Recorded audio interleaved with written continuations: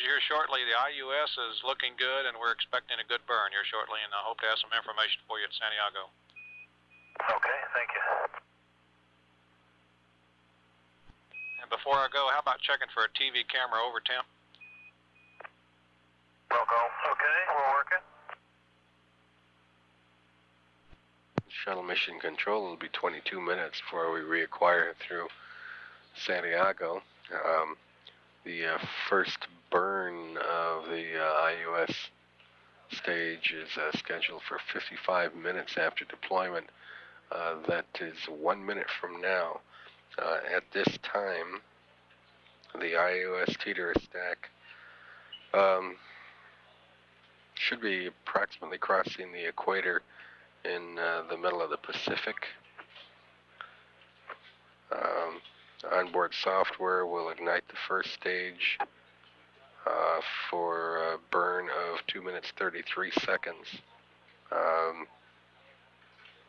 The stage 1 motor provides 62,000 pounds of thrust.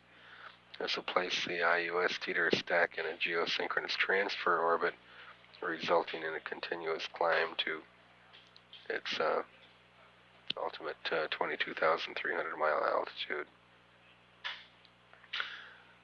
And we, of course, have no displays of that information here in Houston. We'll be standing by for confirmation of this event from the Air Force's Satellite Control Facility at Sunnyvale, where the IUS Payload Operations Center is located. Once again, we'll be in a LOS period for about 20 minutes now, standing by for our next voice contact through Santiago, Chile. At 10 hours 57 minutes mission elapsed time. This is Mission Control Houston. Payloads Officer J.J. Cornwell has confirmed IUS ignition on time at mission elapsed time, unofficially 10 minutes 57 seconds. Let's make that 10 hours 57 minutes mission elapsed time for the stage 1 IUS burn. If I was him, I'd drag. Mission Control Houston, Sunnyvale has confirmed IUS burnout.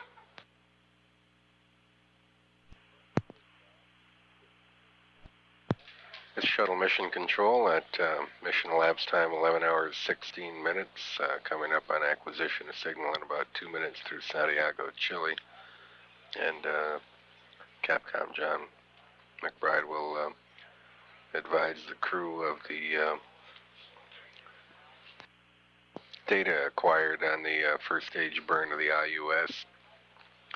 That burn didn't occur within sight of any ground stations, but the Air Force deployed 2 EC-135s, Araya, advanced range instrumented aircraft, which were positioned so as to observe that burn, and that data will be reported to the crew during this pass.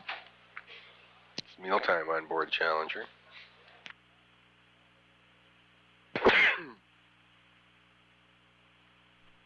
And the sleep period scheduled to begin in just under 2 hours from now, concluding what will have been a very long and active day for the Challenger crew. We'll expect voice contact here momentarily. This is Mission Control Houston. Challenger, we're with you over Santiago for about 5 minutes. Roger, Houston. Rock clear. And if you would, we'd like an SM Spec 1. And the IUS had a good SRM 1 burn, and it also had the RCS 1 burn was successful. The SRM burn was a little bit short, but the RCS made up for it. Fantastic, John.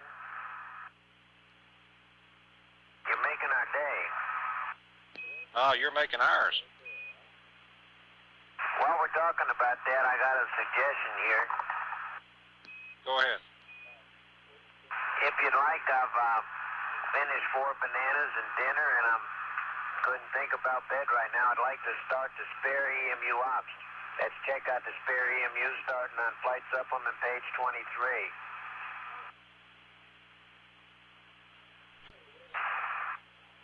We're talking about that now. I've looked over it. I don't see any system impact. We don't have to go through isolating the tank because we're just going to top it off anyway. And while we're talking about that, we're wondering if you got a good teleprinter message. Don's going over and look right now. Should we have? And understand we should have one. We did get the weather message, John. And understand it was nice and clear? Yeah, it sure was. Okay. And Story, go ahead and perform that EMU checkout. Fantastic. Give Armstrong and Terry and the CST folks a call there. They were planning on it tomorrow. We don't have them here with us now, Story. Okay.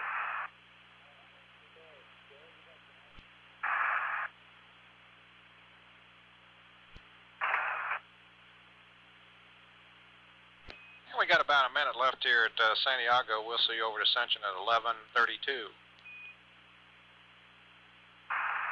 11:32, Roger. Okay, John, I'm starting on the SCU straps in the airlock in page flight supplement 23. We copy. Mission elapsed time 11 hours 31 minutes. Coming up momentarily on an acquisition of signal through Ascension Island. Be in touch with the vehicle for about 8 minutes. I should have voice contact momentarily. This is Shuttle Mission Control.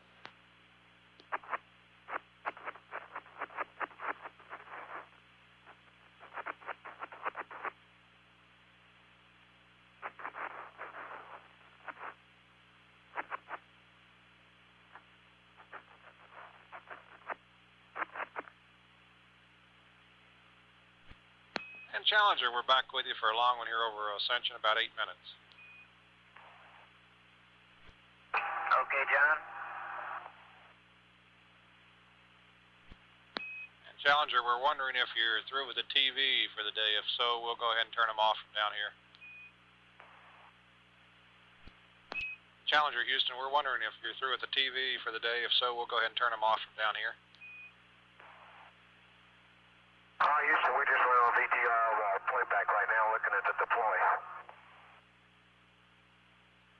Turn the we've got the CCTV cameras turned off up here. And Houston MS-1. Go ahead. The water charge on EMU-1 is in progress.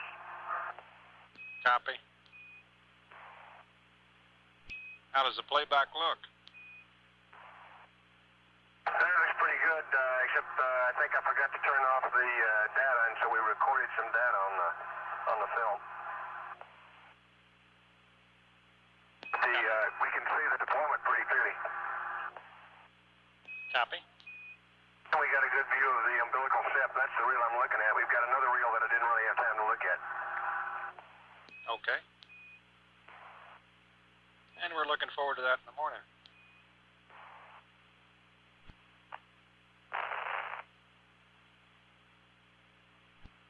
And Story, we're wondering if you're topping off EMU number 1 or number 3.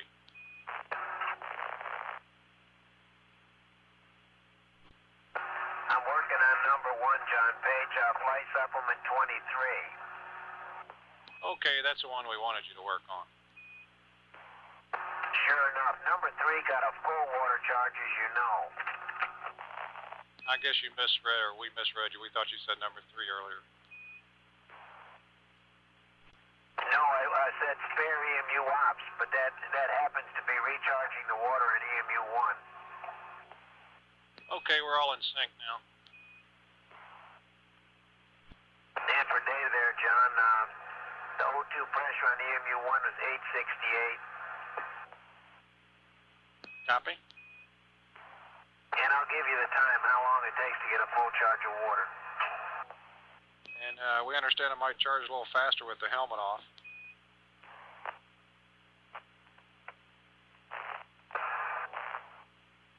Yeah. And John? Go ahead. The seal on the airlock side of the inner hatch, when we lifted the hatch off, it pulled out in places. It's very easy to push back in, and that may be normal. We wanted you to know.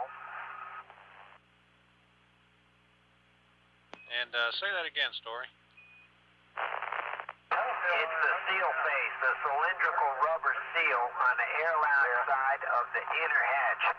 When we pulled the hatch off of the seal, it pulled out in places, out of its groove, and we just pushed it back in with our fingers. Okay, we copy now. And the Crystal team's going to be leaving you here in about a minute. We're going to turn you over to the Amber guys, and it's been a great day for the space program. We'll see you sometime tomorrow, and we appreciate it very much. Thanks a whole bunch, John. It sure was a good day. You helped us out a bunch. Before you go, I got a water pressure of 17.1 and a gas pressure of 0 on EMU-1, showing it's fully charged. Okay, we copy that. We concur. We'll lose you in about 10 seconds, and we'll see you tomorrow, guys. Okay, and it only took 6 minutes to get there. That's great. Adios. And by the way, we'll see you, or the Ambers will see you Guam at 12:14. Okay, 12:14. Yeah.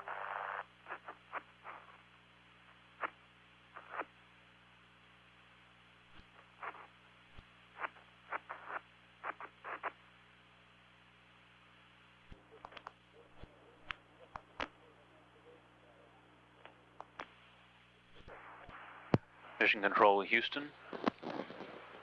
Mission elapsed time 12 hours, 13 minutes. We're about a minute away from reacquiring communication with the Challenger crew over the Guam station. That'll be about a 7-minute pass. There remains about 1 hour left in the crew wake period before they get put to bed for the night. Earlier, just before the end of the last pass, Mission Specialist Story Musgrave reported that he was preparing some of the EVA equipment, getting some of that work out of the way ahead of time. Crew's been very good about keeping up with the schedule and has even been ahead in some cases. It was also reported a little earlier this evening that the IUS burn went well and that everything was looking good with that system. Challenger Houston with you through Guam for 7 minutes. Roger, Houston. We're just got the star tracker. We're ready to do the IMU line. Can you see all the numbers? That's affirmative. Okay, then we won't copy them down. We'll just go ahead and put them in. And Houston MS-1. Go ahead, Story. I installed serial number 002 LIO cartridge in EMU-3. That's the bottom left of flight supplement 24. Okay, we copy that. And I'm starting on the SOP check on EMU number 3 on page flight supplement 24. Roger. Hey, Houston, Challenger. Go ahead. For information, when we got to the align attitude, the Z-Star Tracker shutter was brought open. It was closed. I did an item 16, opened it manually. Did another item 16, and it stayed open. And you may or may not remember that we had to do that before the initial self-test of the whole flight also. Although we did get good numbers, as you can see.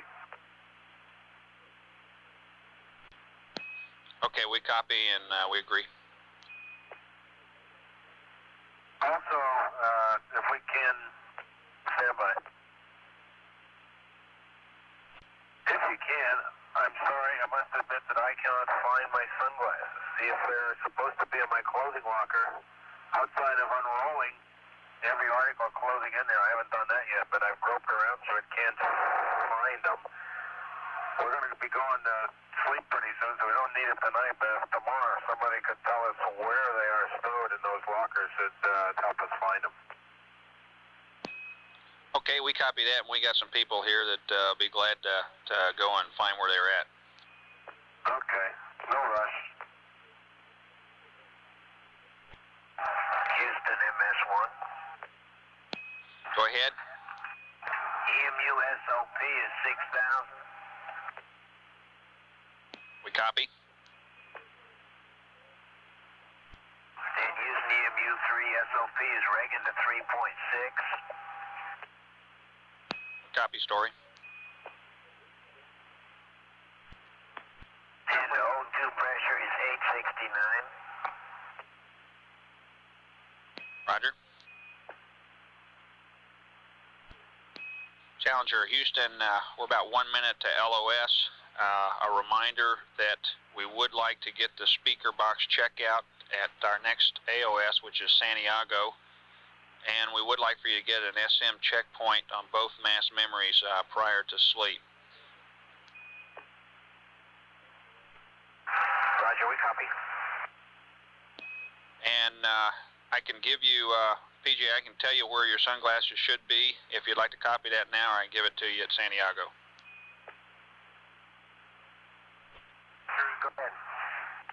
Okay, if you look in MA16 Golf, and look in the large pocket of your stowed trousers, and they should be there. And we'll be with you at Santiago at 12:53. Roger. And Houston, do you have the EMU support room in there now? That's affirmative. Mission Control Houston, 12 hours 23 minutes mission elapsed time. Just passed out of range of the tracking station at Guam on orbit number 9. We have almost 30 minutes before we reacquire communication with the Challenger. Mission Specialist Story Musgrave continues his procedures in charging up the EMUs, checking them out. So far, the EVA console position here in Mission Control reports that the information that Musgrave has been reading back has been very good, that the equipment seems to be checking out just fine.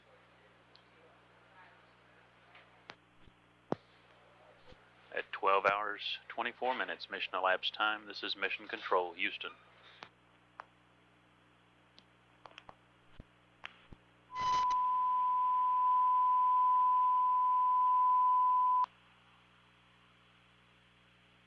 Brought some slides over that he had in his office. He had seen exactly the same phenomenon on Flight 2, and indeed had a picture of that ice buildup. I've sent those over to the photo lab, and we'll have some prints for anybody that wants to see those in the morning. But those are from Flight 2. The Ops recorder problem, we had a Ops 1 recorder on, I think Jay Green told you about that coming off shift.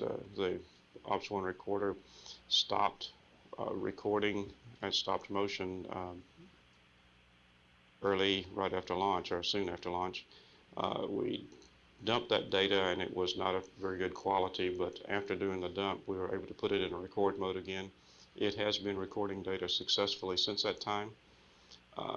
When it got back, it went to the end of travel and then came back, and when it got to the same position on the tape again, it exhibited another anomalous performance. It jumped tracks to a different track, not just the adjacent one, but jumped tracks again and changed directions. But it continued to record, so there's something wrong with the Ops 1 recorder, but it is still functional, and we are continuing to use it. If in the event that we do wind up losing that recorder, we still have the other ops recorder, and we can completely do the flight with just that unit. The left OMS TVC, during the during the gimbal checks, the crew reported that they had failed the secondary gimbal checks on the left OMS engine. We have since, we repeated that thing about 3 times with the ground watching it during one of the checks. The ground controllers have since found a 20 amp spike on a power bus that feeds a power supply in that unit. That power supply gives you power to both the pitch and yaw TVC gimbals. Looks like a single point figure that could give you that. We have the ability to reset the RPC. RPC is something like a circuit breaker, but we could reset that circuit and attempt to power those units back on. A final decision on whether or not to reset that circuit breaker or that RPC has not been made. I elected not to do it prior to the OMS SEP maneuver, mainly because we really don't have to do that. We don't have to reset it yet. And we had not had, I felt, adequate time to fully weigh the pros and cons. There is a lot of other very desirable gear powered by the same bus that powers this particular circuit. And even though the RPC ought to pop again if the anomaly, if the short or whatever is going on is still there, there was really not enough justification to reset that unit on that short of notice. The planning team tonight will weigh the pros and cons of resetting that, and perhaps we will reset it prior to deorbit or prior to the one of the rendezvous burns tomorrow.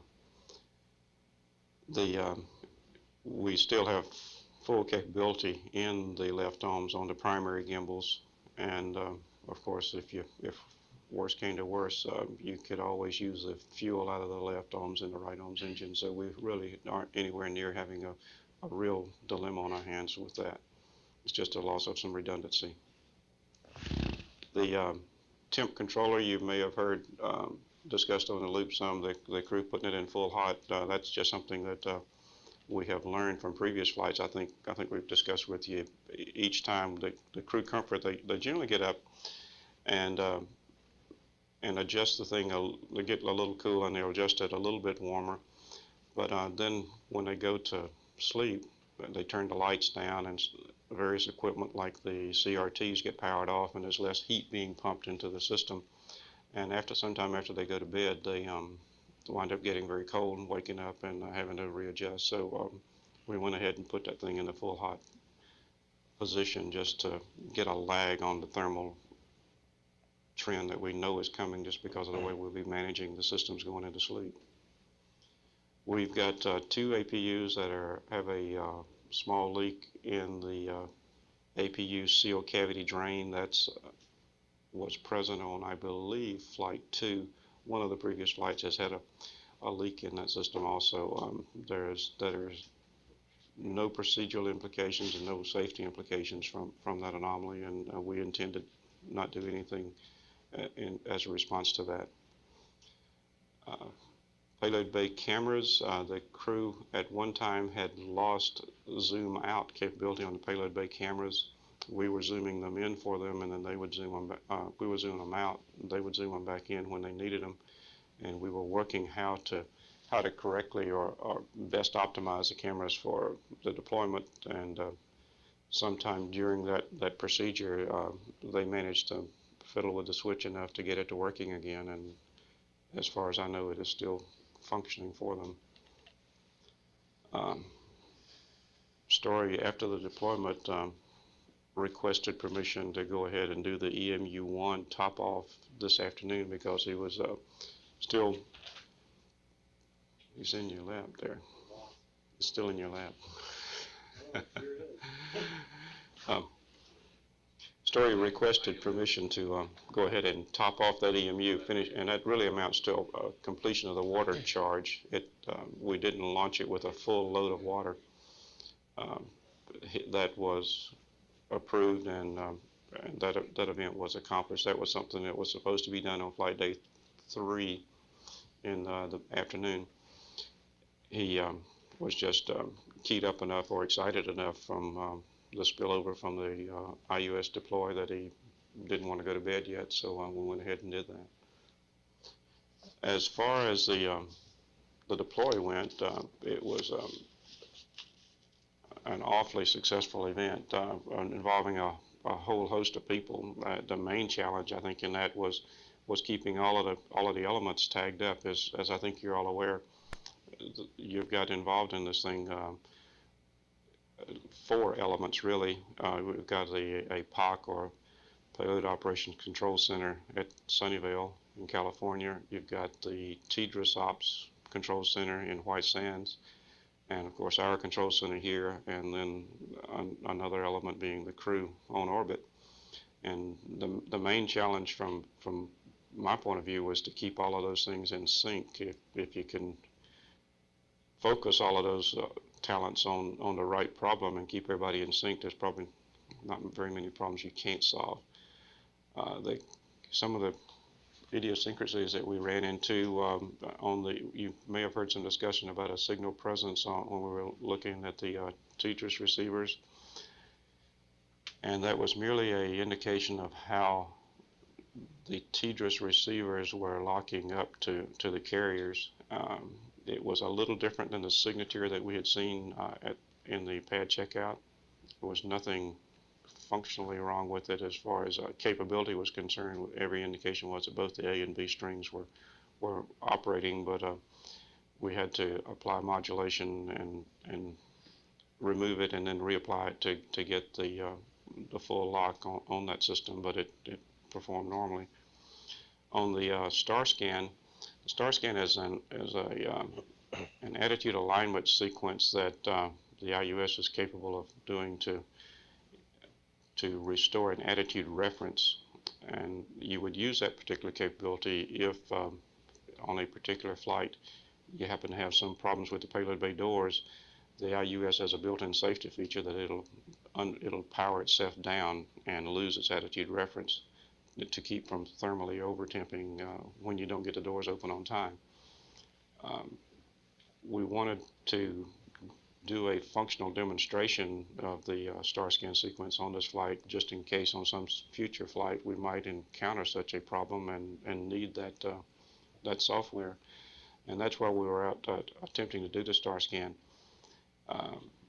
We did the star scan sequence consists of 3 sweeps, or 3 scans, celestial sphere scans, to look for the 2 stars that are required to complete the scan.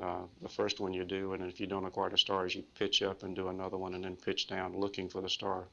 And as you pitch up and down around where you think it was. They did not acquire either star on the original scan. They pitched one direction and acquired one of the stars, and we did not have sufficient time prior to sunrise to do the second raster about the nominal, and you have to do that on the dark side or do it in darkness. So we didn't have time to do that, and the star scan, since we had not had a power down on this flight, was an optional task to complete, and so we did not have to go in and delay a rev, which it would have cost us to go ahead and do the other raster and complete that star scan sequence. So we didn't do that. We had a great deal of discussion on the loops about the vector comparisons that were going on. I think some of that was attributable to exactly what vectors we were comparing at what times. The way that sequence works is that we take a vector here in Houston and integrate it ahead to a particular time that Sunnyvale is going to capture the IUS downlink vector and read a vector at a particular time and then compare it to one that we've already integrated ahead and given it to them. In that process, you can see that how we update our ephemeris here by taking in tracking data would have a marked effect on the accuracy or the apparent change in that comparison technique. I think we learned a little bit about keeping those things in clear focus while we're doing those comparisons. But the ones that were done towards the latter part of the run were quite acceptable and gave us no real problem. The one problem that we did have, and I don't think we fully understand yet, was associated with the RIMUs, or the strap-down attitude control system, or attitude reference on the IUS. There are 5 RIMUs on board and a redundancy management system quite similar to what we have on the orbiter to vote redundant components. And if you're familiar with our IMUs, you know that we establish thresholds at different levels, and anything below a certain level you don't measure because it's probably noise. And then when you know you're going to do a particular kind of translation, you elevate that, and again, to make sure, like if you're going to turn on an ohms engine, you don't need to count little bitty pips or little bitty counts, little bitty accelerations. You know, you can set the thing up at 1,000 microg's, and when an ohms engine comes on, you're going to trigger that level. So we adjust those levels depending on the kinds of things we're trying to sense, and when we're just humming around through orbit, there's no sense in having those levels up that high, and we shrink them way down so we can catch small drifts or small errors in the sensors. The IUS has a system similar to that, and I'm not as familiar with it as I am with the orbiter, but it has one similar to that. On 2 occasions, once pre-deployment today, the RIM on the IUS voted out 2 of the RIMUs and put us down to 3 sensors. Statistically and analytically, we knew prior to flight that 3 RIMUs, spec performance on 3 RIMUs was adequate to meet the end conditions that the TDRS needs for getting to geosync. So we knew where we were as far as achievable capability, assuming that those last 3 units were within spec. The problem that was bothering, I think, all of us was the fact that 2 of them got voted out either very close together or at the same time, and making sure that we understood where we were and that it was safe to proceed, that we weren't going to have a similar problem happen with the remaining 3. And we've given quite a bit of thought to optimizing the amount of redundancy that we have in the vehicle because of the flight time after deployment all the way up to geosync. You may indeed have a valid failure later on, and we had concluded pre-flight that given sufficient justification, we would stay in the orbiter long enough to take some reasonable measures at restoring redundancy. Sunnyvale wanted to make sure we really understood where we were with the RIMUs before deployment, and we pushed that right up to the limit, I think, at the Hawaii pass prior to deployment at about 9.5 hours. And making that assessment, they decided that they thought the RIMUs were good, that all 5 sensors were in good shape, but had been inappropriately voted out. They took command action to restore those sensors to the redundancy management software, and that took. They made that over GTS, I believe, and gave us that go at Hawaii about 40 seconds to LOS or so. We got that call to the crew, and away we went and deployed on a nominal sequence. Everything was very normal there. Their RM system again voted 2 units out. I don't know if it's the same 2 or not, but it voted 2 of the 5 units out again prior to SRM1 post-deploy. So that's still an unresolved issue, and that's as much as I know about it. The deploy was on time. SRM1 was on time. It was the burn time, I'm told, was slightly less than the nominal, but well within spec. The RCS tweak, the SRM burn is targeted to be a little bit short, and the RCS burn to tweak that off, much like we trim our maneuvers via the crewman. That all went per the book.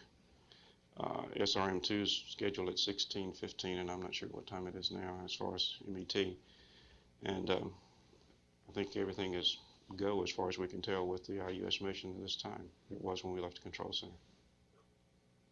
So with that, I'll answer any questions you have or whatever you like. Questions? Craig Cobalt.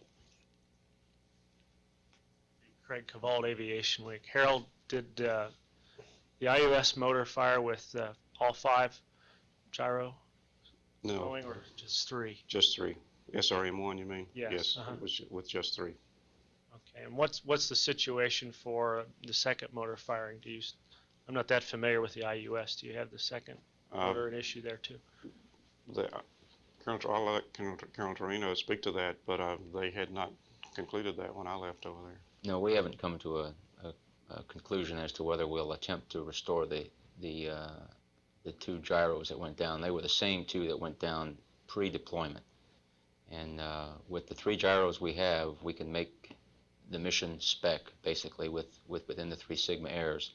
So we're examining our data and to make sure we understand this, that the anomaly has the same signature as before, and then we need to sit down and talk with the TDRS folks and us and decide is the mission we can give them good enough, and will they accept that versus the risk of trying to restore the 2 additional REMUs. Now that evaluation is going on right now. Carlos Spires. I'd like to follow up on Craig's question a bit. I'm not sure that I understand exactly the situation, but is it that you have the IUS fired with 3 working gyros? Would that That's be correct. an appropriate term, instead of 5? And the TDRS people don't know for sure whether you're going to be able to park it in the right place. As I understand it, it's going to park somewhere. No, but it's much like our IMU RM. You know, with voting 5 systems against each other, you can come up with a better answer than you can with just 3. Yeah. There are ways of mapping failures into other planes and axes, and you can come up with a better answer. There's some risk in any situation with restoring faulted offline hardware. So you've got to weigh the disadvantages of messing with the configuration versus continuing on with something that you know will meet spec. What is the feeling of the TDRS people about going ahead with firing the IUS, knowing that you only had 3 gyros going? We can't inhibit that fire. I see. Okay, that was not a choice. But our basic system design was, and it's a requirement, that with the 3 gyros we can make our basic mission spec. So that's something we have in our hip pocket with respect to wondering what we really have to do to restore the additional 2 gyros. All I can say is that we're looking at the data both at Sunnyvale and here and in Florida to understand and get a judgment as to the health of the 2 gyros which are down and the health of the 3 gyros which are up. Now, if I were to lose one of the 3 gyros that were up, my software automatically brings all 5 gyros back up, and then they will go through a software routine which would look at the fault detection indicators, these thresholds. And if those 2 gyros are really good and they were inappropriately tripped off for some reason, then we will be back on 5 for the remainder of the mission. That's basically the status, and right now we still have a spec mission as far as we're concerned. Paul Reeser. Challenger Houston with you through Santiago for 6 minutes. Houston, MS1. Hello, Story. Okay, as we spoke about, we did a total water charge on EMU1. I've completed a complete checkout on EMU3, and I got some numbers for you. Okay, we'll get those in a second. It appeared to us that you had the FA1 fan off when we came AOS, and we were wondering if you could tell us what was happening there. They were looking at how much wind was down in that area. Okay, we copy, and we take it there was no problem then in that area. No problem. Okay, and we're ready to copy your number, Story. Challenger Houston, Story, we're standing by for your numbers. Challenger Houston, how do you read? Challenger Houston, how do you read? Challenger Houston, we have about 2 minutes left on LOS. We are unable to read you at this time.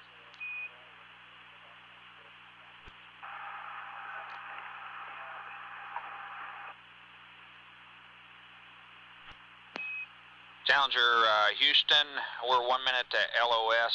Next AOS will be at Ascension at 13:08, and we thought we might have heard you try transmitting there just a few seconds ago. Yeah, I'm calling you from the mid-deck on the speaker mic. You read it all, Dick? Okay, we've got you loud and clear now. Okay, read you loud and clear also. Okay, that's a good check.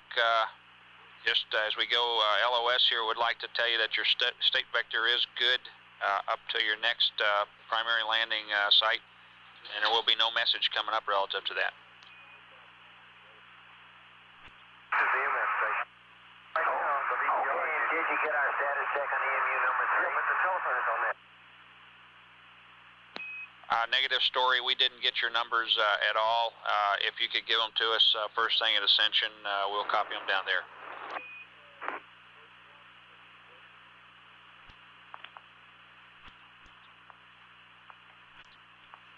Was there a private medical conference today, though? No, there was not. And John Disney again in the back, please. In view of today's busy and I suppose rather tiresome day for the crew, how would you characterize their activities for tomorrow? What sort of a day will they have? They've got a fairly ambitious day tomorrow. We purposely, the CFIS experiment is a very high priority, and it is scheduled on flight day 2, and it's full, but it's not the frantic kind of activity that you can get into when you're keying so much activity to ground passes. The difficult thing, one of the difficult characteristics of the IUS TDRS deploy sequence is the host of things that have to be done with the ground. The CFIS, it's truly autonomous on board, and the crew can run that thing, so they have a lot more flexibility in working around it and integrating it into their routine. When we've got to anchor things to being in the right attitude, being with the right comm modes and that kind of stuff, that's what makes it tedious and very difficult to manage. Carlos Spires? Harold, earlier you were going through your general part of the briefing. I'm not sure I grasped the significance of something here. You were talking about, I believe it was the problems with the gyros, and said something to the effect that Sunnyvale decided that all 5 were good and to go ahead with the launch, and the crew got word about 40 seconds prior to LOS. Did I get that right? And does this mean that the crew in fact got a go or no go on the launch about 40 seconds before it would have been too late, or what? No, Carlos, what we tried to do there was there was already, and there always has been, one mandatory event in the deploy sequence that occurs over that Hawaii pass prior to deploy, and that is the successful demonstration of a two-way link with the TDRS, S-band command up and telemetry down. That has always been a mandatory objective at that site. Now, in today's sequence, the primary thing that the Sunnyvale folks were trying to determine was that they understood the implications of the REMU behavior, and that the fact that 2 of them had gone off or been voted out in close proximity was not a generic thing that was going to eventually get some more of them, because, as Colonel Torino has said, 3 is adequate, but 2 is not. So we wanted to make sure that we really had a firm grip on that. The way that story came together, we had a GTS pass, which is a Sunnyvale side of the Guam station, and they had some work to do there and not a whole lot of time to look at the results of that work. At GTS, they were commanding these REMUs back online, back into the RM scheme that had been voted out, and they wanted to look at that and assess the success of that before they gave us a go for deploy. We still had this thing to do with TDRS at Hawaii, and right after GTS comes at Hawaii Pass. So we weren't at all sure that they would be able to finish their REMU evaluation. We went ahead and made the assessment on the TDRS, told the crew that they would go as far as the TDRS check was concerned. That decision tells you what attitude to go to for San Diego, the next station, pass, and onto the deploy attitude. So we passed them that and fully expected not to get word on the REMU evaluation until after Hawaii LOS, in which case we'd have had to get to them at the Iago Pass and tell them there. And JJ, that's what, 10 minutes before deploy, something? It's about 16 minutes prior to deployment. So they would have been in the right attitude. We had asked them not to pull the umbilical and not to go to internal power, so they wouldn't have been using up the IUS batteries. So it's just trying to optimize all our bets. Yes, sir, you are. Dick Hoagland, Science Digest. Is there any truth to the rumor that this IUS was dropped in the integration procedures by about, I think, 3 or 4 inches is the number I heard? Beats me. I know of no such incidents. There was a handling incident at KSC, but I think dropped is probably too strong a word. I think the vehicle settled along with the TDRS 1.2 inches. In fall, no, it was it was in what we call the J hooks on the payload handling device, and a procedural error occurred which allowed, when the weight was taken to be taken by the J hook, it wasn't properly locked, if you will, and it settled 1.2 inches. We took a very careful look at that, and so did the TDRS folks, to see if any kind of stress or damage had been done to either the TDRS or to the IUS vehicles, and we came to the conclusion that nothing had occurred. The obvious question I have is mechanical misalignment of your gyro packages or something like that. No, but we've tested it many times after that particular point in time. Carlos Spires? I believe you had mentioned earlier that that you had seen this same sort of a I'm not sure the word failure would be correct, but problem with the gyros previously. Is that correct? No, the first time we saw it was on orbit today. Follow up the previous questioner. This procedural incident. What you say it was allowed to settle? How rapidly did it settle? I can't. Like, it doesn't float like a little feather. I suspect. I cannot. That, it goes. I really can't answer that. I don't know how much time it took, but the first reports came out that it was dropped, and after it was looked at, the determination was that it settled because it was the not properly setting for the hydraulic pressure to take it, and so it didn't do this. It did this. Now the question is that a drop? Is it a settle, or what is it? We looked at that data and did a structural analysis on the vehicle and the TDRS, and we satisfied ourselves that there was no damage done. Yes, sir. Was there an estimated G loading during the settling? I can't recall what it is, but Sid, do you recall what it was? It was. I don't recall. It was some time ago. This occurred how many months ago? Before we went into the orbit, I know. Yep, that is. for the first time we went out. First time. The RS. We could get you that data, but I don't recall it right off the top of my head right now. Way in the back. Your name is? Doug Miller with KTRH. Paul Weitz had said that he believed whenever the Serial number 002 vial cartridge is an EMU-3. The SOP pressure in EMU-3 is 6,000. The SOP rates to 3.6. The O2 pressure was 869. On the top of flight supplement 25. Are you reading all right? Okay, we've copied everything so far, Story. EMU answer 4.75. The water temperature decrease was 68 to 46. Gas pressure 14.2. Water pressure 15.0. PGA pressure on IV was 0.9 on the gauge, 0.7 on the DCM. Impressed. The gauge was 4.2, the DCM was 4.2, and the leak check it leaked nothing.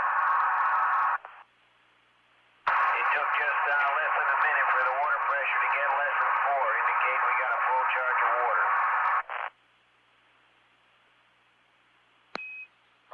Okay, that all sounds good, Story. Okay, 3 is a totally good EMU, and I've also gotten partway through the EMU checkout.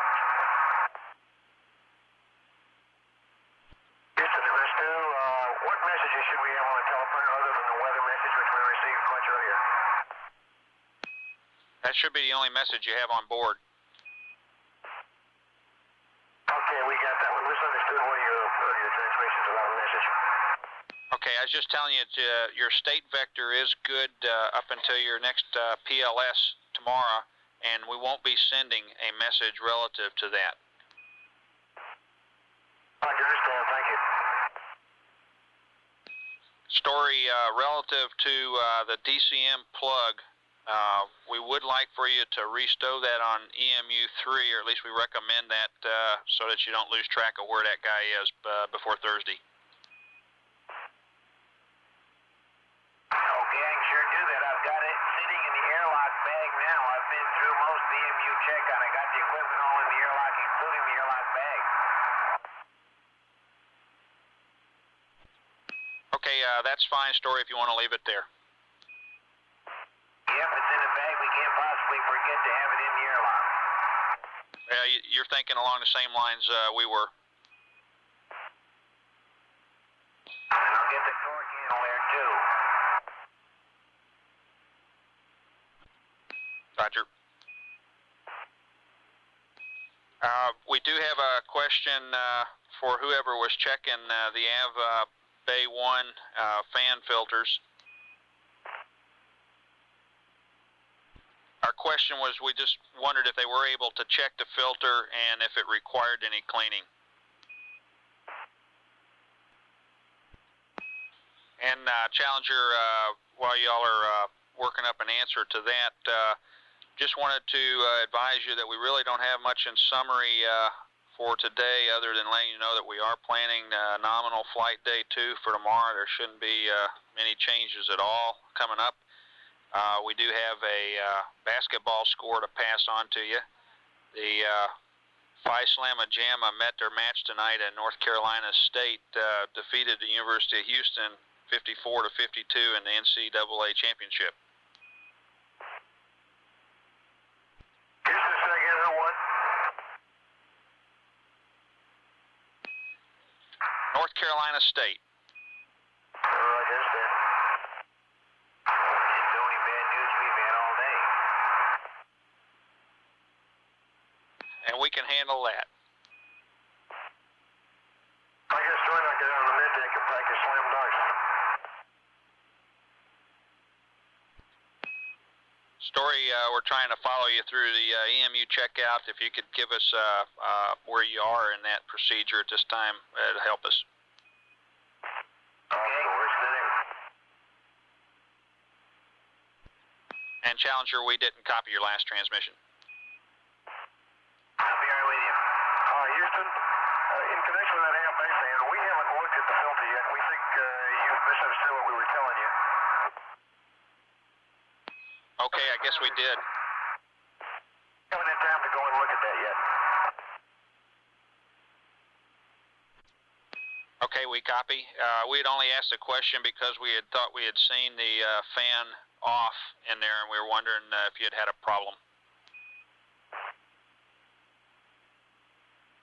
And Houston MS1. Okay. Go ahead, Story.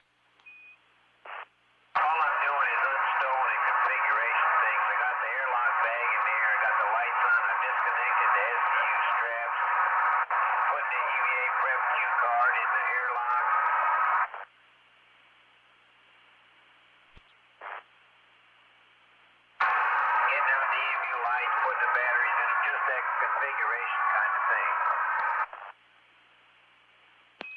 Okay, we copy that story. And we will not need, I think it's as far as we'll go, we will not need the EMU support room anymore tonight. Houston, on the IMU fans, we did not look at the filter. We were running another procedure on our own there, and there's no concern about the fans on our part. Okay, we're 30 seconds to LOS, and we copied that done and understand about the IF bay fans. And you can't let the SEAL people go home. Thank them for coming in. You get a big you're welcome from those guys, and this will be our last comm with you. We'll see you tomorrow morning at wake up. Okay, Houston, thank you. Heck, we may even have the deepest done by then.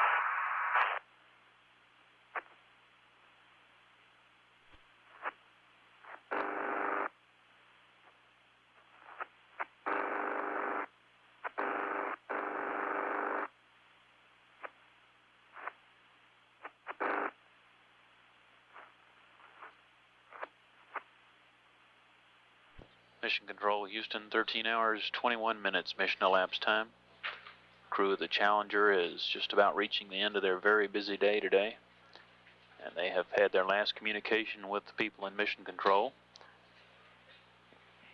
Capcom reported that crew can expect a nominal day tomorrow as per the published flight plan. There apparently will be very little then to keep the planning team busy tonight here in Mission Control, as there were very few anomalies that have not been resolved during the course of the day after a successful IUS TDRS deployment.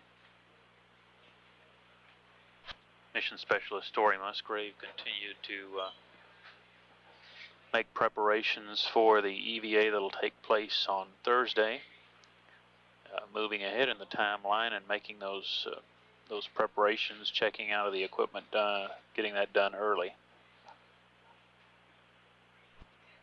While the crew is certainly still awake at this point, judging from their recent conversations, they are officially into the scheduled sleep period, and they're due to begin their next day's activities in about 8 hours from now. 13 hours, 22 minutes, mission elapsed time. This is Mission Control, Houston. Mission Control, Houston, 14 hours, 32 minutes, mission elapsed time. Challenger is on the last portion of orbit number 10, passing over the edge of the range of the Santiago tracking station. As data comes down from the spacecraft to the ground controllers here in Mission Control, everything still remains in good shape aboard the spacecraft.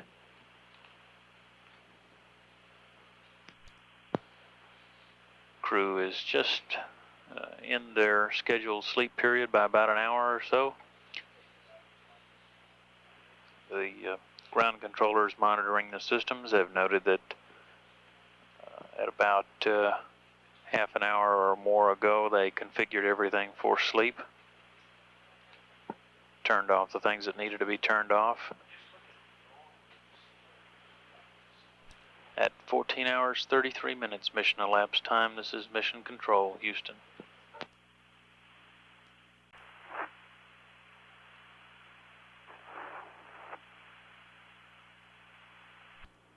This is Mission Control, Houston, at 15 hours, 37 minutes, mission elapsed time.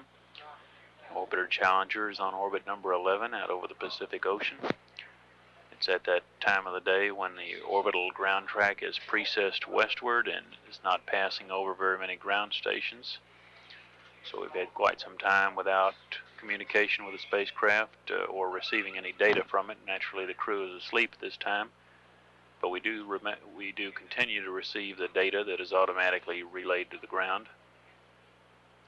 Still be at least another 45 minutes approximately before we pass over another station and are able to get data from that.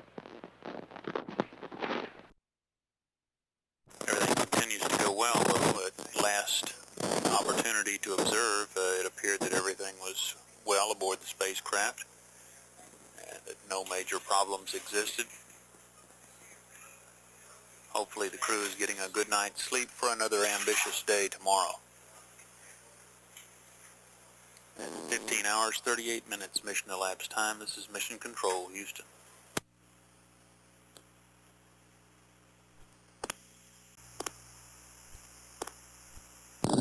Mission Control, Houston. 16 hours, 26 minutes mission elapsed time. Challenger is passing over the Dakar station at this time. Crew still has about 5 hours remaining in their sleep period. Flight controllers here in Mission Control are awaiting the results of the second solid rocket motor burn of the IUS, which would boost the tracking data relay satellite up into its geosynchronous orbit.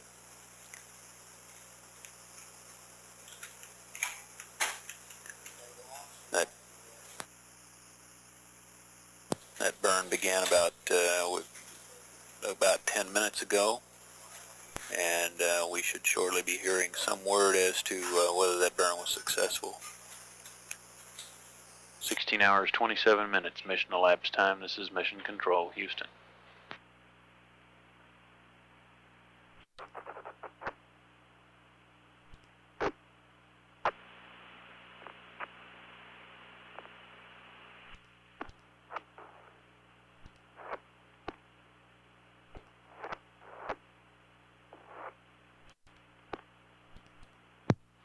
Mission Control, Houston, 16 hours, 34 minutes mission elapsed time.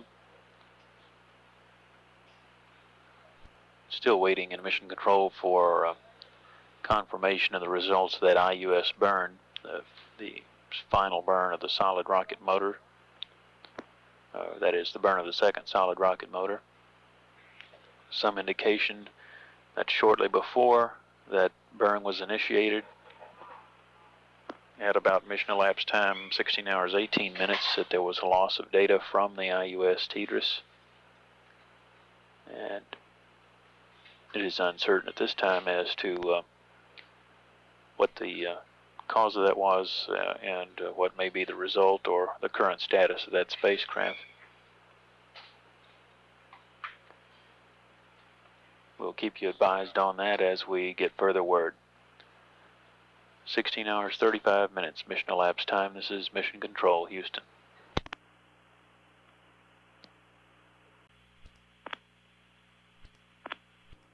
Mission Control, Houston, 17 hours mission elapsed time.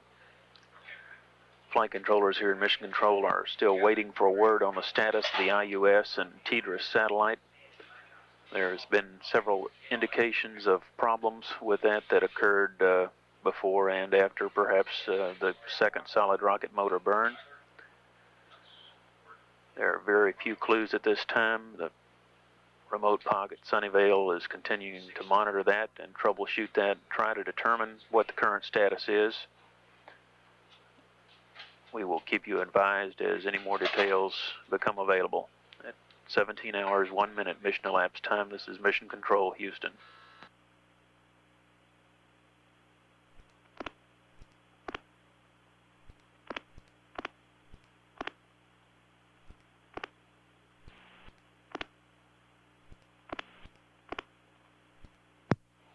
Mission Control, Houston, 17 hours, 21 minutes mission elapsed time. Troubleshooting efforts continue to determine the condition of the inertial upper stage and the tracking data relay satellite that experienced some problems about the time of the ignition of the second solid rocket motor, which would boost the system into geosynchronous orbit. There was a loss of data early on at about that time. There have been other indications of problems, but it has been impossible to tell exactly the nature of the problem at this time, given that there is no data coming back from the IUS. 17 hours, 22 minutes mission elapsed time. This is Mission Control, Houston.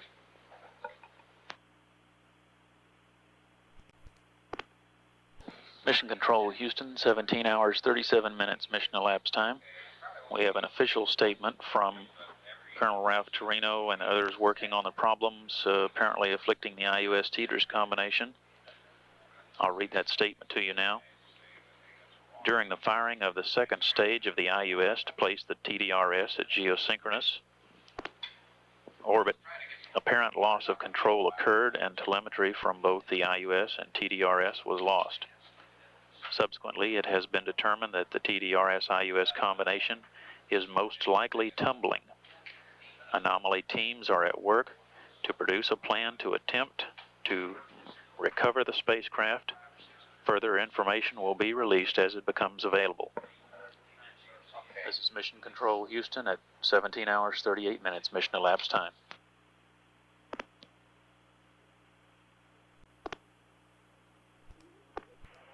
Mission Control Houston, 17 hours 57 minutes mission elapsed time. Repeating an earlier statement on the status of the IUS TDRS.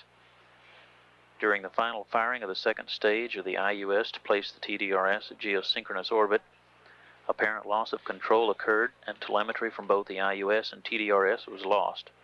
Subsequently, it has been determined that the TDRS-IUS combination is most likely tumbling. Anomaly teams are at work to produce a plan to attempt to recover the spacecraft. We'll have more on that as it becomes available to us here in Mission Control. 17 hours 58 minutes mission elapsed time. This is Mission Control Houston.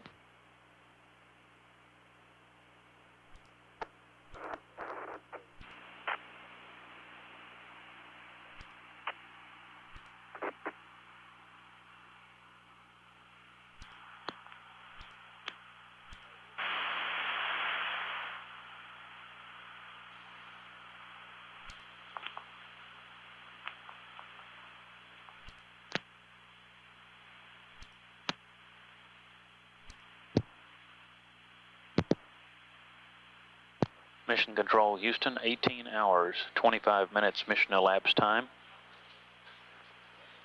Troubleshooting efforts continue with the IUS TDRS combination. The TDRS flight commanders attempting to send commands to stabilize the combination spacecraft, which does not appear it appears there has not been a separation of the two.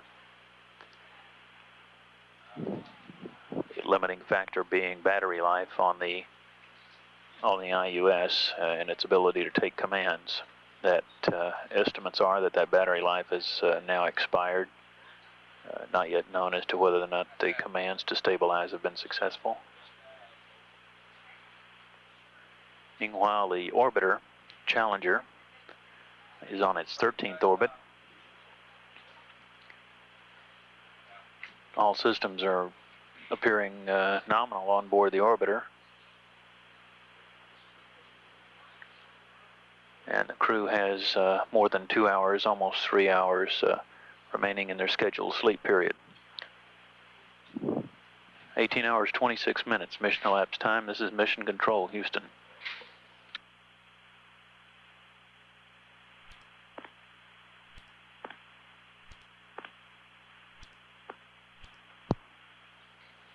Mission Control Houston, 18 hours 30 minutes mission elapsed time. The teams attempting to recover the IUS TDRS combination indicated they have lost the downlink with the IUS. That would indicate that the batteries on the IUS, which power it and enable it to take commands, have expired. Those batteries have gone dead and would indicate that would be no longer possible to communicate or indicate to command the IUS. We'll have further information for you as things become more clear. Meanwhile, the orbiter Challenger continues to perform well. It's on orbit number 13.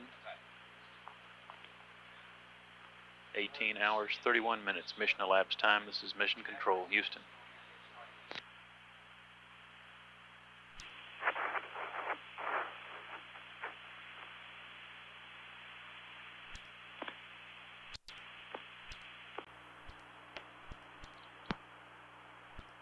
Mission Control Houston, 20 hours, 8 minutes mission elapsed time. It's our understanding that the tracking data relay satellite, some control has been regained over that. There is preliminary indication that they did get a separation on it after it was believed that it was no longer possible to command that separation because the IUS batteries had expired. But apparently there has been a separation. The TDRS appears to be stable, and we are told that the solar panels are being unfolded. We'll have more information for you as it becomes available. At 20 hours, 9 minutes, this is Mission Control Houston.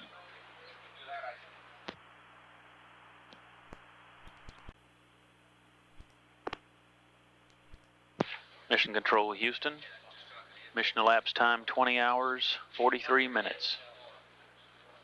The Challenger is on the last few miles of orbit number 14, about to begin orbit number 15.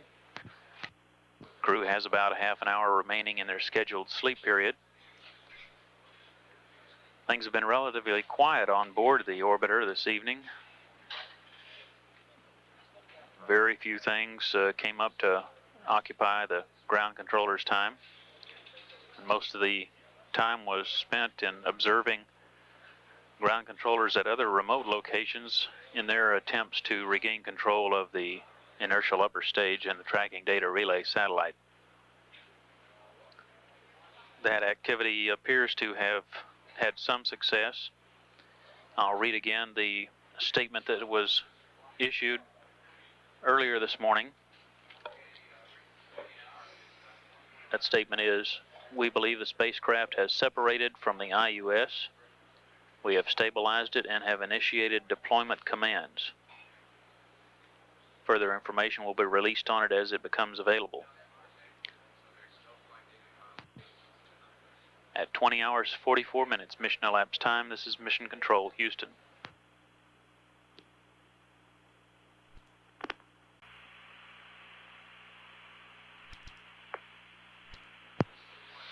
This is Shuttle Control at mission elapsed time 21 hours, 10 minutes.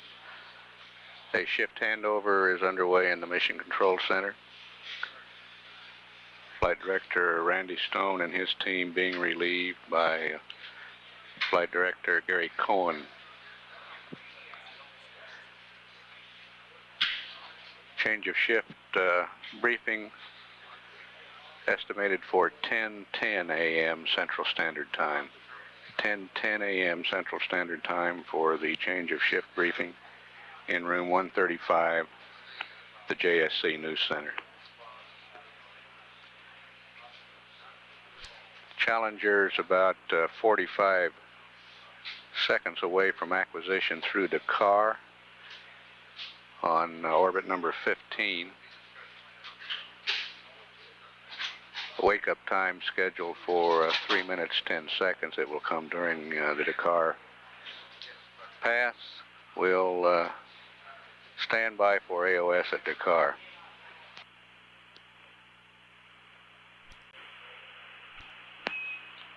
Good morning, Challenger. Hi there.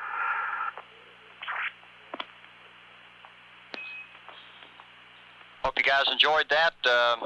Anybody that served any time at the Blue Zoo might recognize that as Cadets on Parade. Did you just play something up to us?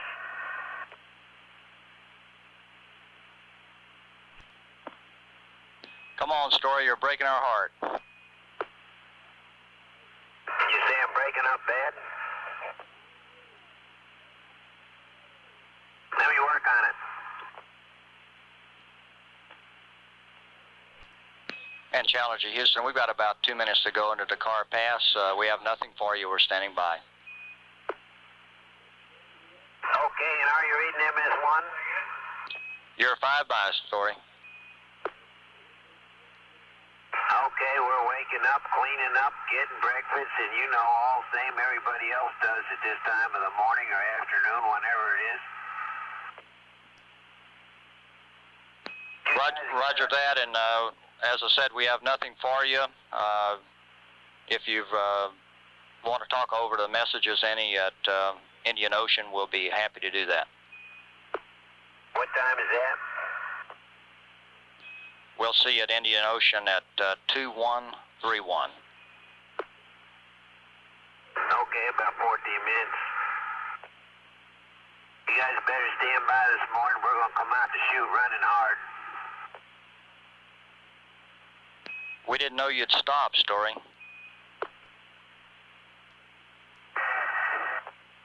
Y'all put on an amazing performance yesterday.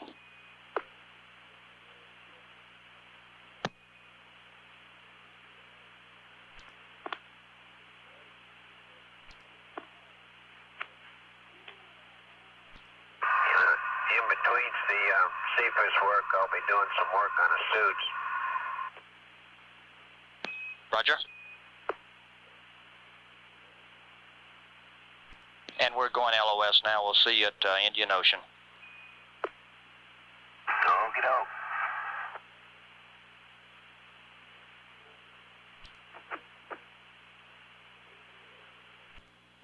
This is Shuttle Control. The car has loss of signal. Next acquisition through the Indian Ocean Station in just over 10 minutes. Capcoms on this shift are astronauts Dick Covey and Roy Bridges communicating with Story Musgrave on this Dakar pass was Roy Bridges.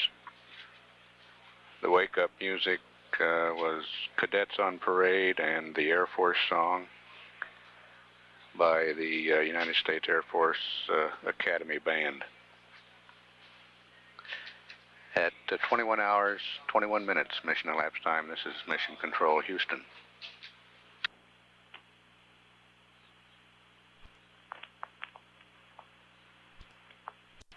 Goddard Tech, Sunnyvale Comtech, ready round 2.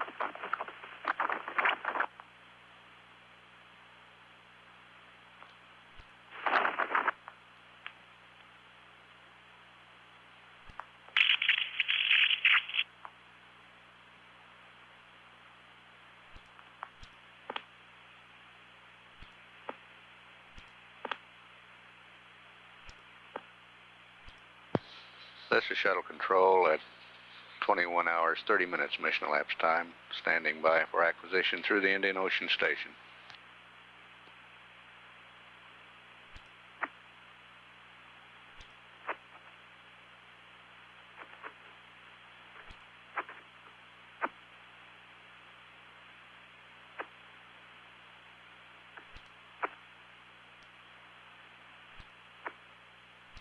Challenger Houston with you at Indian Ocean for 9 minutes.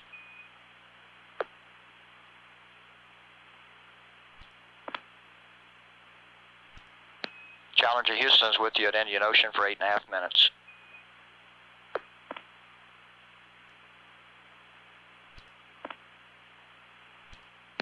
Challenger Houston, how do you read? Loud and clear. Okay, Story, we're with you over Indian Ocean for 7.5 minutes. Standing by. Okay, we did get at the teleprinter, and as soon as you got any update on how the Taters is doing, we're terribly interested in that. Well, I do have some words. The situation has changed somewhat for the better in the last couple of hours, so if y'all are ready to listen, I'll go over it with you. Yeah, I'd sure like to hear it.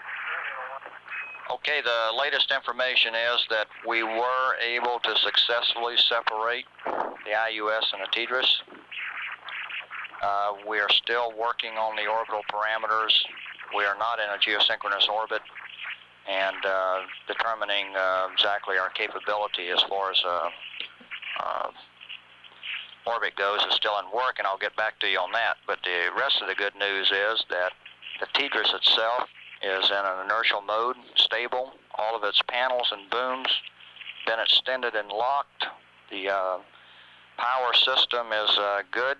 Solar arrays are generating 6 amps, and the batteries are up to snuff.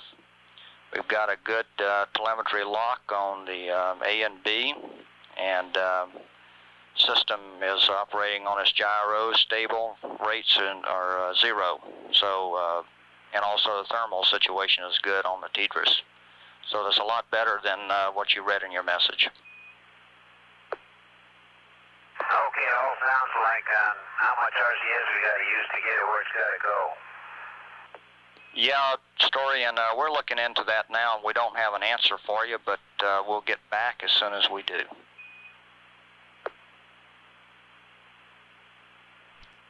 Yeah, especially things like the state of the IUS when we turn it loose. In other words, how we contributed to it and stuff.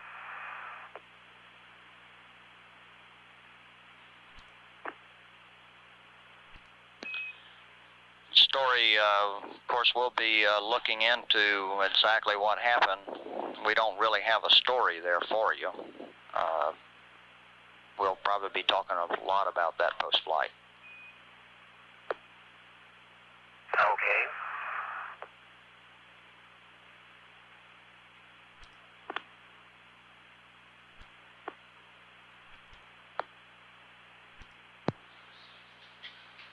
This is Shuttle Control. Change of shift news conference, which will include an IUS status report, will begin momentarily in room 135 at the JSC News Center.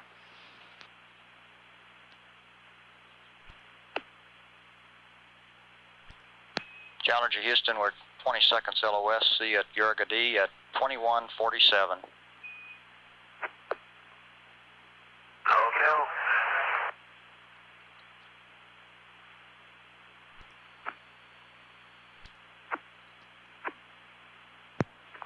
This is Shuttle Control. Indian Ocean Station has loss of signal with Challenger.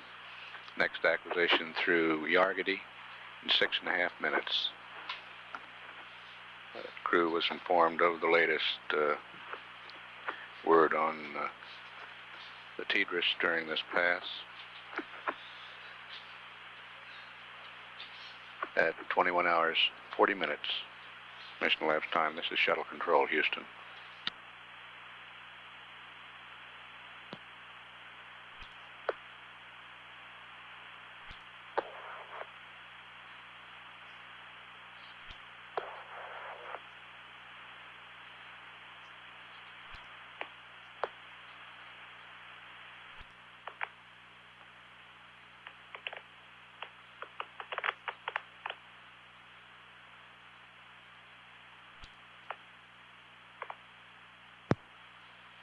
This is Shuttle Control at 21 hours, 47 minutes mission elapsed time. Shuttle approaching acquisition through Yargady.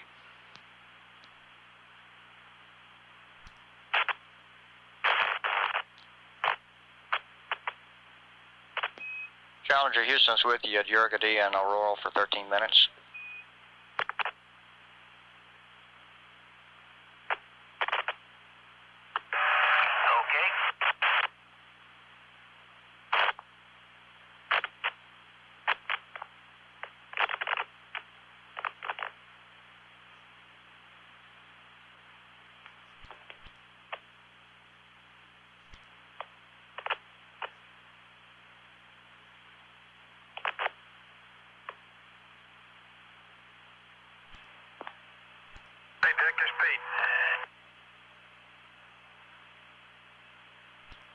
Challenger Houston, did you call? Yeah, Dick, this is Don Peterson. We're still interested in finding out why we didn't get the automatic probe to Measure Mode 104 yesterday, if anybody knows. Stand by.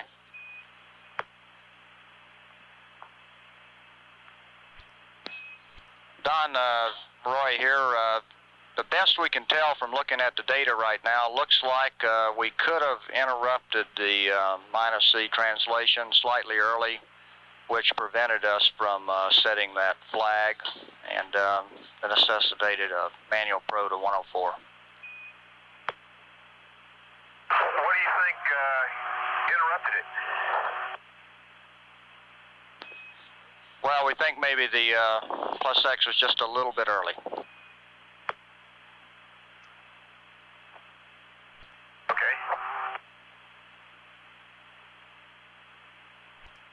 Challenger Houston, we're 20 seconds LOS. We have a very short LOS period. We'll pick you up through Auroral here in about a minute.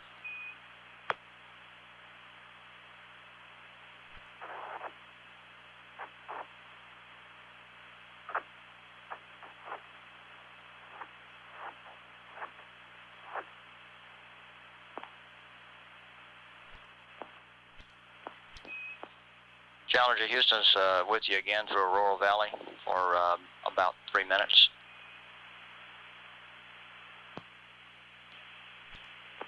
Challenger Houston's with you again through Aurora Valley for 3 minutes. Okay, Houston.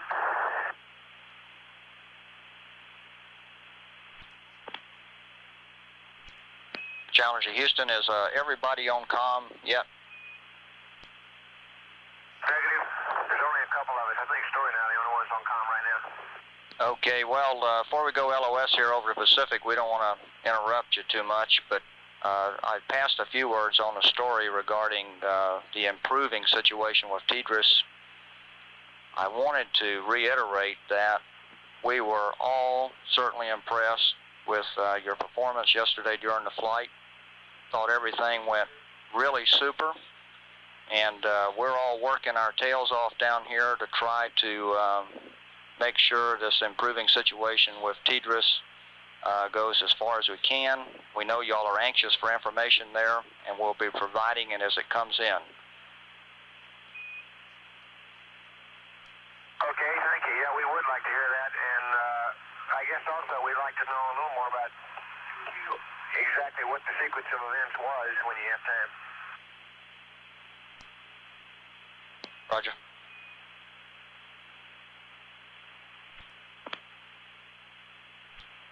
Challenger Houston, we're 30 seconds LOS. We'll be picking you up at Mila at 2233. And for information, we will be UHF only at Mila.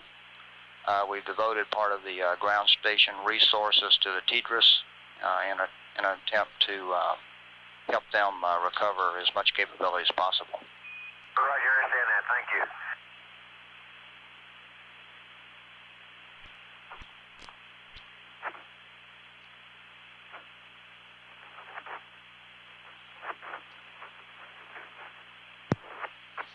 This is Shuttle Control.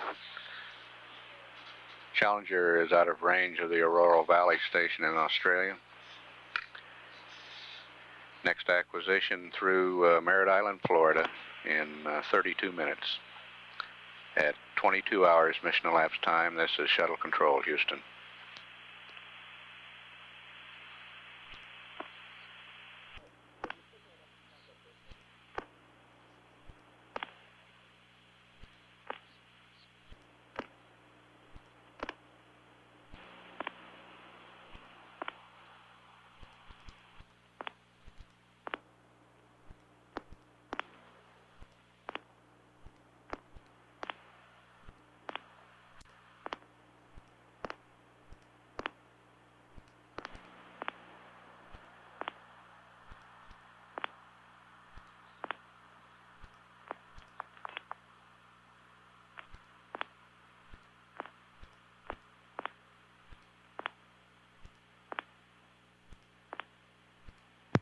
This is Shuttle Control at 22 hours 32 minutes mission elapsed time. Columbia is approaching acquisition through Merritt Island.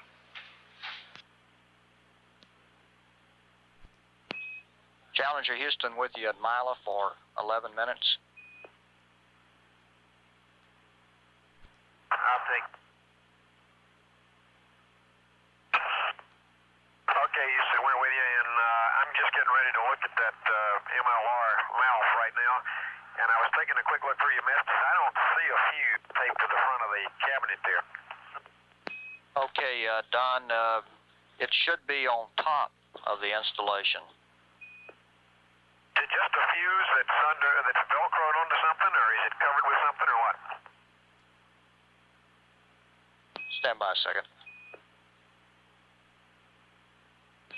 Don, it's a little pocket that has 3 fuses in it, and if you're looking at the panel itself,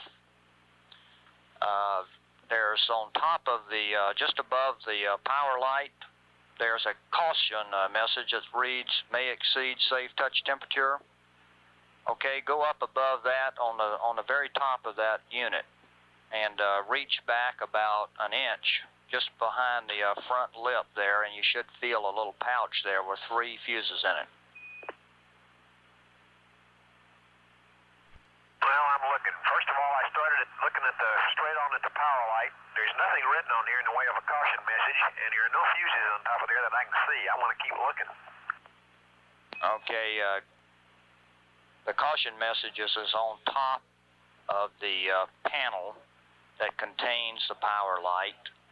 What you want to do is go on top of the main unit. The power light panel actually sticks out in front of that installation by about an inch or 2. Okay, I see it now. I think if I could only get to it, it's you can only reach it with your fingers, and the thing is so narrow you can't get it out of there. Okay, well, we were worried about that. The plan was to have to remove a locker to get to a spare fuse, did they? Yeah, we really outfoxed ourselves on that location, didn't we? I'm gonna look for something in the ISM toolkit that I can reach in there with. Okay, we'll look into that also.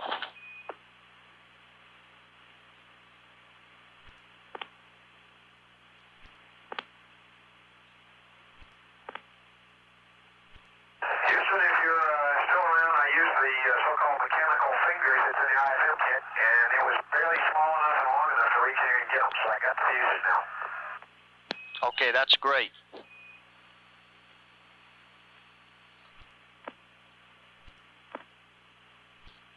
Challenger Houston, Story, are you up on the comm? Again, Houston, sure am. Story, we had a question regarding the inner hatch seals that were loose. Where was the seal located that came loose? Was it on the hatch or on the airlock? Between the two, it was that great big round rubber seal that goes all the way around the circumference of the hatch. It just loosened up in the groove and we pushed it back in. It's a round rubber tube that sits in the groove. It's on the airlock side of the hatch. Okay, that's good. That's what we wanted to know.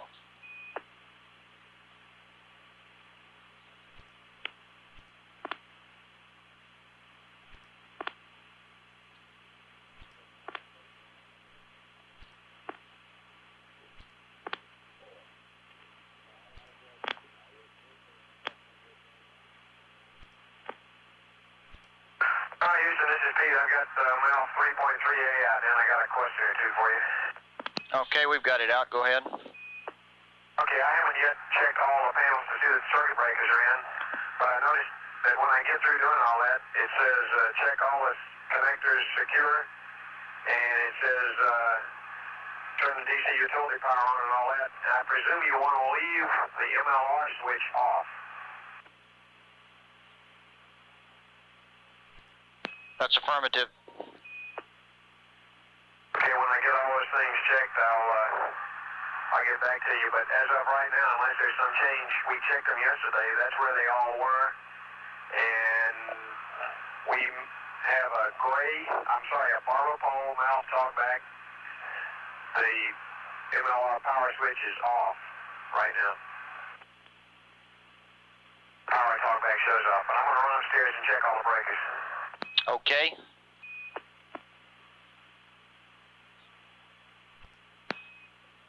Challenger Houston, we're about 15 seconds LOS.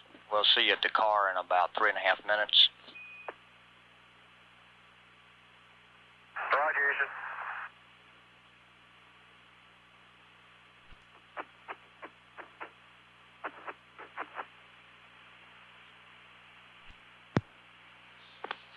is Shuttle Control. Bermuda has loss of signal. Challenger will next be acquired through the car in 2.5 minutes. Crew scheduled to begin breakfast about this time. At 22 hours, 45 minutes mission elapsed time. This is Shuttle Control, Houston.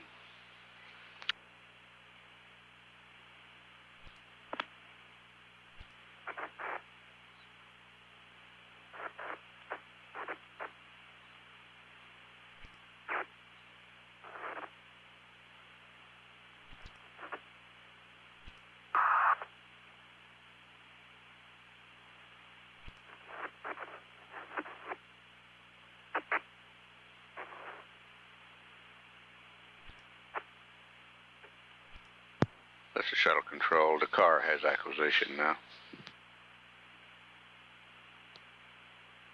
Challenger, Houston's with you at the car for 8.5 minutes. Okay, Houston.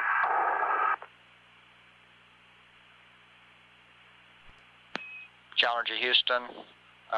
Pete, when you're working that mouth, one suggestion we have for you is to go ahead and cycle the circuit breakers and the switches. Okay, I'm over MO 13Q, and I see that the DC utility power main B switch is off, but I'm not sure about what we turned that off last night when we were turning off lights, because I don't think it was off yesterday when we had the problem with the MLR. I'll go ahead and turn it back on. Okay, good.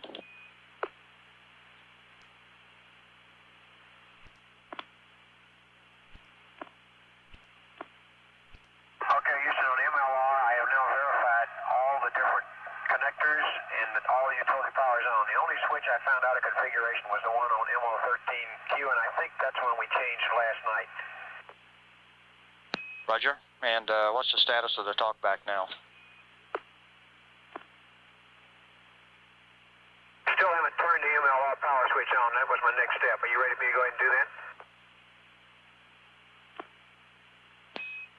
No, we don't need to turn that on, but we would like a reading on the MLR talkback. Okay.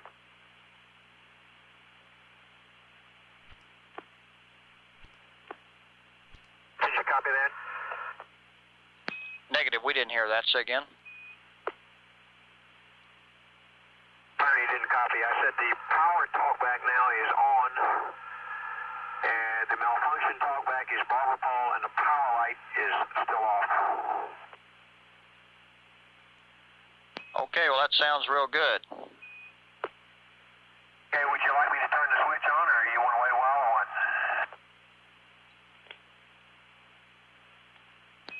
And Challenger Houston, we'd like to wait and do that at the normal time in the cap.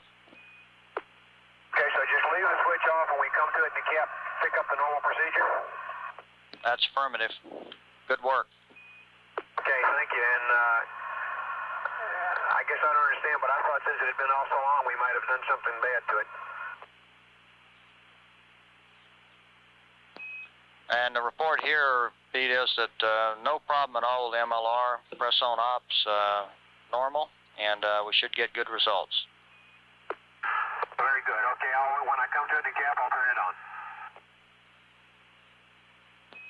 And Challenger Houston, I've got a note for you. Need some switches on panel R1 if anybody's close by. Stand by one. Go ahead and read them to me and I'll pass them upstairs. Okay, panel R1, we'd like to take the cryo, O2, and H2 tank 3 heaters, all 4 of them to auto. Okay, I got cryo, O2, and H2 tank 3 heaters to auto. Okay, good. And one other note for you. Are you going to be doing the CFIS ops today? Story's going to be doing that. Okay, when Story reviews the teleprinter message on the CFIS Q card update, we'll want to make sure he understands that the change applies only for sample 2 today and sample 5 tomorrow. I got it. Just 2 today and 5 tomorrow. That's a firm story, and we're about 30 seconds LOS here. We'll see you at Indian Ocean at 2308. Okay, thank you. And for the CFIS people, I'll be picking up right after the rendezvous burn. Roger that, Story.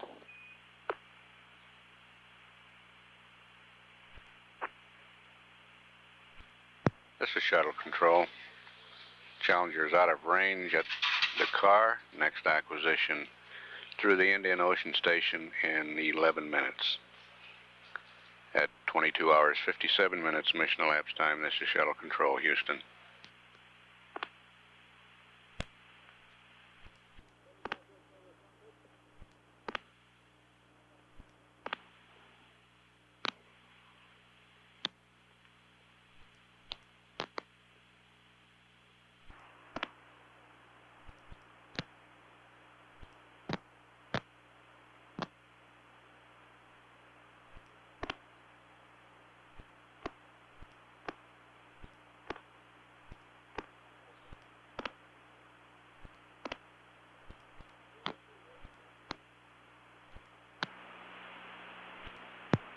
This is Shuttle Control at 23 hours, 7 minutes mission elapsed time.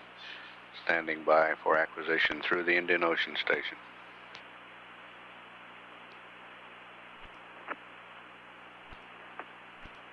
Challenger Houston's with you through Indian Ocean for 5 minutes.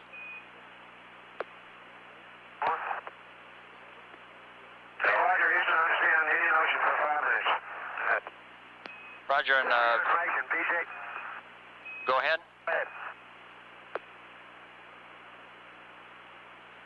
Go ahead, Houston. Roger, we've had a little thing we'd like for you to check on. I know y'all are in the middle of a meal maybe, but if you could spare somebody to look at panel L4, we'd appreciate checking a couple of breakers.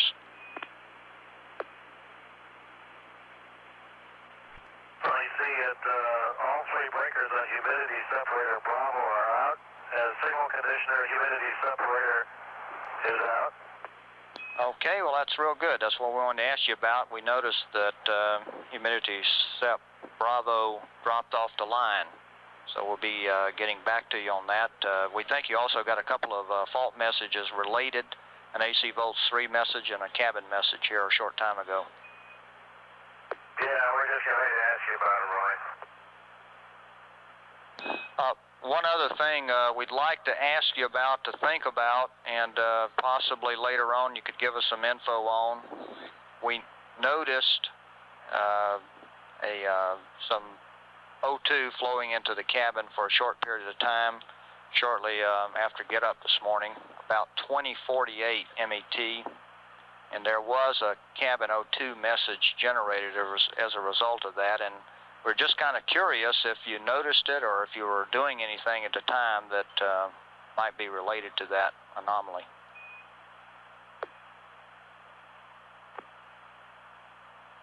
Yeah, we got a master alarm on that, Roy.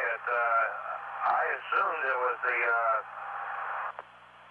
peculiarity of the system that STS-6 reported that when the first time it switched from N2 to O2, it would go off scale high, and that's just what it was. We got the master alarm, cabin atmosphere light, O2 flow on the CRT was off scale high, and then it would, I watched it a little bit, and it would come down, and on the meter anyway, it's kind of sporadic. It would jump between 2 and 3 pounds an hour.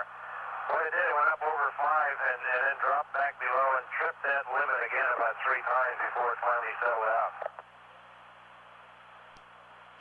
Okay, well that's good poop, and we'll analyze it and get back to you on that. Yeah, that's what I assumed it was, and it took a while. Cabin press at the time was about 14.7 on the CRT. Roger.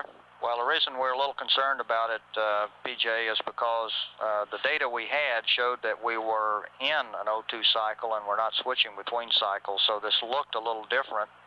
And if you could provide information on any other incidents that come up, we'd appreciate it. but I wasn't aware of it at the time, Roy. Okay.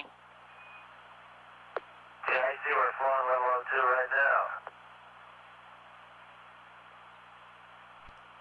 And PJ, for your information, we're recording voice again. Okay, thank you. What do you want us to do on this humidity separator? Just stand by till you call? And Challenger Houston, we're ready to turn on SEP A. Okay, B's off. A is on now. Okay, thank you.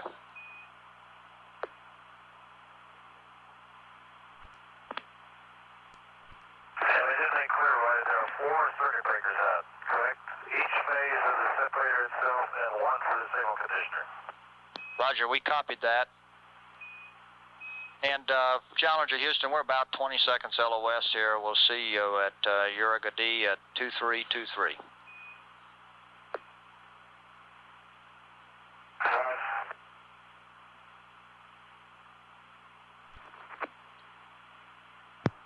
This is Shuttle Control. Challenger is out of range at the Indian Ocean Station. Yarga D is next in about 9 minutes. At 23 hours 14 minutes mission elapsed time. This is Shuttle Control, Houston.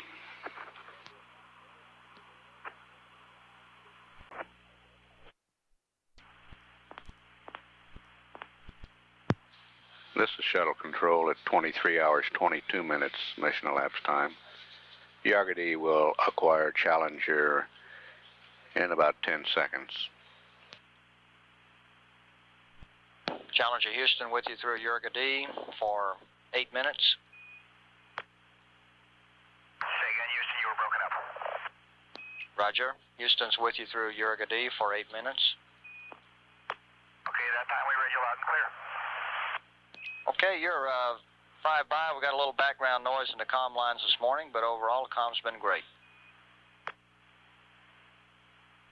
And Challenger Houston, for your information, we took a look at humidity SEP alpha. When you turned it on, it looked clean. I understand humidity SEP alpha looked clean. Roger.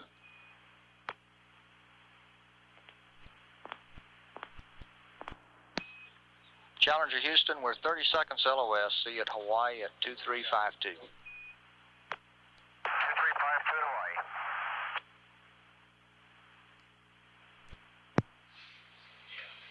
This is Shuttle Control. Yarga D has loss of signal. Quiet pass as it's still the breakfast hour aboard Challenger. Next acquisition through Hawaii in 20 minutes. At 23 hours, 32 minutes mission elapsed time. This is Shuttle Control, Houston.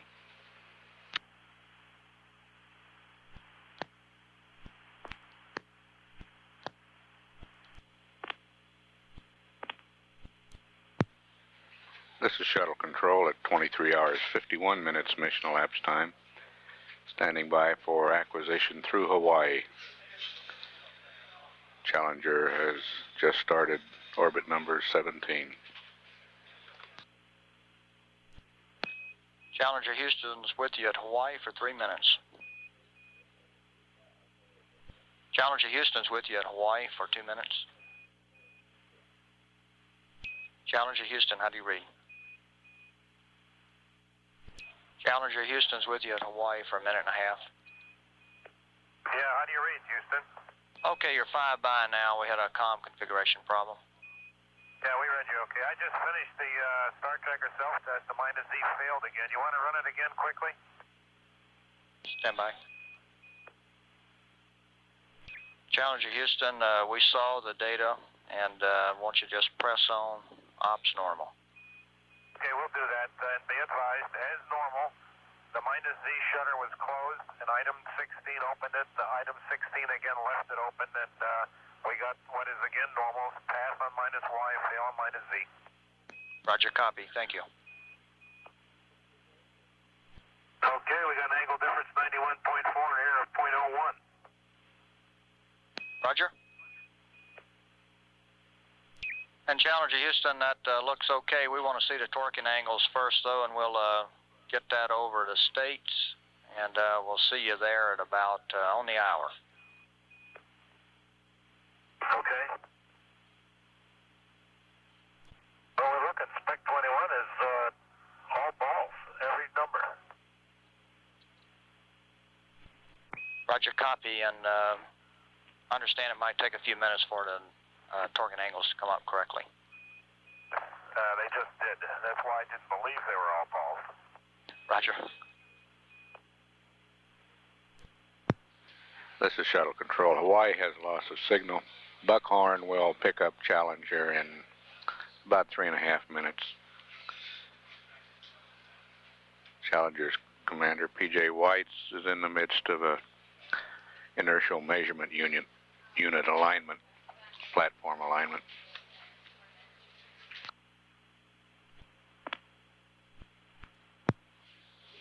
This is Shuttle Control at 1 day mission elapsed time. Standing by for acquisition through Buckhorn. Challenger Houston's with you over to States for 18.5 minutes. Roger. And PJ, we see the angles. We like them. You're cleared to torque. And Challenger Houston, you have a new state vector on board.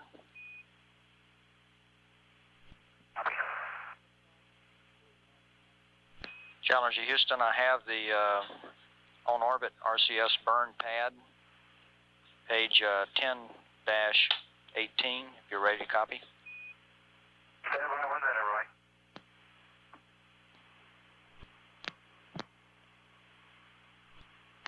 You can use it. You'll get it if I copied on page 10-15, will you? That's no problem at all. I was going to just suggest that you might pick the first one. Okay, go ahead. Okay, check. -X. TV roll. All balls. Weight 202 160. TIG 1 day 00 colon 44 colon 28 decimal 0.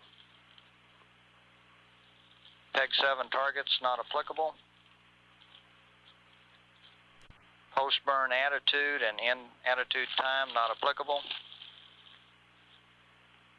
Burn attitude roll 205 decimal 6, 271 decimal 2, 347 decimal 4.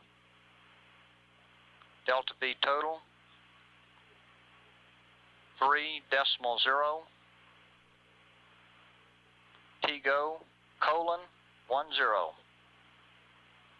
VGO X 2 decimal 86. All balls decimal 9 or 1. Target 177 plus 153. Over. Okay, it's going to be a -X RCS burn. TV roll is 000. The weight is 202160. TIG is 1 day, 0 hours, 44 minutes, 28 seconds even. The burn attitude will be 205.6, 271.2, 347.4. Delta V total 3 feet a second, 10-second burn time. VGO X -2.86 and Z is 0.91 with a resultant orbit of 177 by 153. Good readback. Okay, ready for the ohms burn on page 9-5 when you're ready. Ready, copy. Okay, check ohms both. TV roll 180. Minus decimal 5. Minus 5 decimal 7. Plus 5 decimal 7.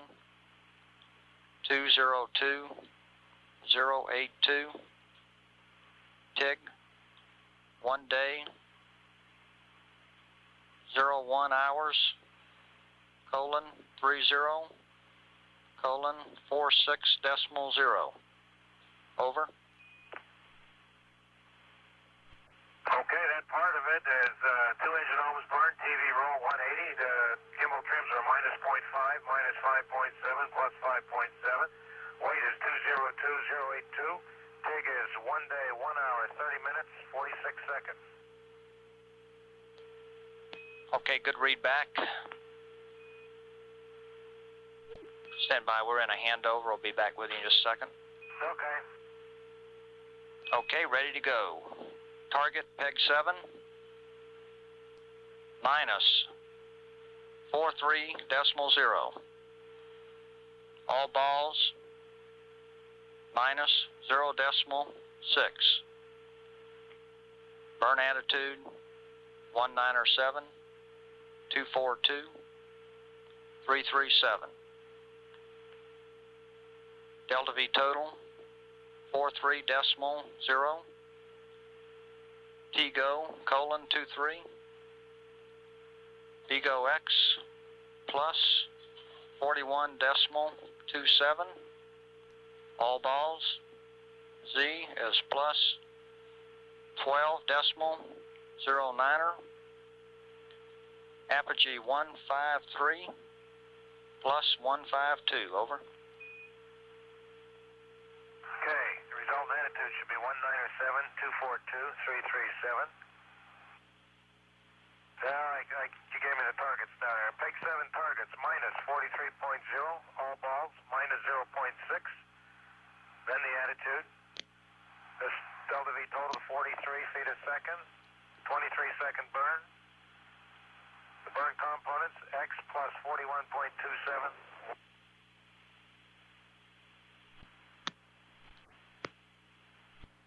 Challenger Houston. Challengers between stations. Buckhorn's at LOS. Milo will pick up momentarily. Challenger Houston. Challenger Houston, how do you read? Over. Got it, voice Houston, Comtech. Air to ground 2. Loud and clear. Okay, Mila Houston. Mila Comtech Houston, air to ground 2. Mila Comtech. Roger, 5 by. Okay, go remote. We're remote at this time. Roger. Challenger Houston, how do you read? You're loud and clear. You must have lost it. Did you get the read back? I lost you after you read Vigo X. If you could give us everything after that. Okay, Vigo X 41.27. Y is all balls. Z is plus 12.09. Orbit of 153 by 152. Okay, that was a good read back, PJ, and I've got a flight note for you on the Ohms rendezvous burn, the second one. Yeah, go ahead. Okay, we've got a contingency plan prepared in case either one of the engines should fail on you, either prior to or during the burn. And just to summarize the plan, basically we'll just do the burn to optimize our orbit for deorbit prop considerations. What we would like for you to do, if this happens to you, is to shut down and wave off one rev, and we'll reach you up a new pad. Well, that sounds most reasonable. Thank you. We can handle those all right. If you got a spare minute, you might pass to Dick Richards that during the COAS cal yesterday, I very carefully located the COAS mounting bracket and had no problem putting it up there, and apparently the cal went all right. Okay, good. Sure be happy to hear that. You also might have some folks thinking about it. You know, after these burns, we get a little time, Roy. During a pre-sleep check, and we could not get a satisfactory check on the flight deck speaker unit. Roger, copy that. And we set it up per the orbit checklist for pre-sleep, and you guys apparently never heard us, and we never heard anything come in on it. Also, we'd like you to think about powering down the UHF tonight. Not very often, but 3 or 4 times during the night, as we did get those spurious UHF transmissions that I Okay, we copy that, and we'll think about it. All right. And PJ, one other note on the Rendezvous burn, the ohms burn. Because of the problem on the left ohms secondary TVC, when you do your gimbal check, just do it on the primary on the left ohms. Oh yeah, I wanted to ask you about that. You do want to check the secondary on the right side, so that means you get 2 checks on the primary on the left. Is that the way you want to do it? Stand by. And Roy, you guys got a problem with us going to the RCS burn attitude now? We'll check on that, and let me answer your previous question. Whatever is most convenient for you on the left ohms check, you can do 2 primary checks. It's fine with us. Okay. Challenger Houston, you've got to go to maneuver to attitude.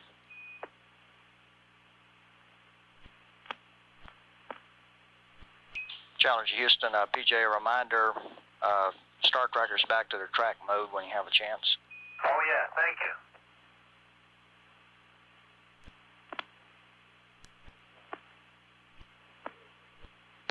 Challenger Houston, have a switch for you on panel R12 if anybody's close by.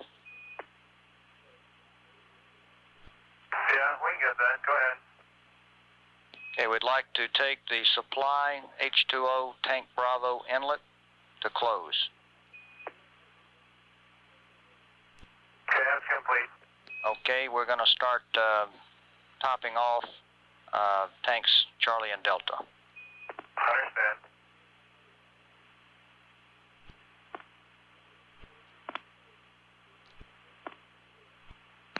Challenger Houston, we're 15 seconds LOS. We'll see you at the car at 2-4. Roger. This is Shuttle Control. Bermuda has loss of signal. Capcom Roy Bridges has passed up information to Challenger on the first 2 maneuvers in a phantom rendezvous exercise that Challenger will be conducting over the next several days. Consist of a series of phasing maneuvers simulating a rendezvous with another vehicle in orbit. First maneuver is reaction control system burn at 1 day, 44 hours, 28 minutes. That's about 23 and a half minutes from now. 3 feet per second, a change in velocity, a burn time of 10 seconds, the predicted resulting orbit of 177 by 153 nautical miles. That will be followed at 1 day, 30 minutes, 46 seconds with a burn of both ohms engines for a duration of 23 seconds, a delta V of 43 feet per second, resulting orbit of 153 by 152 nautical miles. Challenger's current orbit is 177 by 154 nautical miles, and the orbital period is 1 hour, 30 minutes, 48 seconds.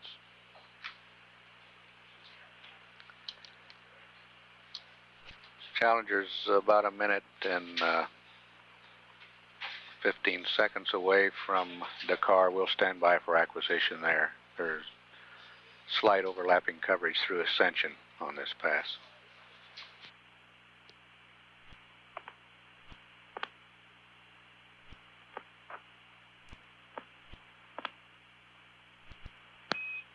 Challenger Houston with you through Dakar and Ascension for 11 minutes. 11 minutes, wow.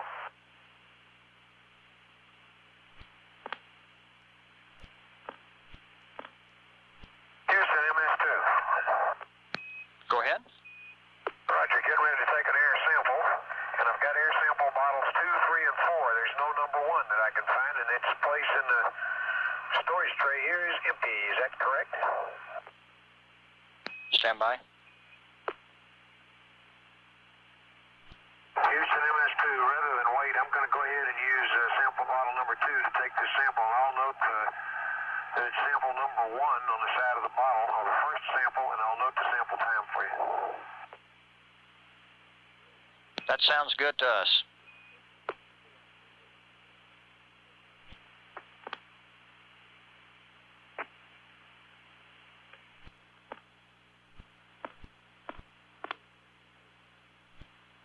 Houston, Challenger, you still there? Affirmative. Okay, a couple incidentals on some more stuff. We're going to get pictures of it today for, just in case it changes between now and the time we get back. On the forward windows, on the left side between windows 2 and 3, I can see what looks to be the two ends. It almost looks, Roy, like there was a piece of, say, nylon or beta cloth rope almost. It looks like there was filling a gap or something in there, and that's pulled out, broken in two, and it's been frayed, and that there are tufted ends of it sticking out at the bottom part of the window and on the upper part of the window, and essentially the same thing over on both sides between windows 5 and 6. Okay, copy.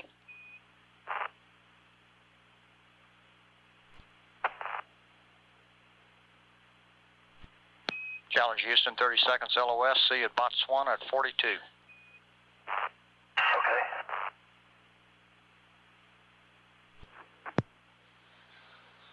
This is Shuttle Control. Ascension has loss of signal. Next acquisition through Botswana in 6.5 minutes. The phasing maneuver number 1, the RCS burn, should occur during that Botswana pass.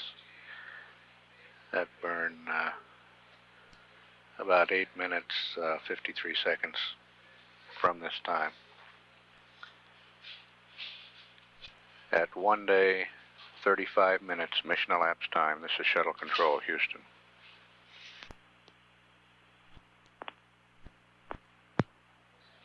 This is Shuttle Control. Botswana will be acquiring Challenger momentarily. Challenger Houston's with you at Botswana for 5 minutes, and we're just standing by while you do your burn. Yeah, we're waiting to see. Watch the forward thrusters flare in the dark. They are really something, Roy. Roger. The amazing thing to me is that they are, in fact, discrete. I mean, they are either all on or all off, and there's no build-up and no tail-off to those things either. Sure looking forward to seeing that myself. Well, like I said yesterday, everybody ought her. What kind of residuals you want on this, Roy? Are we looking for a couple tenths? Looking for 2 tenths. Okay.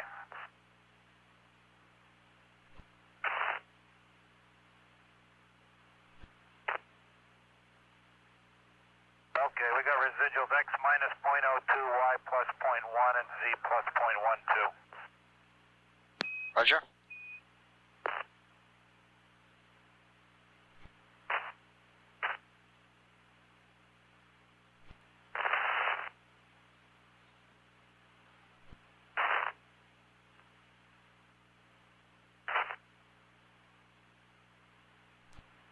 Challenger Houston, we copy those residuals, and we'll see you at Urugadi at 5-9. Okay, do you care when we go to the next burn attitude, Roy? Stand by. Challenger Houston, you can go to burn attitude at your call. Okay, thank you.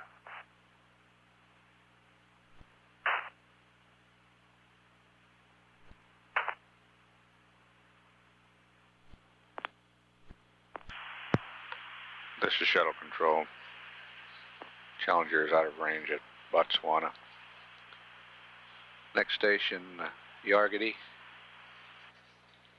in about 13.5 minutes. The next phasing maneuver is the ohms burn in 41 minutes, 20 seconds from now. That maneuver will be performed while Challenger is in contact through the Hawaii station.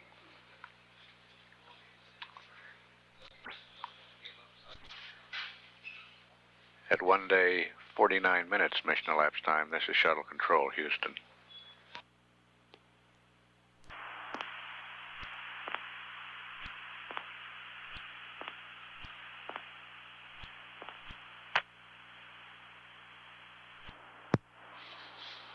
This is Shuttle Control at 1 day, 59 minutes mission elapsed time. Standing by for acquisition through Challenger Yargadi. Houston's with you at Yargadi for 8.5 minutes. Roger, Houston.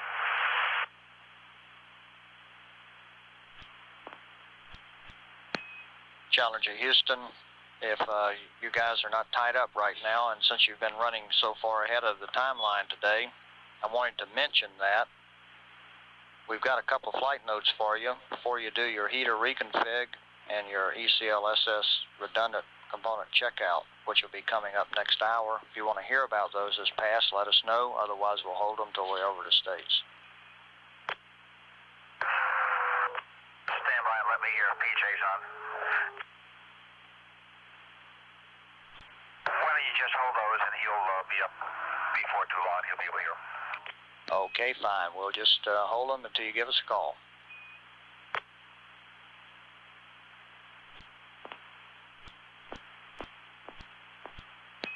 Challenger Houston, we're 20 seconds LOS. We'll see you at Hawaii at 1 hour and 26 minutes MET. We'll see you then, Houston.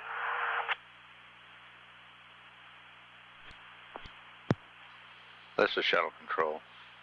Challenger is out of range at Yargadi. Next station, Hawaii, in 17 minutes. The number 2 phasing maneuver, the ohms burn, scheduled for 22.5 minutes from now during that Hawaii pass. At 1 day, 1 hour, 8 minutes, mission elapsed time. This is Shuttle Control, Houston.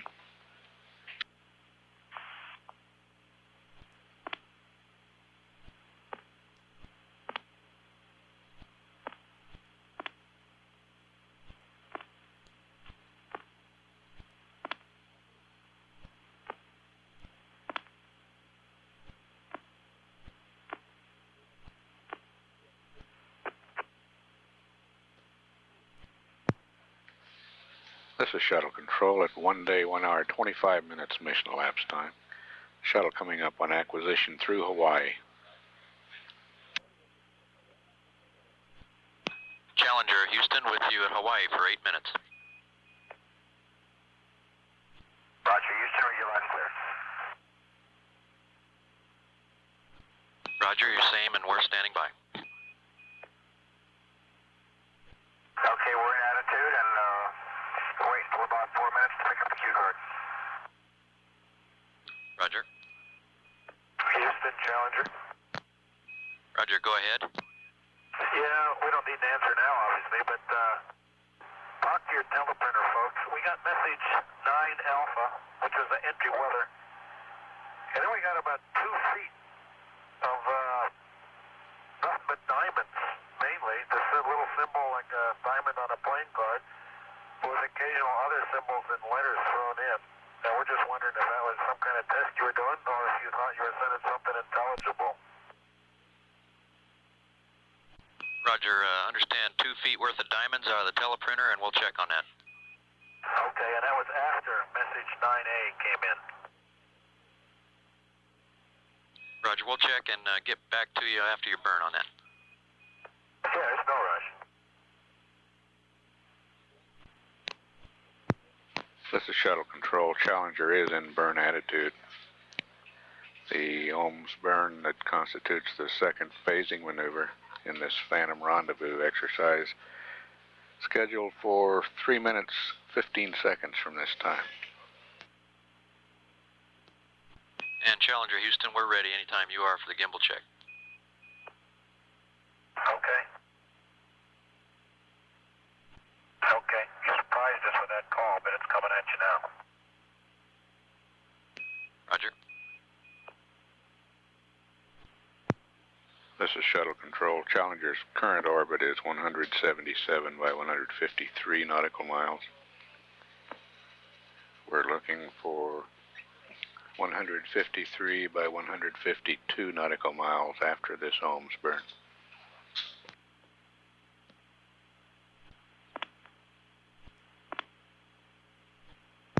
At ignition on both engines, both look good.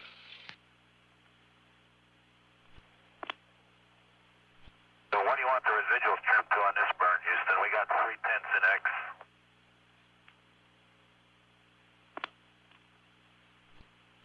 Roger, Challenger, 3/10 is good and no trim required. Okay, thank you. You want another primary gimbal check, Houston? Stand by. And Challenger Houston, that's affirmative. We'd like to see another one, please. All right, it's coming at you.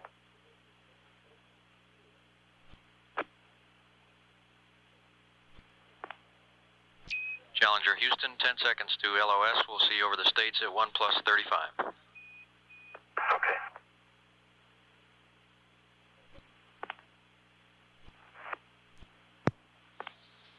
Challenger is out of range at Hawaii, headed toward Buckhorn. Buckhorn acquisition in a minute and a half. Good ohms burn for the number 2 phasing maneuver. We'll look at the resulting orbit from data over the Buckhorn and Mila stations.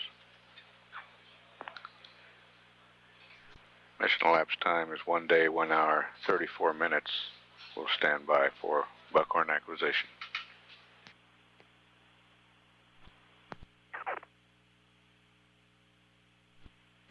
Challenger Houston with you over the States for 19 minutes. Roger. Story's ready to start the CFES. Do you have any preferences as to which flash evap we use? Stand by. And Challenger Houston, you can go ahead and start the CFES operations and recommend you use FES-A. Okay, then we're going FES-A and interchanger to payload. Roger, and I've got a couple of notes for you on the Orbit Ops checklist when you're ready to copy. Stand by.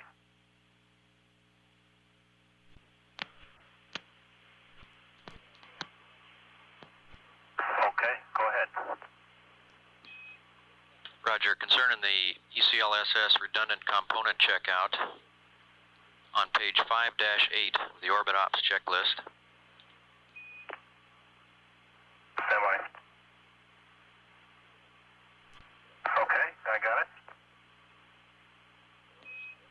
Roger, at the top of that page, do not switch fans in Av Bay 1, and do not switch humidity separators due to the failures.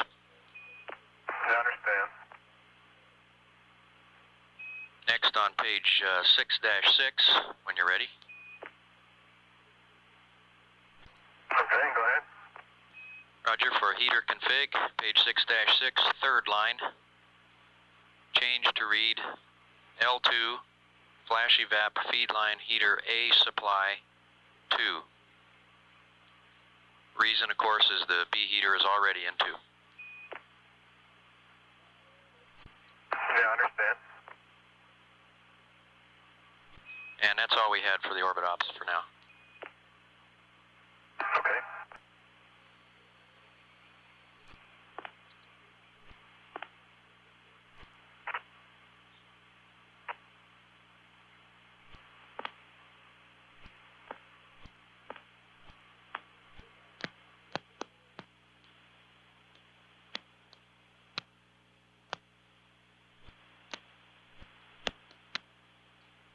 Challenger, Houston, we're coming up on a 10-second keyhole. I'll check check back in with you when we're out of it.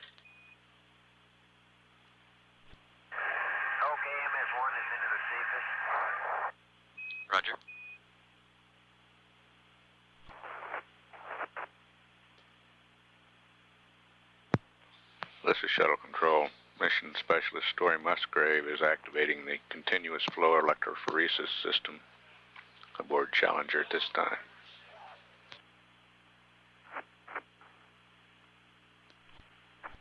Challenger Houston, we're out of the keyhole. Roger, Houston.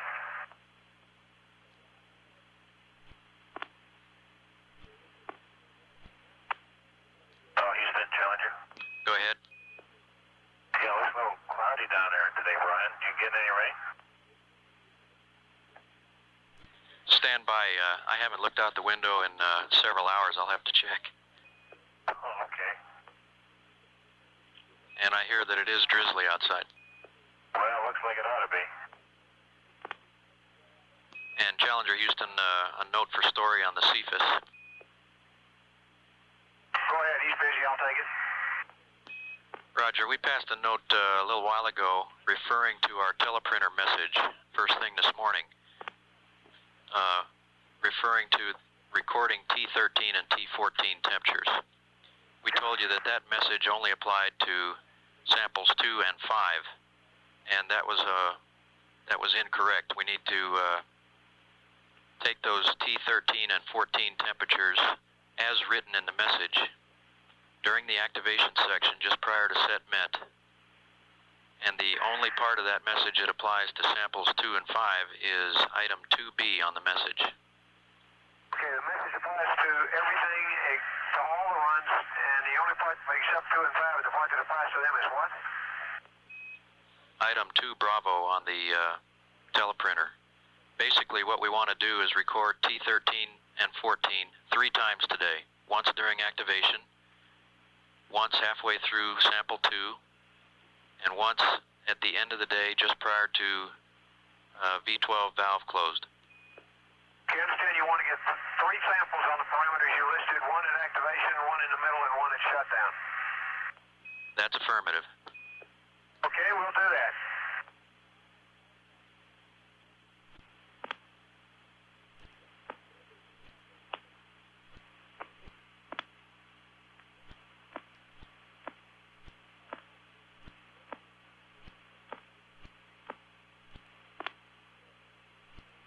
Challenger Houston, 30 seconds to LOS. We'll see you at Ascension at 2+03. Roger,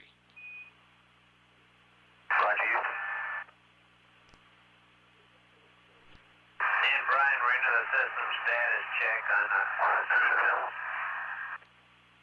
Roger, copy. I know you didn't want those temps this run, but I got them anyway. T13 is 4.5 and 14 is 5.1.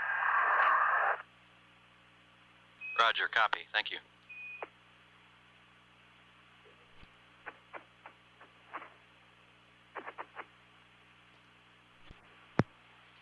This is Shuttle Control. Challenger is out of range of Bermuda, headed toward acquisition through Ascension in 8.5 minutes.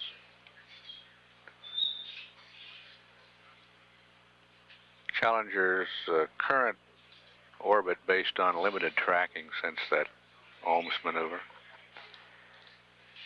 is 153 by 152 nautical miles, with an orbital period of 1 hour, 30 minutes, 17 seconds.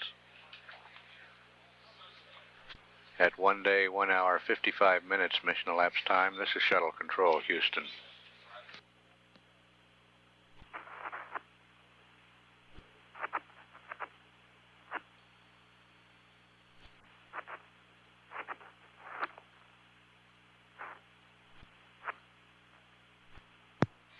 This is Shuttle Control at 1 day, 2 hours, 3 minutes mission elapsed time.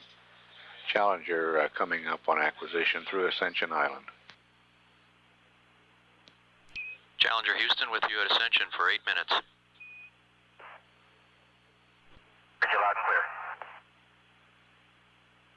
Roger, read you loud and clear the same, and we're standing by. Got some words for you on the CFIS. Ready to copy. The MET we got started was 1 day, 1 hour and 50 minutes. Roger, story, copy 1150. And at 2 minutes even, we got a record-filled message, and the numbers were EC00. Roger. Everything else has been nominal. Roger.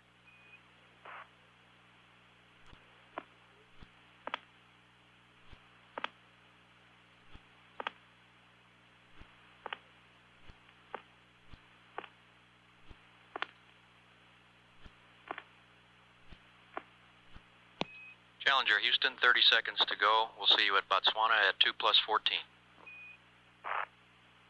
got an out-of-range parameter for CFIS, Brian. MET 208, DP4, and it's equal to 13.9. Roger, say again the parameter, please. DP4, Delta P4. Pressure between the anode and the cathode. Roger.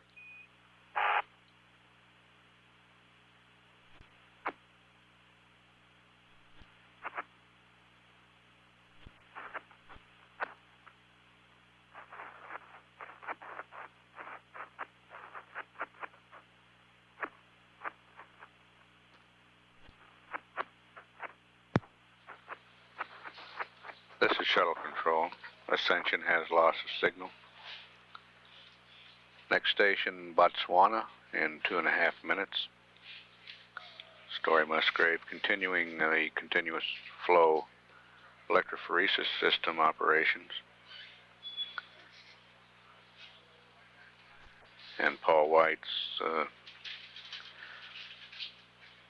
setting up the day-night optical survey of lightning experiment equipment. The first nozzle opportunity coming toward the tail end of this orbit in the vicinity of Australia and Indonesia.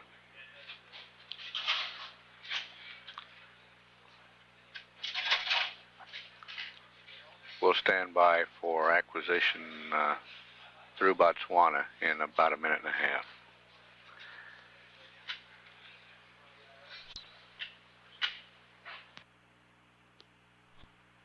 Challenger, Houston, with you at Botswana for 8 minutes.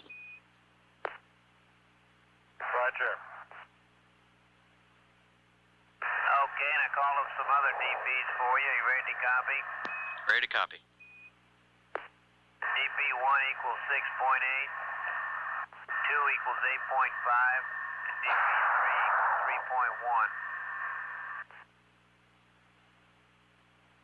3.1. Roger, story, you're cut out on that last DP, if you could repeat. DP3 is 3.1. Roger, copy. There's a lot of background noise where you're standing, and I guess we're not catching everything you say first time. Is this better over here? That's a lot better. Maybe EMI from the machine there. Okay. Until I hear otherwise, I'm pressing on. And Challenger, Houston, story, those numbers look good. Delta P4 should probably come down in the next 30 minutes. You can keep an eye on that for us. And we'd like you to read flow 2 display for us.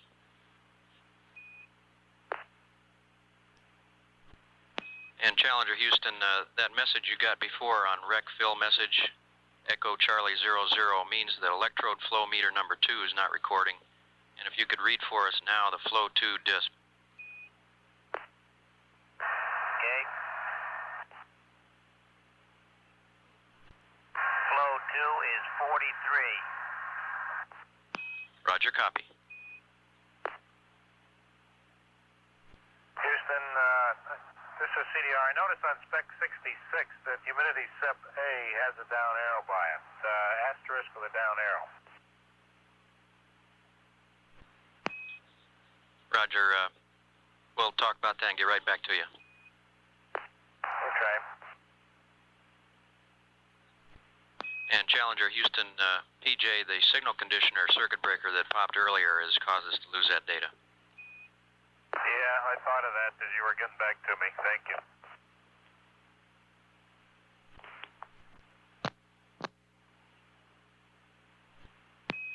Challenger Houston, 30 seconds to LOS. We'll see you at Yarragadee at 2 plus 35. Roger, see you then. This is Shuttle Control. Botswana has loss of signal. Next station, Yarragadee, in 12 and a half minutes. At 1 day, 2 hours, 23 minutes mission elapsed time, this is Shuttle Control, Houston. This is Shuttle Control at 1 day, 2 hours, 35 minutes mission elapsed time. Challenger is about 30 seconds away from acquisition through Yarragadee. Challenger Houston with you at Yarragadee for 5 minutes. Challenger Houston with you at Yarragadee for 5 minutes. Challenger Houston, we've got a line problem on the ground. No requirement for you to do anything right now. It's our problem. Challenger Houston with you for another minute at Yarragadee.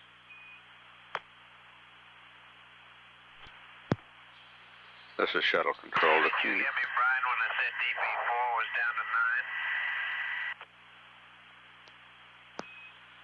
9? And Challenger Houston, story, we haven't heard anything until just now, your last transmission. Could you say again, please? DP4 is down to 9. We're coming into sunrise. Roger. And Challenger Houston, 30 seconds to LOS. We'll try again at Guam at 2 plus 47. This is Shuttle Control. Yarragadee has loss of signal. Challenger going into sunrise, along toward the end of the 18th orbit at LOS there. Communications problem during this pass was between here and Yarragadee. The downlink from Challenger was reaching the tracking station, but it was not being relayed to the Mission Control Center. Guam is the next station in 5.5 minutes. Challenger will start its 19th orbit shortly after acquisition at Guam. At 1 day, 2 hours, 42 minutes mission elapsed time, this is Shuttle Control, Houston.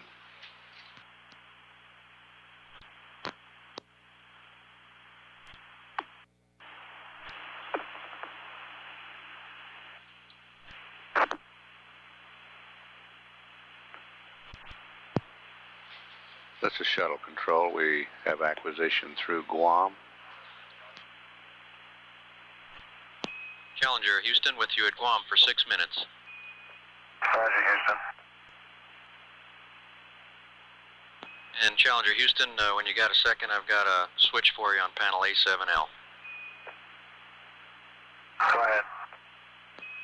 Panel A7 Lima, MADS strain gauge on. The MADS system is cooling down faster than we expected, and we need that power on to keep the MADS temperature above its lower limit. Okay, strain gauge is on. Houston, Challenger. Go ahead.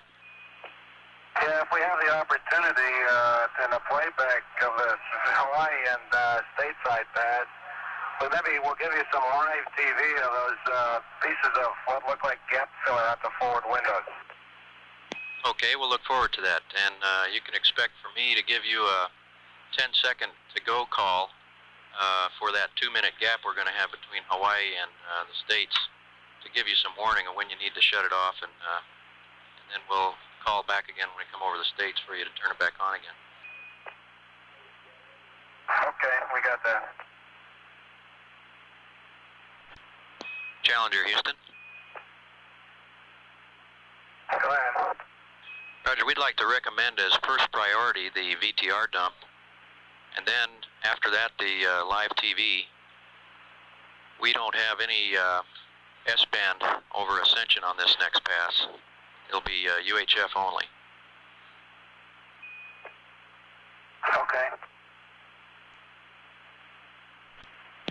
Challenger, Houston, 20 seconds to LOS, and we're looking forward to your TV dump at 3+00 over Hawaii.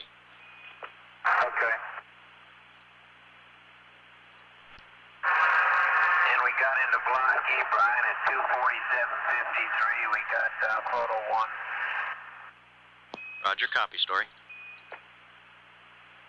Your stream looks excellent. This is Shuttle Control. Guam has loss of signal. Hawaii will pick up Challenger in 6 minutes, 20 seconds. During that pass, we'll have television, a videotape recorder dump, the TDRS deployment. That television will continue through Goldstone and Merritt Island on this orbit. And following the VTR dump, the crew intends to downlink live television out the forward windows, attempting to show the material they described some time ago that they can see sticking out near the windows there, described as a nylon or beta cloth looking material.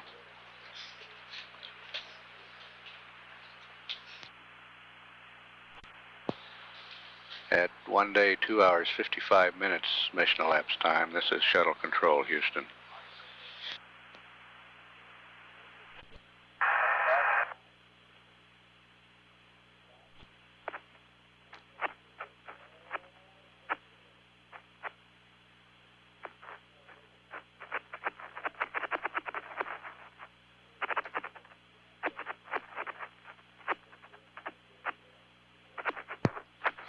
This is Shuttle Control. It's 1 day, 3 hours mission elapsed time.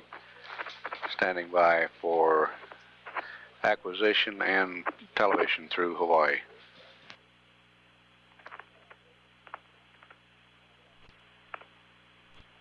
Challenger, Houston with you at Hawaii for 8 minutes, and before we get TV dump, we're going to need panel A7 TV control switch in command.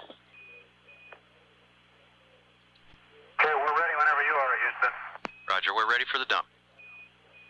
Okay, Houston, we're going to start with the release of the umbilical and take you all the way through the deployment. Roger. Be getting a picture now. Roger, we got a good picture.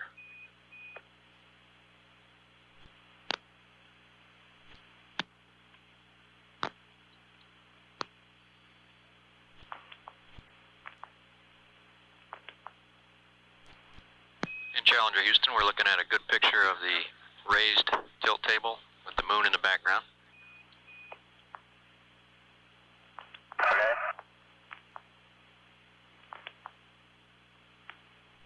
We're going to fast forward a little bit here, Brian. Okay.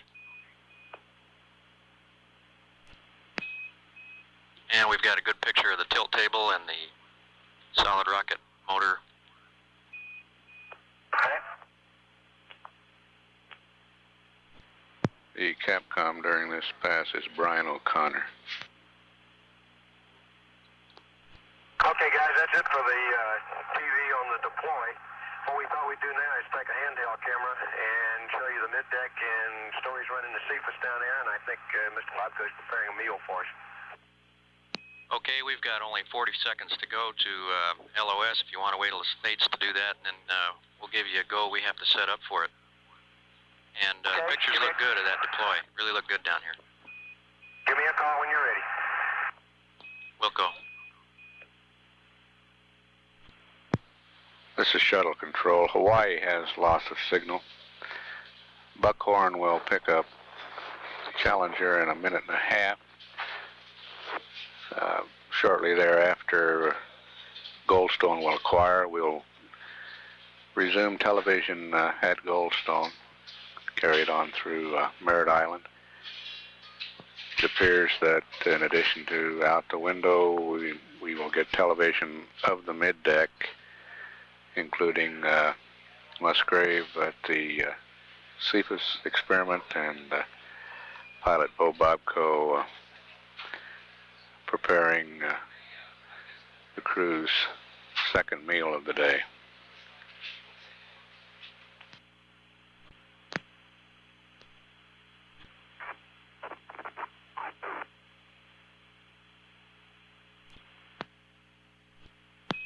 Challenger Houston with you at Buckhorn for 8 minutes. Okay, we got the camera down on the middeck now, and we'll be ready to show you Dr. Musgrave working the Cephas here in a second. Roger. And Challenger Houston, as soon as we get S-band, we'll let you know for the TV.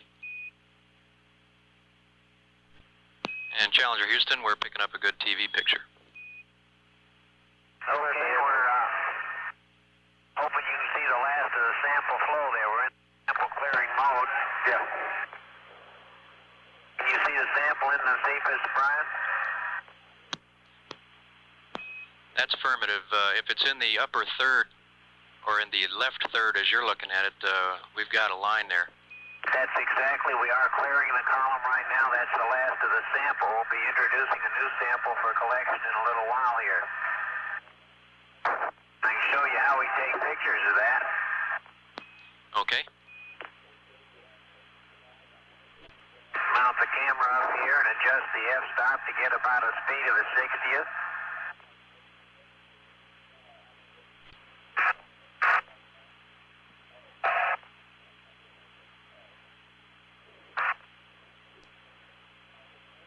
And Challenger Houston, we've lost voice, Story.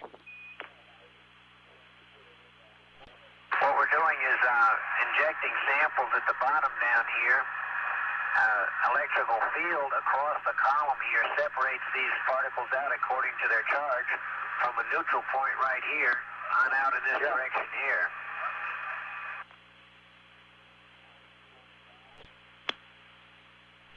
Houston, that picture right side up to you now? That's affirmative. Okay. We were just getting ready to ask you for a quarter aileron roll there, and you did it on your own. Okay, here's some of the other kinds of things that we do here.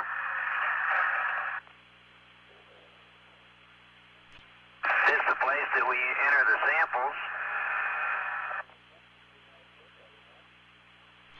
We need to know how much time we got left if we're going to show them some of that out the window so they can see those tufts and things too.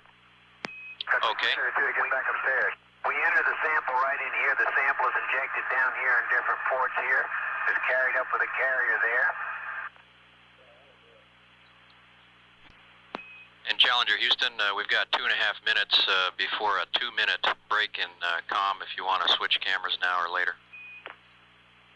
Okay, we'll give you the front window stuff after this gap, Brian. Okay. There's 2 exit ports up here in which we insert a tray in there and collect the sample in 200 different compartments, depending upon the separation that's achieved along here. Can't see it around the corner here, but the experiment control module is here. The refrigerator we use to store the samples is right here. The place for running the electrophoresis experiment is all in there. Here's the light we use to take the pictures.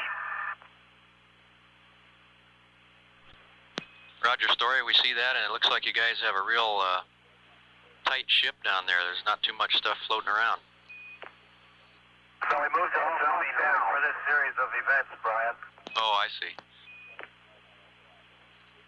Hate to say we cleaned it up for you.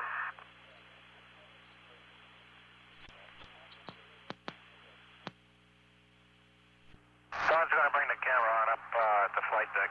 Brian, we'll set up for the next pass. Roger, we're just now losing signal, and we'll see you in 2 minutes. Okay. And Challenger, Houston, while we're waiting for the S-band, maybe Story could read the Delta P4 again for us. It's up to 17.9 now. Roger.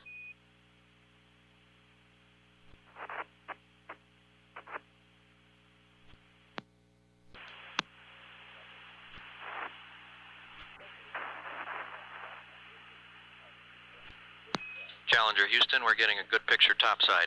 And Story, if you could verify that Delta P4 as 17.9er. It's verified, and right now it's 17.4. You want to tell me what you... Roger. Okay, Brian, this is looking out Windows 6, and the gap filler is at the leading edge of Windows 6, between Windows 5 and 6. You can see it looks like it's pulled out of the gap and come loose, and those two pieces are just held together by, it looks like one small dark-colored thread.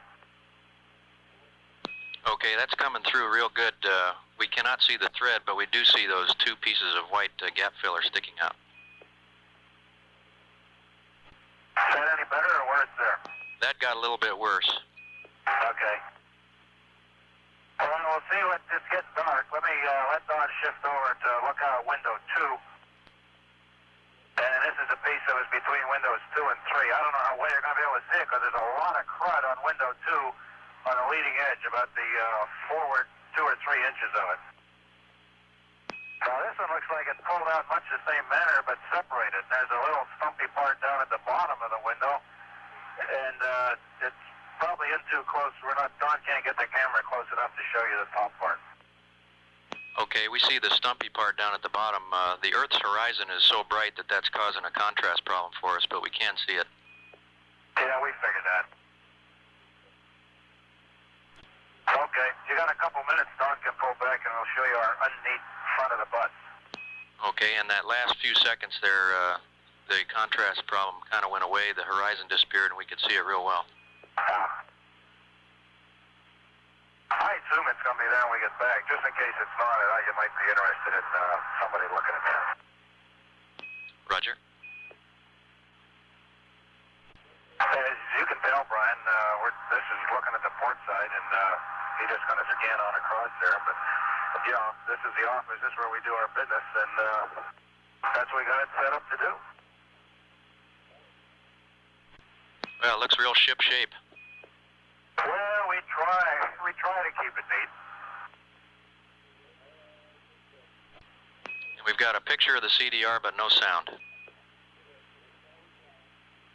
Forgot to transmit. I say a little warm coffee here that Story fixed a while ago. I tell you, in this environment here, the coffee sure cools off in a hurry.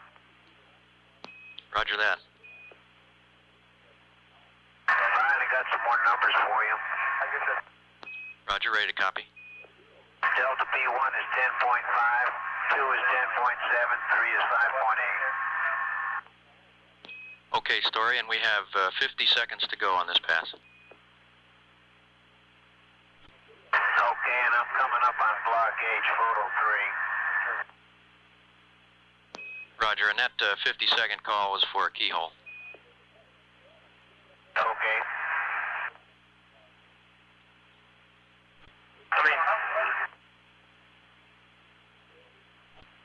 And Challenger, Houston, the TV picture's gone away. About 10 seconds to a keyhole, and we'll call you when we're back out of it. Okay. Frankly, we ain't got a lot more to show you right now, Brian. Okay. And Challenger, Houston, Story, if you've got the time, could you read us 2 readings? We need RPM 3, and again, we'd like to see Delta P4. You're cut it. You're cut out by intercom, say again. Roger, say RPM 3 and Delta P4. RPM 3 is 1789. Delta P4 is 17.8. Roger, copy. And Challenger Houston, we're out of the keyhole with about a minute to go. Okay, we just realized something. We're not getting alert tones anymore, Brian.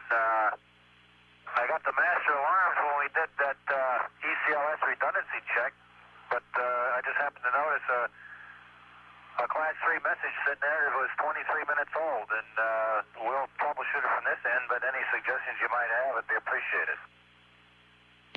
Roger. Challenger Houston, 30 seconds to LOS. We'll see you at Ascension, UHF only. Okay. And we'll hope to have some words on the alarms for you at that time, and that'll be at about 3 plus 40. Yeah, we'll check it out with something here, Brian. It may be that was during a playback, and we got confused as to what was on that playback and what we were hearing here. Roger. It may be a non-problem. I'll let you know when we get AOS. Roger, understand.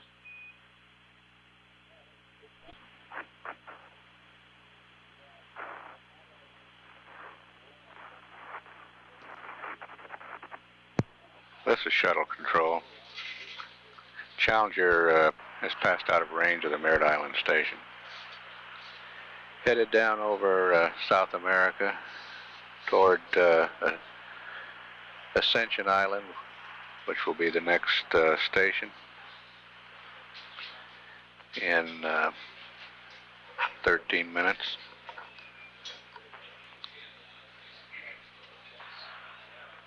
During this pass over Goldstone and Mila, we had live television from the mid-decks. Saw Story Musgrave at the continuous flow electrophoresis device.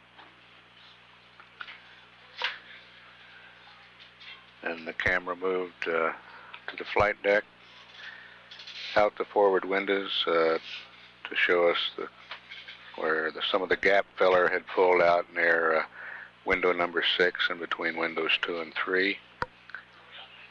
And then a shot of Commander P.J. White's enjoying some coffee.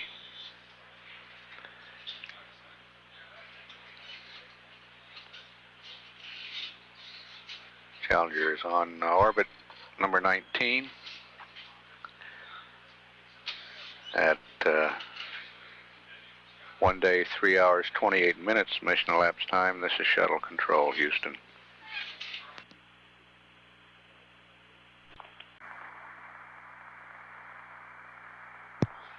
This is shuttle control at 1 day, 3 hours, 39 minutes mission elapsed time. Challenger coming up on acquisition through Ascension Island.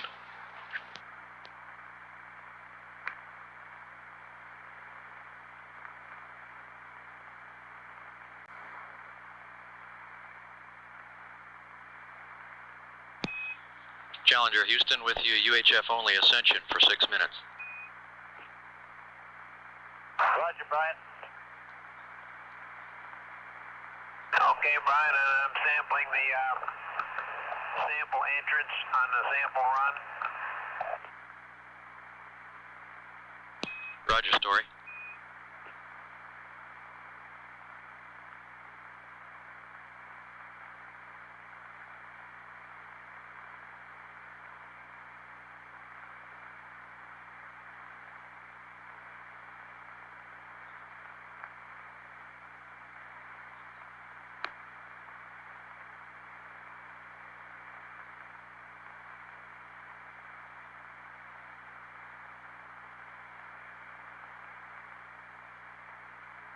And Challenger Houston for Story on Cephas.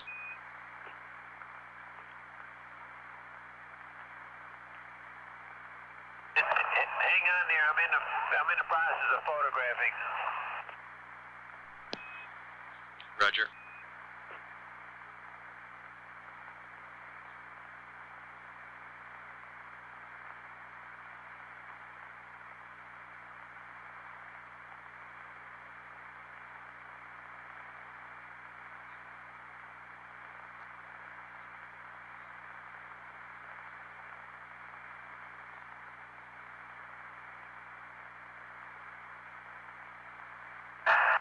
Houston, if you have time, is there any further word on the status of the Peterson, IUS.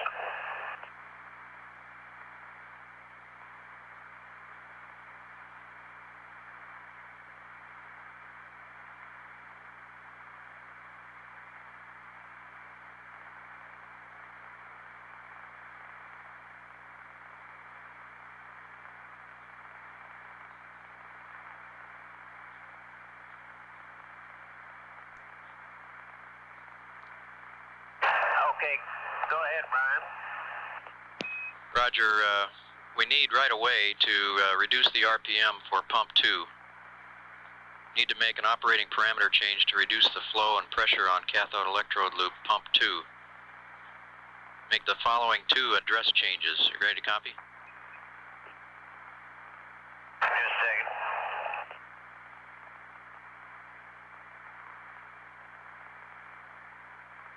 Go ahead. Roger, address number 1550, change to read 000. Address number 1551, change to read 026. This will get RPM 2 down to 1600, and disregard the out of range light that you'll get once you've done that.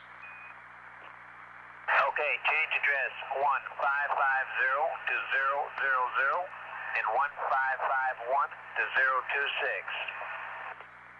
That's affirm, and we need you to do that right away. I'll do it right away.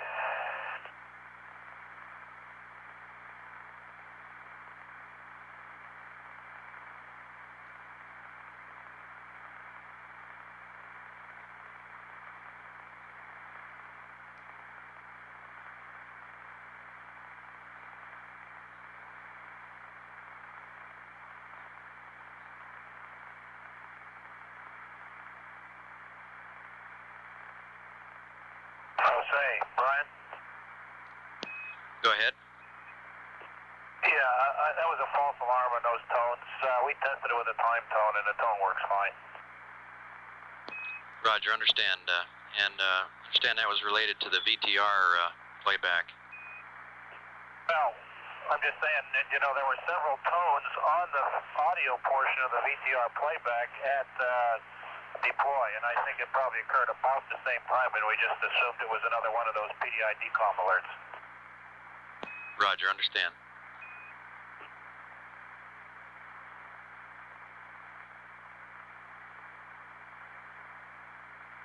And Challenger Houston, we still don't have any updates other than what we passed a couple of hours ago on the TDRS. The TDRS folks are working on a plan to get it to the proper orbit, and we haven't heard how that's coming along for quite a while now. Okay, thanks.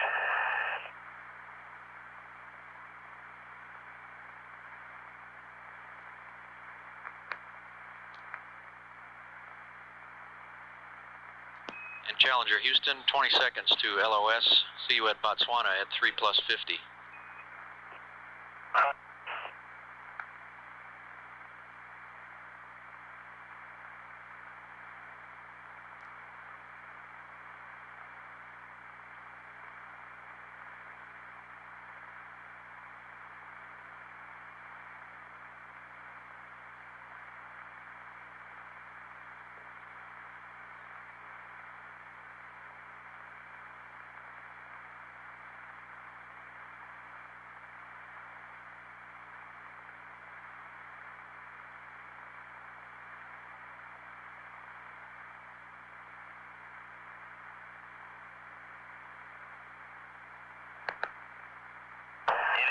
Houston, I got those address changes 1550 to 000. I found 151 was already 0.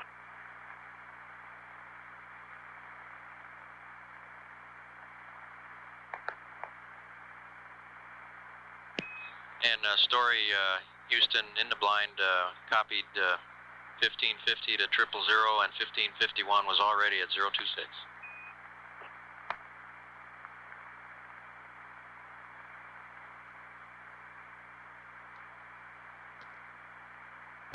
This is Shuttle Control. Challenger moved out of range at Ascension. Botswana will pick up the spacecraft in about 3 minutes. We'll stand by for acquisition there. Mission elapsed time, 1 day, 3 hours, 47 minutes.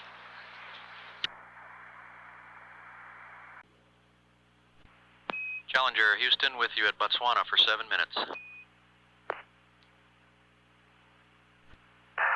I got those addresses changed 1550. The original was 220. I changed it to 000.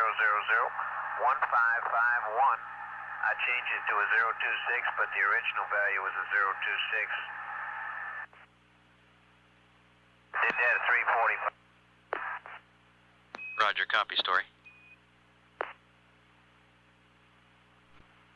And Challenger Houston, when you've got a minute to look back on page flight supplement 7-7 and read down to us the MET for the PRM, we'd appreciate it. Yeah, frankly, we hadn't got to that yet, Brian. Okay. I'm not looking for some thunderstorms while Bo is putting the meal together, and we'll get the PRM when we get back in at daylight. Roger, copy that.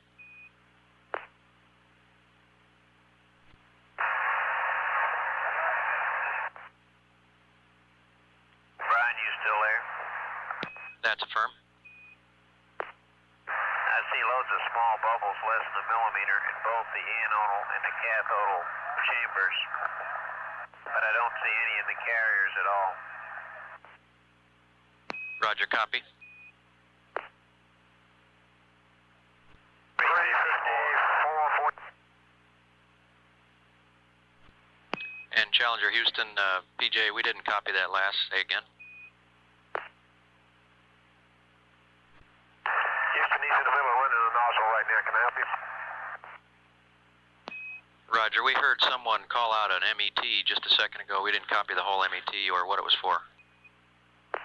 PJ was recording it on tape. He may hit the wrong button. Okay. Houston, MS1. This is Houston. Go ahead.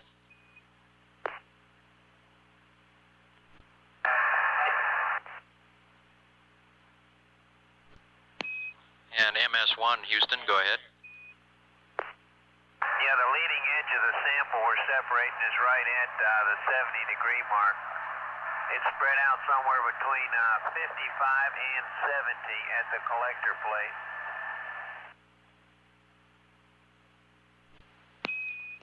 Roger. Does not appear to be a homogeneous sample. Roger.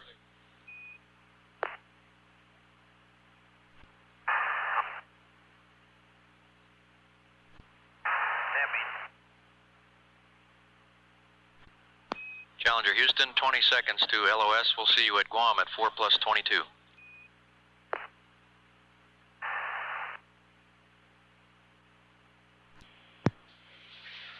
This is shuttle control. Botswana has loss of signal. Next acquisition is through Guam. Challenger misses the Australian tracking stations on this orbit. Guam acquisition in 22.5 minutes. At 1 day, 3 hours, 59 minutes mission elapsed time. This is shuttle control, Houston. This is shuttle control at 1 day, 4 hours, 21 minutes mission elapsed time. The Guam tracking station will lock onto Challenger in about 15 seconds. Challenger Houston, with you at Guam for 8 minutes. Okay, Houston's on. And Challenger Houston, we've got 3 notes for you when you're ready. What time? The first note will have to do with an IFM that we want you to do this afternoon. And then we just need some data from CFIS and MET for MLR. Houston, CDR, you ready to copy some times? And CDR Houston, say again. Yeah, I got some times for you on a PRM to HRM, Brian. You ready to copy? Roger, ready, copy. The PRM was at 4 hours and 5 minutes. HRM was initialized at 4 hours and 7 minutes. The initial background count was pretty close to 4,500. Data take was started at 4 hours and 9 minutes. Roger, copy all. Okay, and Houston, we got the MLR activated at day 10358. Roger, copy. And it appears to be running normally now. Okay. Houston, MS1. Go ahead.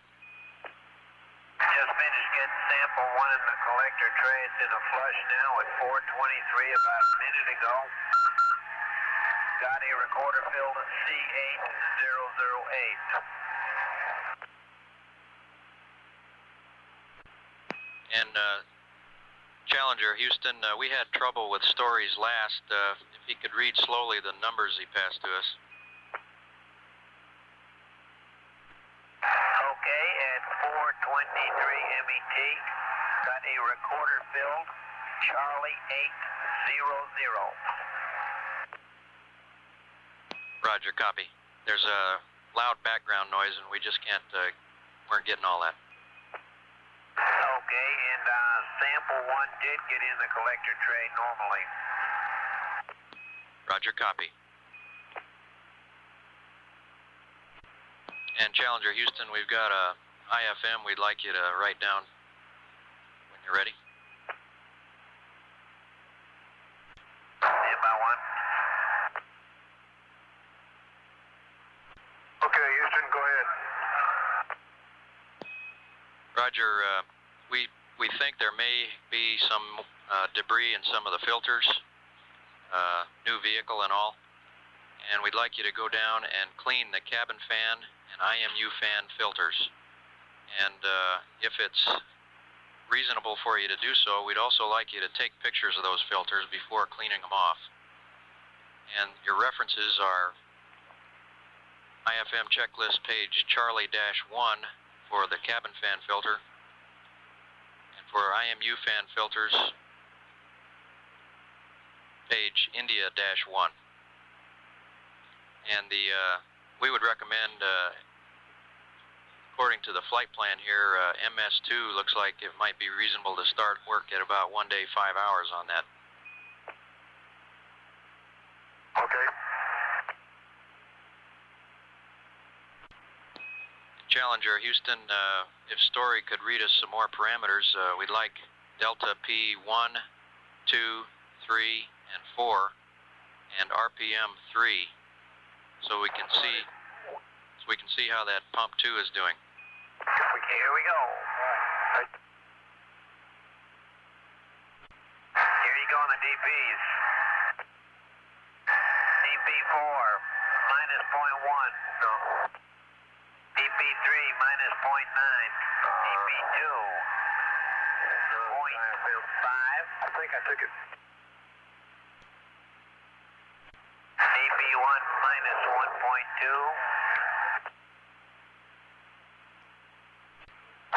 RPM 21592. And Story, if you could give us RPM 3, please. Okay. 1718, RPM 3. And Challenger Houston Story, those numbers look good. It looked like that job you did with 1550 worked. Okay, you want a T13 and 14 now while we're here? And Story, go ahead. We're ready to copy. T13 is 4.5, T14 is 5.5. Roger, copy those. Challenger Houston, 25 seconds to LOS. Next will be Hawaii at 4 plus 36.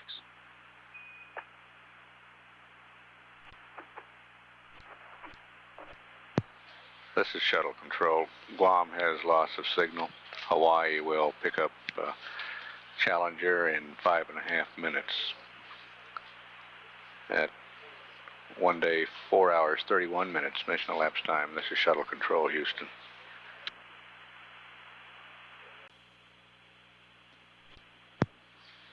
This is Shuttle Control at 1 day, 4 hours, 36 minutes mission elapsed time. Standing by for acquisition through Hawaii.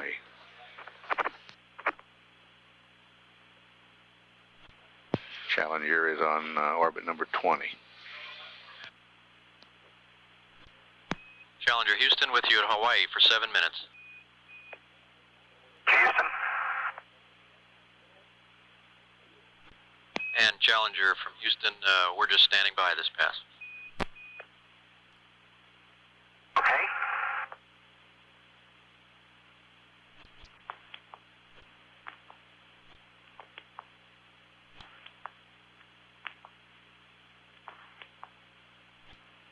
This is Shuttle Control. This is mealtime aboard Challenger for Whites, Bobco, and Peterson. Musgrave still working with the Cephas. Challenger Houston, 30 seconds to LOS. We'll see you over the States at 4:46. Roger. In Houston, we just got a recorder filled BC00. Understand, Bravo Charlie 00. Power cable and everything.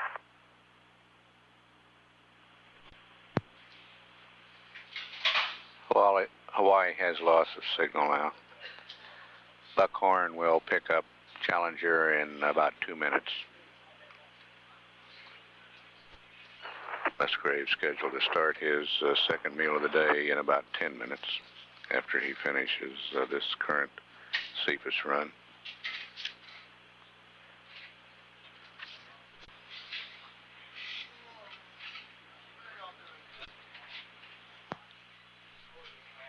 Mission elapsed time 1 day, 4 hours, 44 minutes. We'll stand by for acquisition of Challenger through Buckhorn.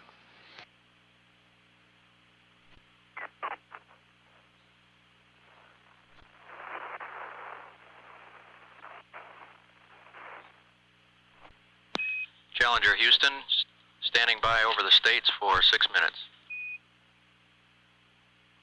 Roger, Houston. Challenger Houston with a small change to the cap when you're ready to copy.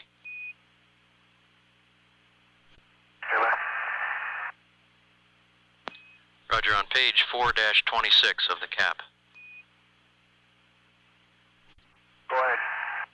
I'd like to change the MLR status check from 0500 to 0533. Okay, I understand. Flip it a few minutes because we got it started late. That's firm. And I copied 0533 for a status check. That's affirm. Challenger Houston, 40 seconds to LOS. You'll be talking next to the orbit team at Botswana at 5 plus 26, and we've enjoyed working with you today. You are. Thanks much.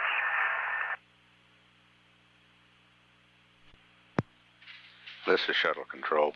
Buckhorn has loss of signal. The next tracking station to see Challenger will be Botswana in 34 minutes.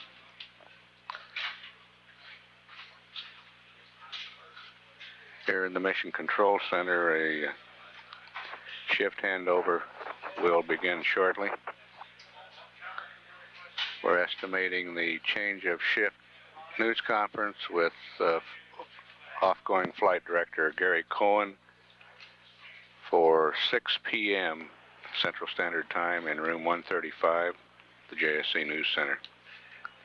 Change of shift briefing 6 p.m. Central Standard Time. At 1 day, 4 hours, 53 minutes mission elapsed time. This is Shuttle Control, Houston.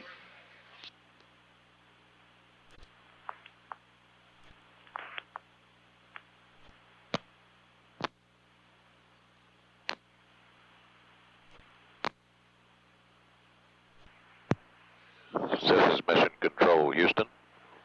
30 seconds away from acquisition of Challenger through the voice relay station at Botswana. Currently, Challenger's orbit measures 152.8 by 151.8 nautical miles with a period of 1 hour, 30 minutes, and 15 seconds. Should have acquisition at this time at Botswana.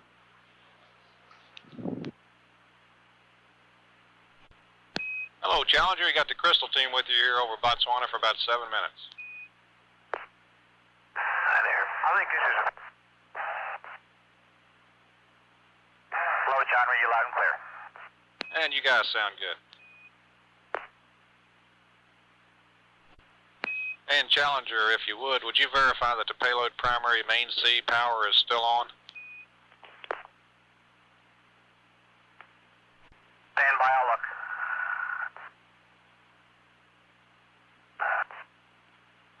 Primary payload main C shows on. Okay, thank you. We got a data hit that said it was off. Houston, MJ1. What? Go ahead, Story. John, I'm on a safest fuse card at, I think it's the power may be turned off. Over where it plugs in. And I can't read your Story. Don's in the background there. It's louder than you are. I'll have to wait.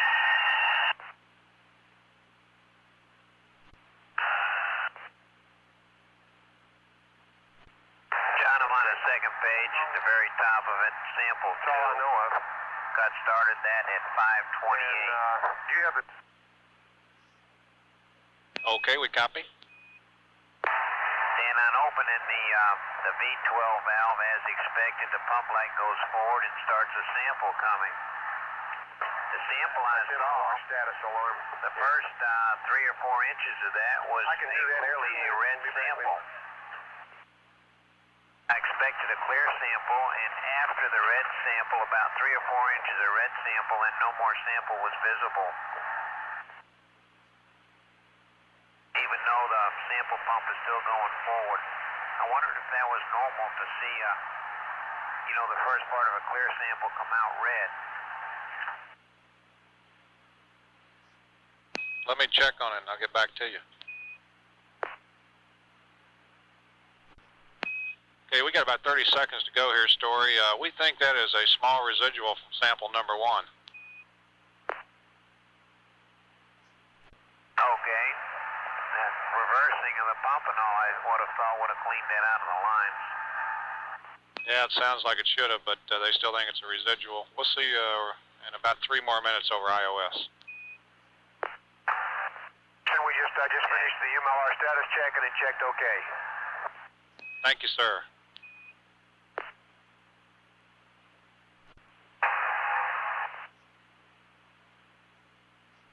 I can also see the line leading to the injector port, and it also is filled with red material. Copy that.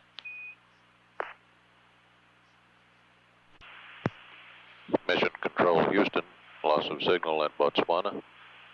A brief gap of some 3 or 4 minutes until reacquisition through Indian Ocean Station. On the last leg of orbit number 20 of Challenger's first flight.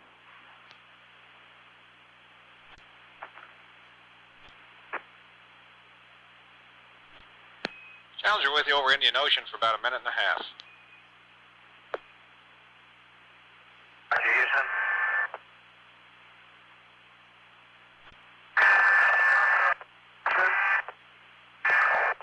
We just finished cleaning the IUS. We found quite a bit of debris on all the filters there, and it looks like metal shavings.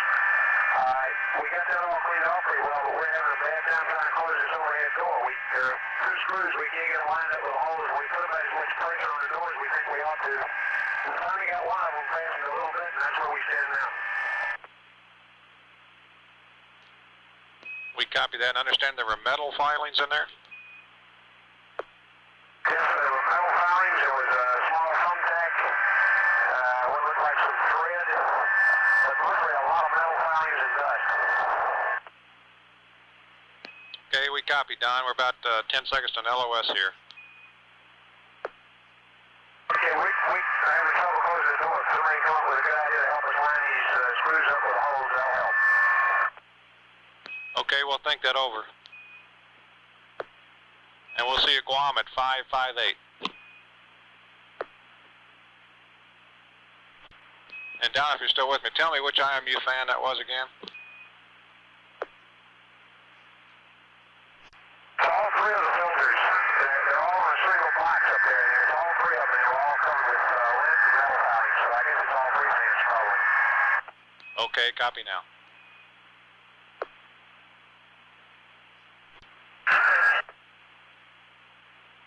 He wants to be sure that those fans all work through a common manifold. Yeah, we understand that now. Okay. Mission Control Houston here. Loss of signal at Indian Ocean Station. 17 minutes away from reacquisition through Guam in the Western Pacific. Beginning of orbit 21. This is Mission Control Houston.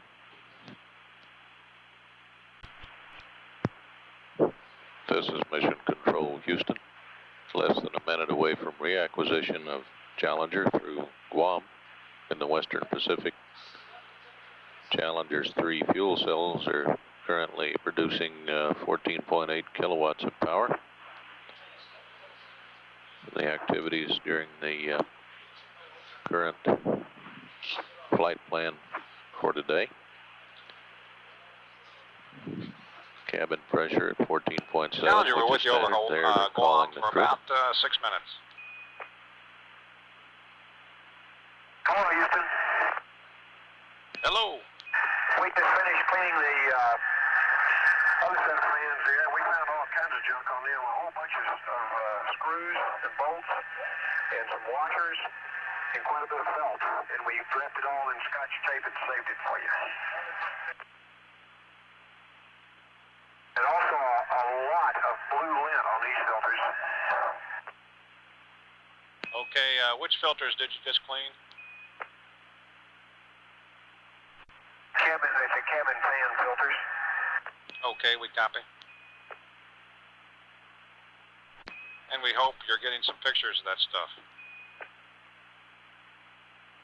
Got pictures of the stuff on the IMU filters, but we couldn't, there's no way to get a camera down into where you have to go to clean these, and we pulled one out, and when we pulled it out, a lot of debris started flying around the cabin, and we got the vacuum cleaner on it right away, and we didn't have time to make a picture. Okay, we copy that. And we're wondering, do you anticipate any more EMU, EVA activity associated things today? If not, we'll release our EVA folks here. Yeah, we'll do a little more, but we won't need them, John. It'll be just configuration, getting things stored in the right place and all. Won't be any powered up checkout. Okay, we copy. And one quick advisory, our Ascension passes today may or may not have data. We should have UHF voice. Okay. Have you deactivated the TPR? Negative. Power's on. Okay, we may send you a teleprinter message in the next site or two. Okay, we leave the TPR up all the time now. Copy. And Don or Story, if you get a chance, why don't you check the CFIS fan and see what that thing's got in it. Doing fine. I cleaned them before I got started this morning. Did it have the same blue stuff in it? Primarily, yes, but the stowage which sample module not only had that, it had some pieces of cellophane on top of it, which are real important to get off. Put it up. Copy. It's hard to see that when it's around the corner and covered by the shade filters. And we presume you're getting set up for a good TV pass at Hawaii. Roger, we'll be there. John, I got some T-14s, T-13s for you. Go ahead. T-13 4.5, T-14 5.1. Okay, we copy. We got about 40 seconds left here at Guam. We'll see you over at Hawaii at 6 plus 1, 2. Okay.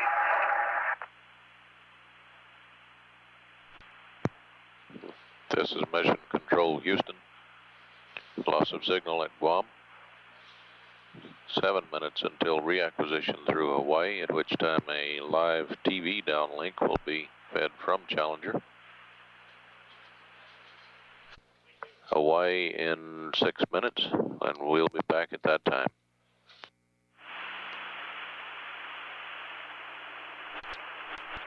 Do you guys down?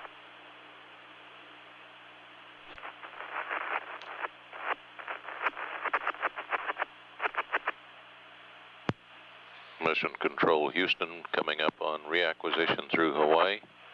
Standing by for a live TV pass from Challenger.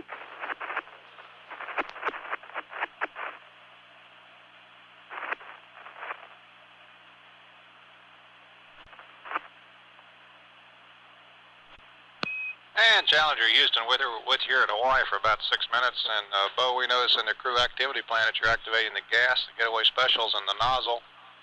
So why don't you explain to us earthbound mortals here a little bit about what you're doing, and you better do it good because Diane's up here behind us watching. I see. Well, as you can probably see right now, I've got one of the TV cameras set up over by the pilot station, and it's shooting from the forward right to the left rear part of the cabin. Got a good picture. Looks pretty good. It's a little bit dark. Oh, I'm not sure that I can help that much. In any case, I'm just about ready to get the gas canister from the Air Force Academy going here. I was going to take a look at it with a TV picture, the TV camera that's outside, the one that's just on the other side of the bulkhead here, and I'll give you a look as well. Sounds good. What you see now, of course, is where we launched the TDRS and IUS from yesterday. And the gas canister is on the right-hand side. And I'll bring the picture over so that you can see those gas canisters. There are 3 of them. There is the Japanese gas canister, which is investigating the production of snowflakes in orbit. And then the Park Seed Company canister, which is going to be looking at the space environment's effect on seeds. The middle one is from the Air Force Academy. And that has a half a dozen different experiments on it. There's a metal beam joiner, where they're going to try to join metals in space, a miscible alloy, a foam metal, a crystal purification, a microorganism development, and an electroplating experiment. The cadets at the Air Force Academy have been working on these for quite some time to get them ready for this flight on the shuttle. I'll show you how I turn them on. I'll bring you back into the cabin here. We got people down here waving Go Falcon flags. Well, when you get back in the cabin, you might be able to see the one that I have up here. Okay, we got a good picture in the cabin now. And we got about 5 more minutes left here. Okay, this is a little encoder, which is used to turn on the gas experiments. It's a common encoder, and it's used for all of the gas experiments, but there's a code which is used to address each. The Air Force Academy experiment has 2 relays in it, and I'll call up the first and turn it on. It shows now that it's latent, and I'm going to turn it over to hot. mistakes. And 00 does show that it's hot now, so it should be running. That's good news. And 01 shows that it's switched from latent to hot, so it should be running at this time as well. Okay, we copy. Looks like those gas canisters are, in fact, going to be running. I hope they get good results from them. I think it's a great opportunity for a lot of people, and especially for students, to be able to look at the environment of space and see how it affects all sorts of different items. As far as I've gotten the gas canisters turned on, if we've still got a couple more minutes, I can show you another one of the small experiments we have on board, and that is the nozzle experiment. Yeah, we're all standing by. We got about 3 more minutes. Okay. And we got a good picture. Okay. Nozzle is a rather simple experiment. It's an experiment to take photographs of thunderstorms and lightning from the advantage we have here in space. And what it consists of is a detector which will detect the electrical and light activity, and just a normal 16mm camera that has been used on many aircraft programs before. When we go over places like Central Africa or South America where there are likely to be thunderstorms at this time of year, we point the picture at the thunderstorms and point the cameras and take pictures. We also have associated with this recorders so that we can record our comments. People are very interested in this because they can see how lightning propagates from one thunderstorm to another, or may encompass a whole area, something that's very difficult to appreciate from the ground or even from a high-flying aircraft. Saw a few this morning over Africa, and we're hoping to get some more as the mission goes on. We've got a limited number of passes, and not always do you find the thunderstorms when you want them. But we've seen some lightning as we've been flying around. I think we should be able to get some good nozzle photographs on this flight. That sounds good, Bo, and we appreciate the explanation of your experiments. Yes, sir. I got one switch you can flip back there for us while you're back in that area on R12. We need to supply H2O tank Bravo inlet to the open position. Stand by while I tie the nozzle camera down. Alrighty, and we got about 1.5 minutes left. Got a good look at the gas canisters now in the payload bay. Taking a switch, please. Okay, on R12, the supply H2O tank Bravo inlet, we need to get that open and assure the talkback open. Okay, tank Bravo inlet is open and talkback's open. Thank you, sir. I got about 40 more seconds to go. Thanks for the excellent TV coverage. We'll see you down at Botswana at 7:01. We'll be looking for you then. Still got good TV. You can see the Earth up there, just above the tail of the orbiter. We see that, and we'll be sending you a teleprinter message probably at the next IUS station. We'll be looking for it.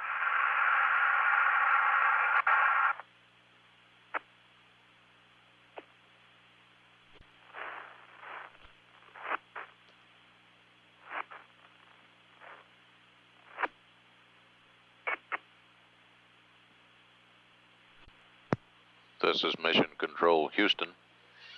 Loss of signal at Hawaii. Next station, Botswana in 41 minutes.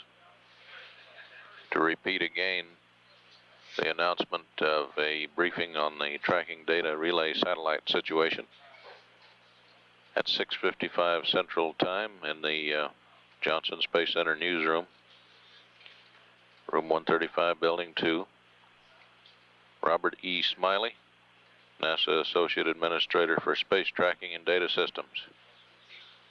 This is Mission Control Houston at day 1, 6 hours, 20 minutes.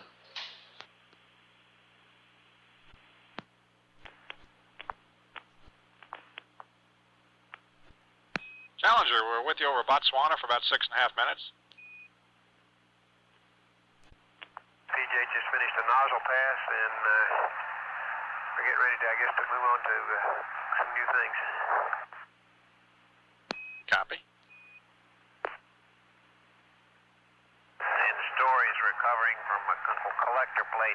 up and auto stop. Copy.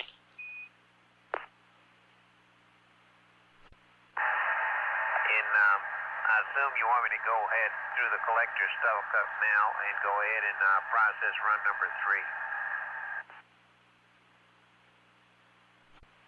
I'm working on an answer now. Okay, I've got collector number 2 out. The seal plate's up and I'm starting out with V12 closed. Also had an out of range, I'll read that one to you.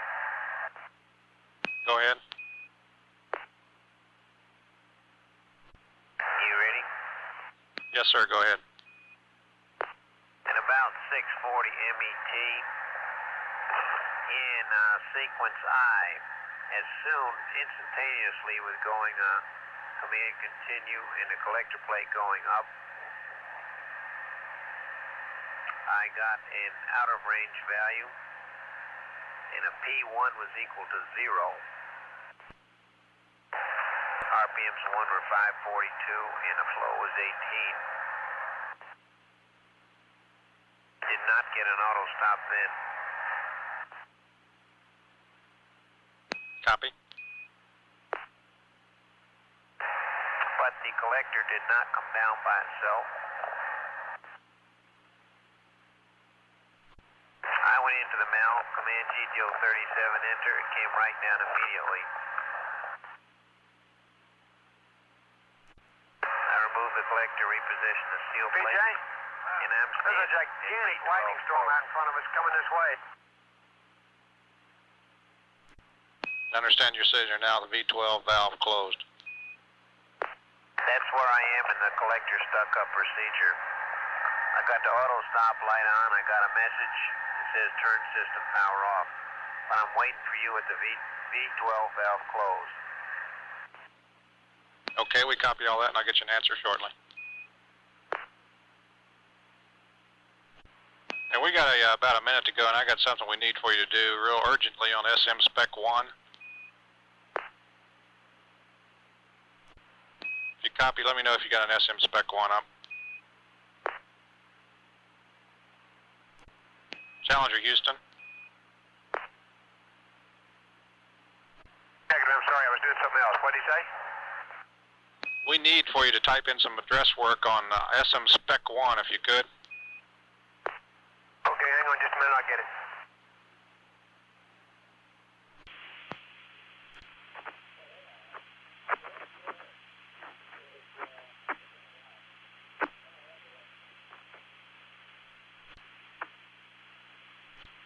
And Challenger, we're with you over Indian Ocean for 8 minutes. Okay, so you got your Spec 1. I don't know whether you copied that last time or not. Yeah, we went LOS there. We had intended to have you change some addresses for us so we could regain our command capability. The motor went down for a while, but we got things restored. Story, we would like for you to continue with the CFIS MAL. Okay. And we're going to send you up a teleprinter message here shortly. Okay, I just started running. I think it's up, maybe. And it's running again now. Copy. And when you get that on board, take a look at it and see if you got any questions. And we will not need your SM Spec 1 on the CRT if you want to use it. Okay. And Challenger, Houston, I got a note here for you on the star trackers. And Challenger, we got about 2.5 more minutes here at Indian Ocean. I got a word here from my GNC on your star tracker shutter problems. Say again? Got a quick note here on you had earlier experienced some star tracker shutter problems, and I got some words on that.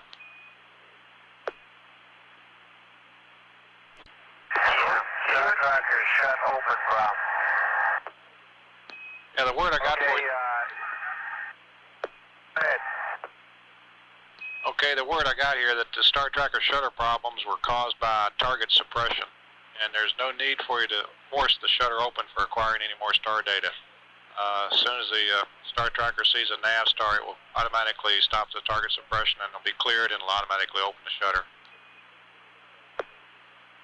Okay, it was caused by target suppression, and you're saying it should function only and we shouldn't worry about it.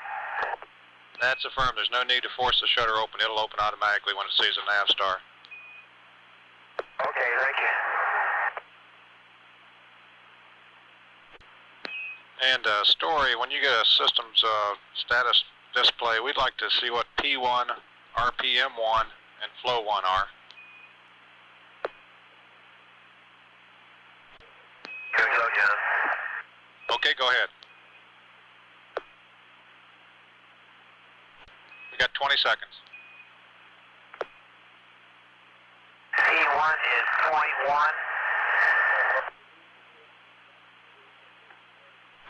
RPM1 is 4. Flow1 is 18. What else did you want? Okay, I copied the P1. We did not copy the RPM1 or the Flow1.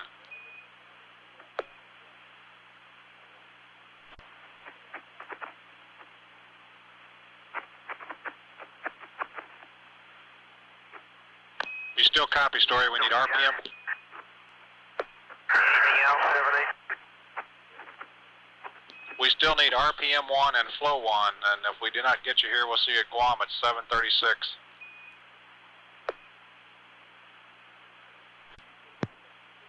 Mission Control, Houston.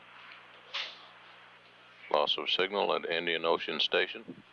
17 minutes away from reacquisition at Guam. A little bit of difficulty there picking up Story Musgrave and understanding the breakup in his voice transmission of some numbers he was reading back to the spacecraft communicator. Returning at Guam in some 16 minutes. At day 1, 7 hours, 19 minutes. Elapsed time, Mission Control, Houston.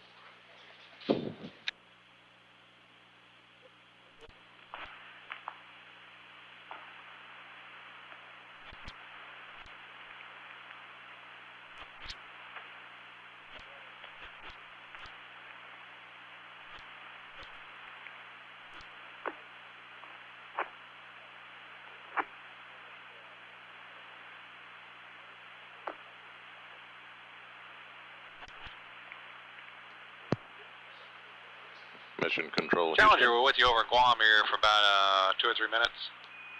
Roger, read you loud and clear. And Story, we never did really get a good copy on that P1, RPM1, and Flow1, if you could repeat them for us.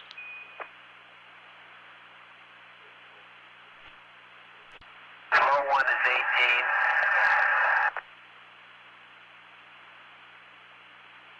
RPM1.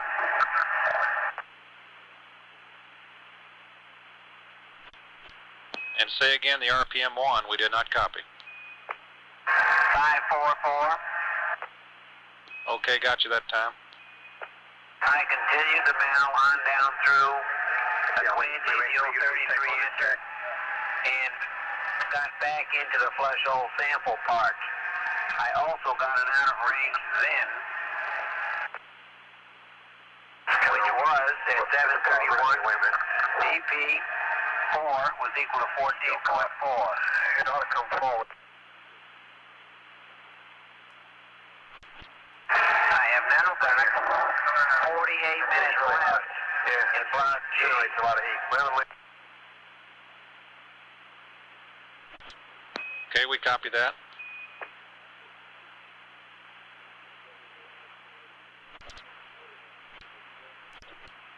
And Story, one question for you. When you got the auto stop and the collector stuck up, was the FSM collector door closed or open?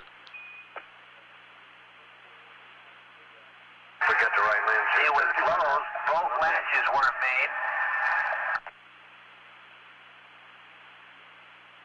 Only one latch was attached. Whichever one you did your basement. We copy. I just got another out of range now. Pressure 1 is equal to 0. I don't think they will need both. And repeat that last one, Story. You're being overridden by background noise. Another out of range, pressure 1 equals 0. Copy.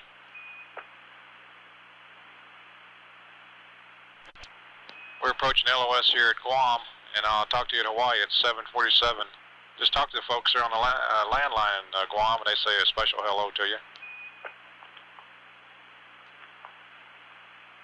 Okay, you want me to continue just what I'm doing here?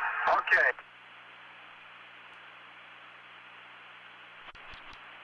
Okay, Story, the best thing I guess to tell you is to kind of hang in there until we can talk to you in Hawaii, and we'll have a plan. Okay.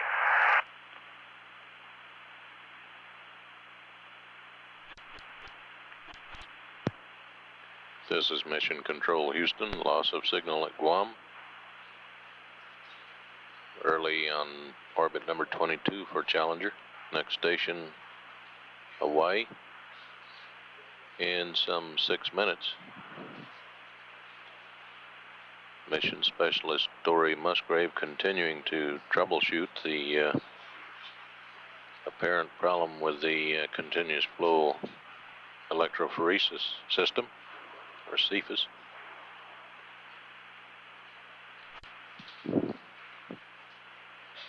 We'll be back in 5.5 minutes at Hawaii. Mission Control Houston at 1 day, 7 hours, 41 minutes.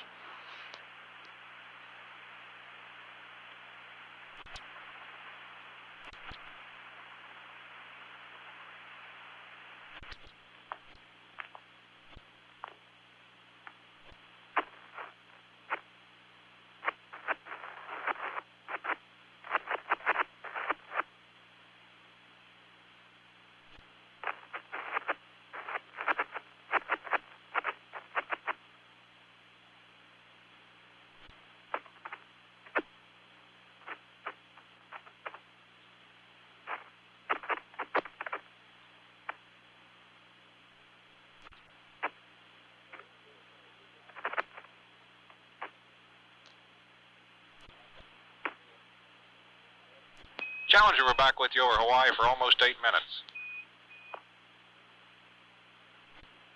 And MS1, Houston.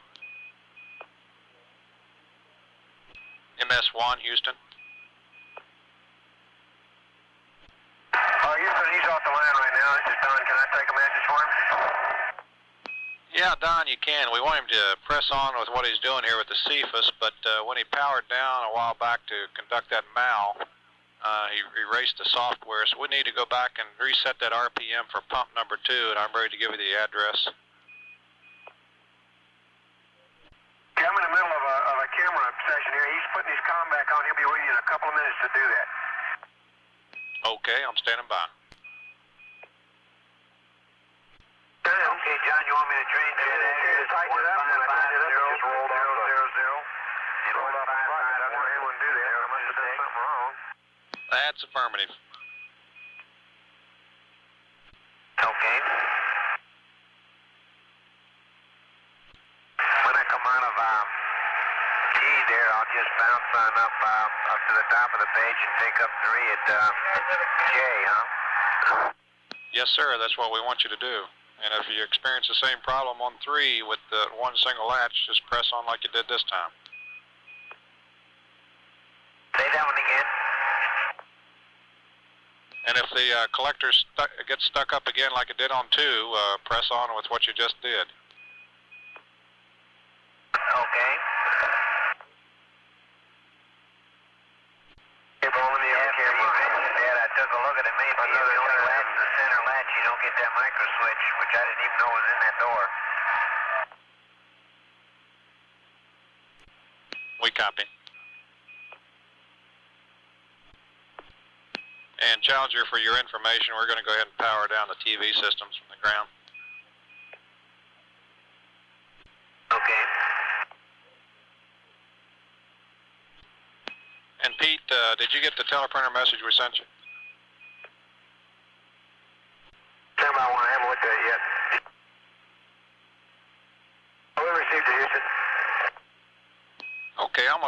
to Dr. Gardner for the rest of the evening. Talk to you tomorrow. Okay, thanks, fine, We'll talk to you later. That message was the one about the oil slick, right? That's affirmed. Did we get both those addresses changed? Roger, copy. And the associated expected out of range? Roger, we copy. Challenger Houston, we're about 30 seconds to LOS. We'll see you at Santiago at 8+15. Roger that.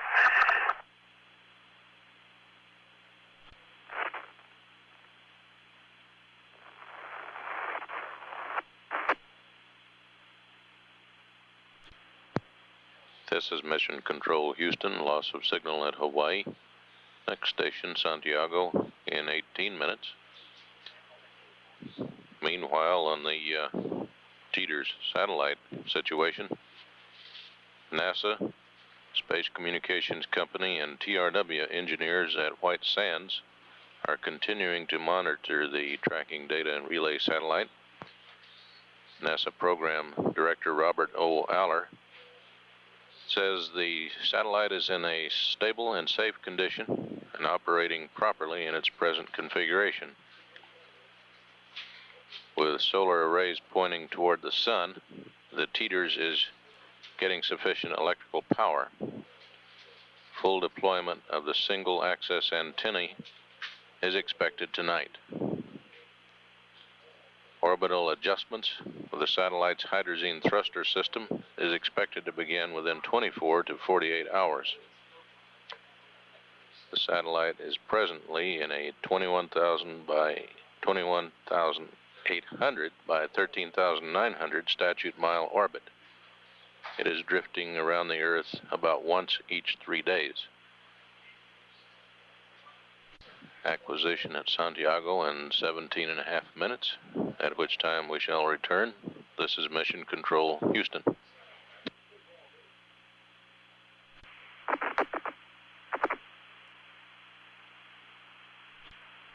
Challenger Houston with you at Santiago for 4.5.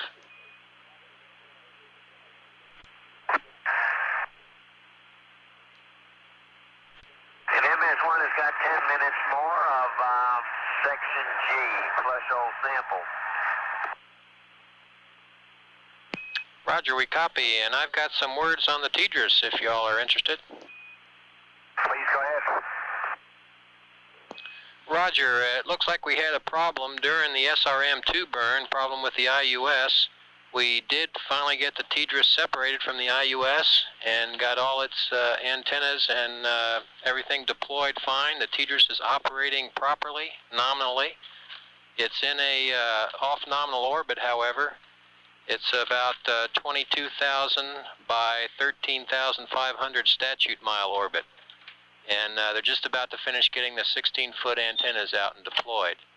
They're looking at using the RCS onboard fuel to get it up to geosync, and they're looking at that problem. Looks like they'll be able to do it, and we'll have a good Teeters here for us for the future missions. Can we copy?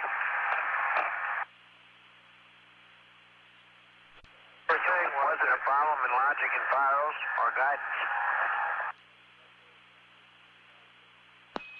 We don't know exactly what the problem was yet. They're still looking at that. Okay.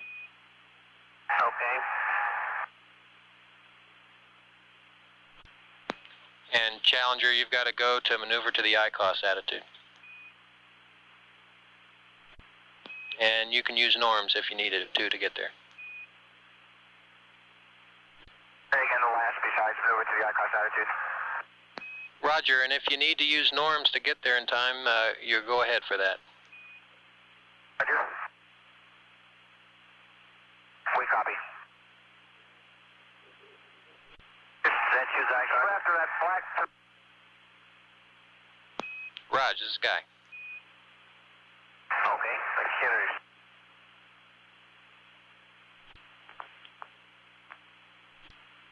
Challenger Houston, we're about 20 seconds to LOS. We'll see you at Botswana at 8+37. We're supposed to be there at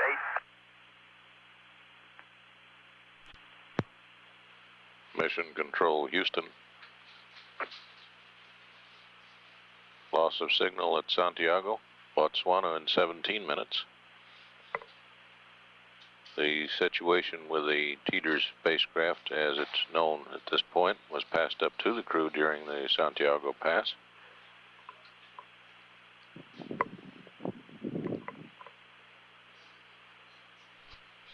Challenger now midway through its 22nd orbit, and we shall return in 17 minutes for Botswana. Mission Control Houston, day 1, 8 hours, 20 minutes.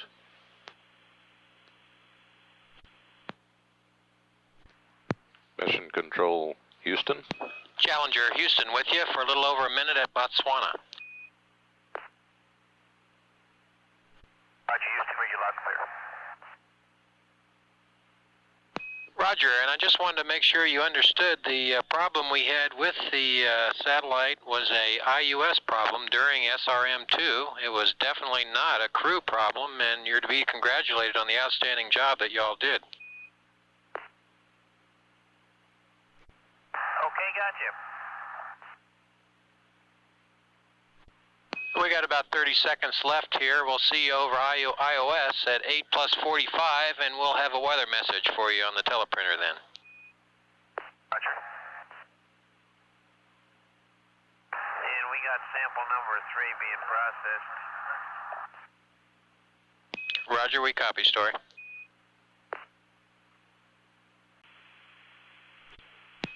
Challenger Houston with you at Indian Ocean for 7.5 minutes. Challenger Houston with you at Indian Ocean for 7 minutes. Houston, read you loud and clear. Roger, and I have a cap change for you when you're ready. Say that again, please.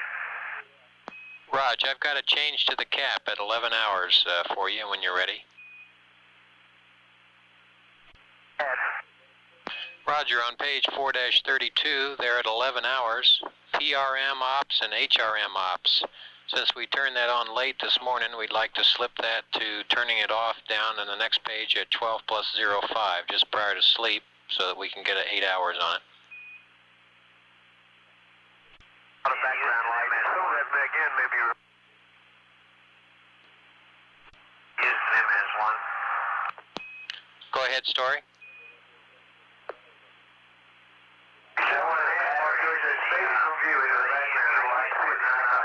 I did find 4 batteries that would work, so we've got good lights on both EMUs. One of the EVA cup checklists, the strap broke off of the metal part of it. We'll work some fix to that.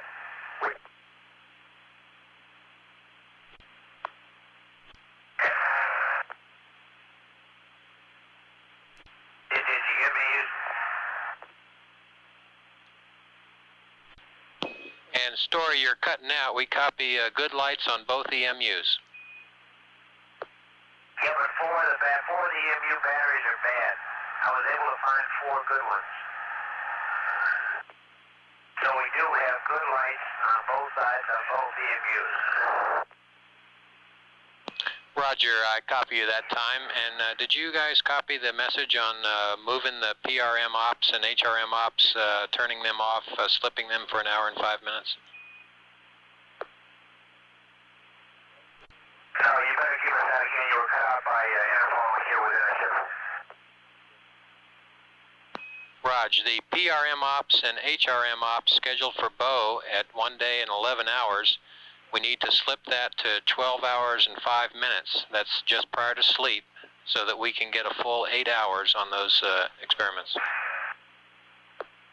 Okay, the PRM and HRM ops are slipped to 12 hours and 5 minutes. Roger that. And also, one of the EVA cup checks was broken. The strap came off the metal part. We'll have to work a fix for that. Roger, we copy that.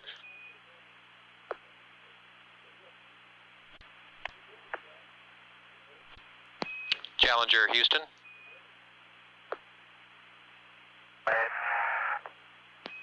Raj, when you're finished with the ICOS check, you can go back to minus ZLV. We're going to cancel the IMU alignment for tonight. Yeah, thank you.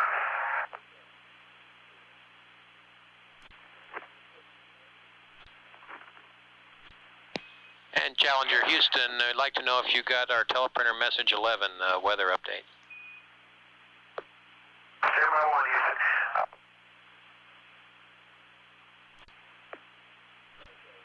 Houston, could you verify that you want us back in sea local vertical, and is it urgent that we get back there now?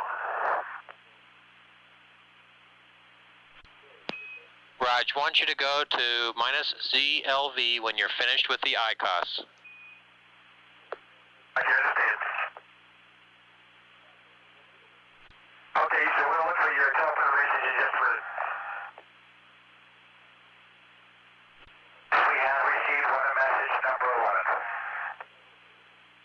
Roger, thank you. We weren't sure that it got up or not. We're about 20 seconds to LOS. We'll see you for a short pass at Guam at 9 plus 14.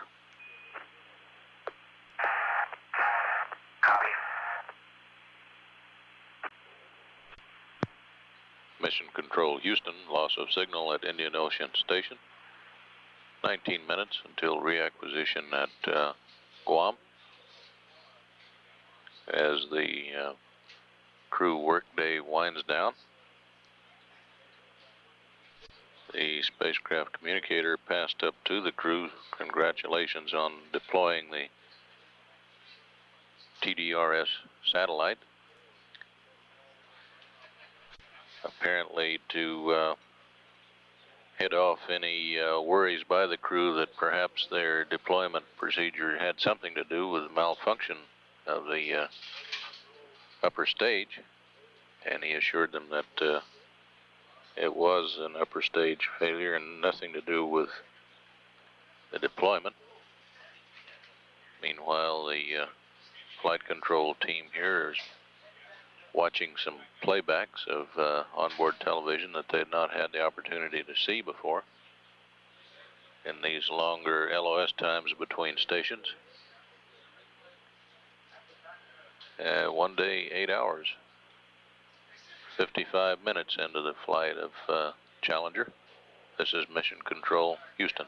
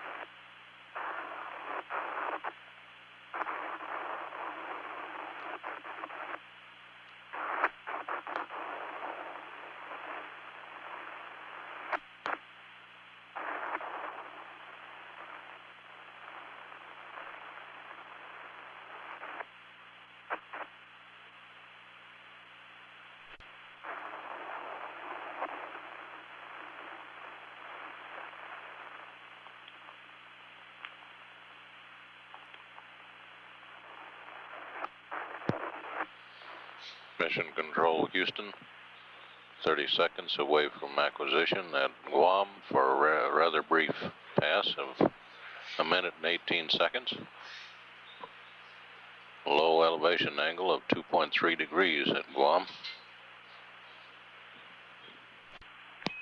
Challenger Houston with you at Guam for 1 minute. Okay. Challenger Houston, about 20 seconds to LOS. We'll see you at Hawaii at 9 plus 23. Okay. Mission Control Houston, loss of signal at Guam. Hawaii in 7 minutes. The crew of Challenger preparing now for their evening meal. Winding down the day's activities. We'll return into Hawaii. 1 day, 9 hours, 15 minutes. This is Mission Control Houston.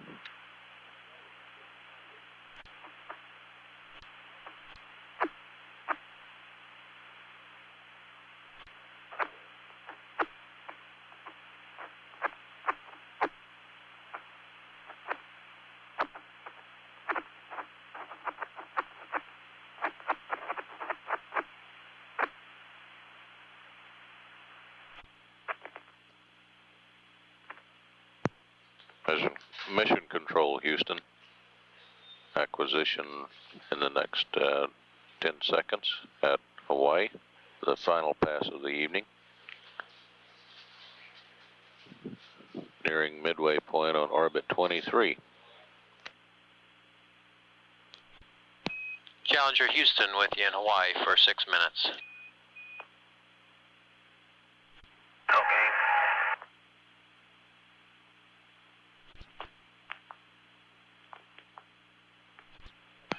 Challenger Houston, we're 20 seconds to LOS. We'll see you at Santiago at 9+50.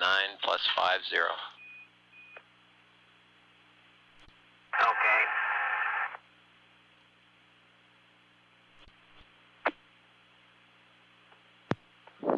Mission Control, Houston. Loss of signal at Hawaii. 19 minutes until reacquisition at Santiago, Chile. The crew not very talkative. These last couple of passes, apparently on the basis of the propriety of not talking while one's mouth is full.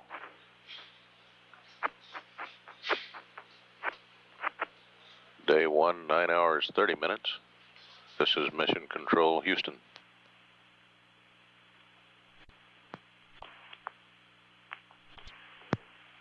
This is Mission Control, Houston. We have acquisition at Santiago, about 40 seconds ahead of predicted time.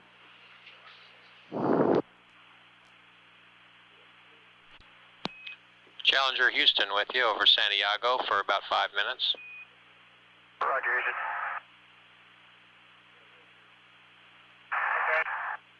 We're doing some audiometry right now. Challenger Houston, I've got a note for Story on the Seafies. Stand by one, he'll be with you in a minute. Or I'll pass it to him if you want to give it to me. Okay, you can take this, Don. When you're finished with sample 3 and you get down to remove collector step golf, we'd like you to go ahead and do step golf, but do not wait for the 20 minutes. We're trying to conserve the buffer that we used during the malfunction troubleshooting earlier. And what that means is when you go up to step kilo before the 20 minutes expires, you'll have to enter a command end, and then you'll also have to hit enter since the 20 minutes hadn't expired, and then you continue with the closeout. Okay, I got it. I'll pass it along. Thanks. Challenger Houston, for your information, we're going to stop recording voice for the rest of the day. And I'm at photo 5, Houston. Roger, copy Story. Challenger Houston, since we're not recording voice anymore, we'd like you to, on panel A1, turn the audio controller voice record channels 1 and 2 to off. Okay.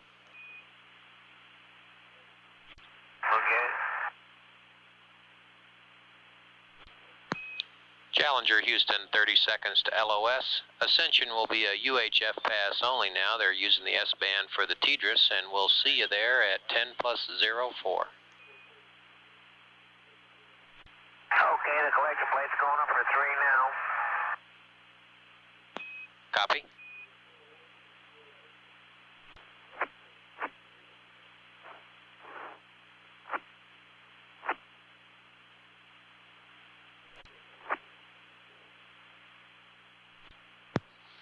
Mission Control, Houston. Loss of signal at Santiago, Ascension Island in about 8 minutes. We'll return at that time. This is Mission Control, Houston.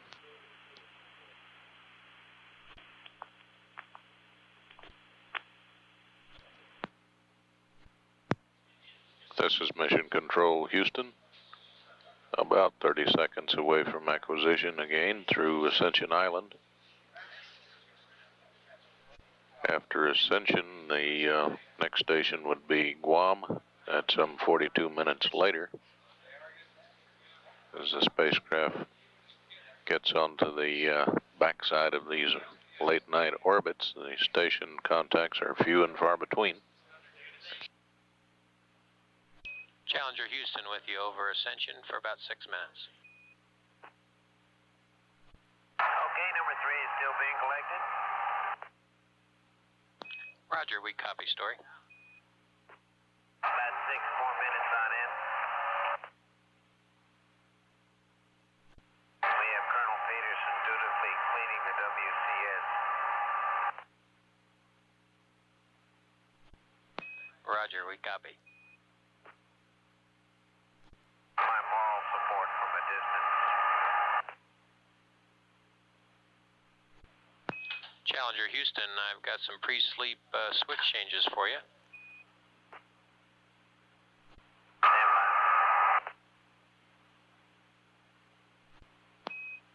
And I've on panel R1, you can turn the cryo O2 and H2 tank 3 heaters A and B, all 4 of them off.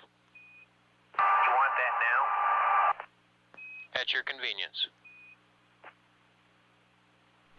I'll get them right now. I'm going to call them off again. It's the cryo O2 tank 3 heaters A and B off, and H2 tank 3 heaters A and B off. Okay, that's all the heaters in both O2 and H2 tanks 3 off, correct? That's correct.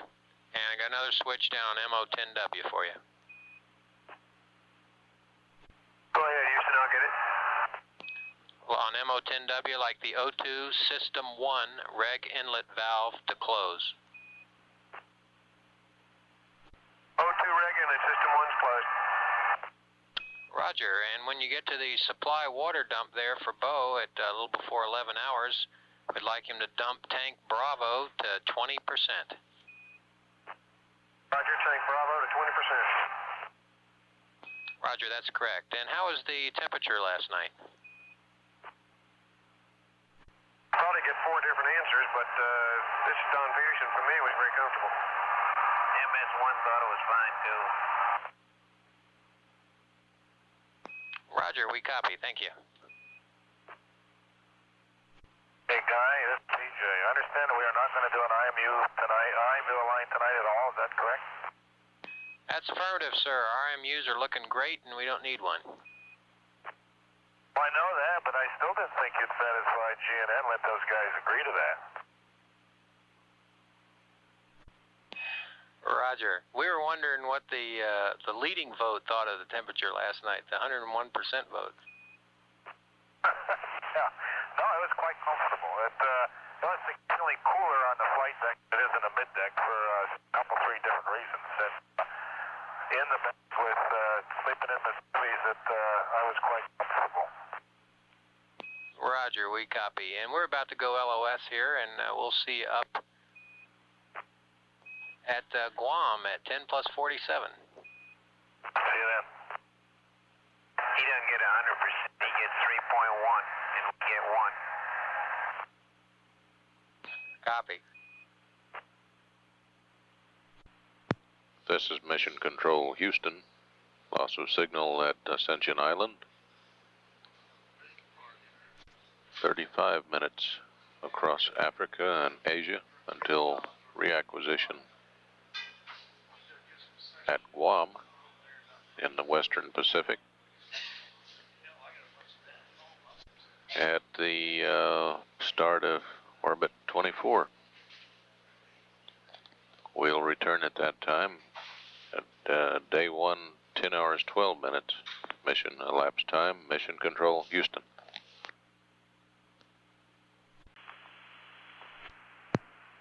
This is Mission Control Houston. 40 seconds away from acquisition through Guam. Challenger Houston with you at Guam for 6 minutes. Roger, Houston, thank you. And the CFIS is closed out.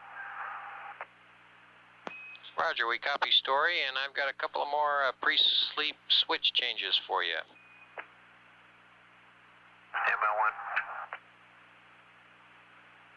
I've got one on R2 and another on A7. Okay, Peterson will get the one on R2. You listening? I'll get the one on A7. Okay, on panel A7A2, we'd like the MADS strain gauge to PCM enable. You got it? And on panel R2, we'd like all 3 hydraulic circ pumps to GPC in case we got to do anything with them during the night. Okay, I'll get that. And reference your request to turn off the UHF for sleep tonight. If you want to do that, we'd like for you to use the UHF mode switch on panel 06 so that we can monitor the switch position on telemetry. Okay. And we'd like you to leave that on until after our next ascension pass, just before you go to bed at 11:50, because that'll be a UHF only pass for us, although we won't be talking to you probably. Okay, understand. If we're going to turn the UHF off, do it on the overhead panel, and so you can monitor the switch, and don't do it prior to the next ascension pass. Roger, that passes at 11:50. And we'd like to know if you use the bypass valve there for temperature control, if you left that in full hot for today or if you changed it. You're talking about the temperature control valve, Houston?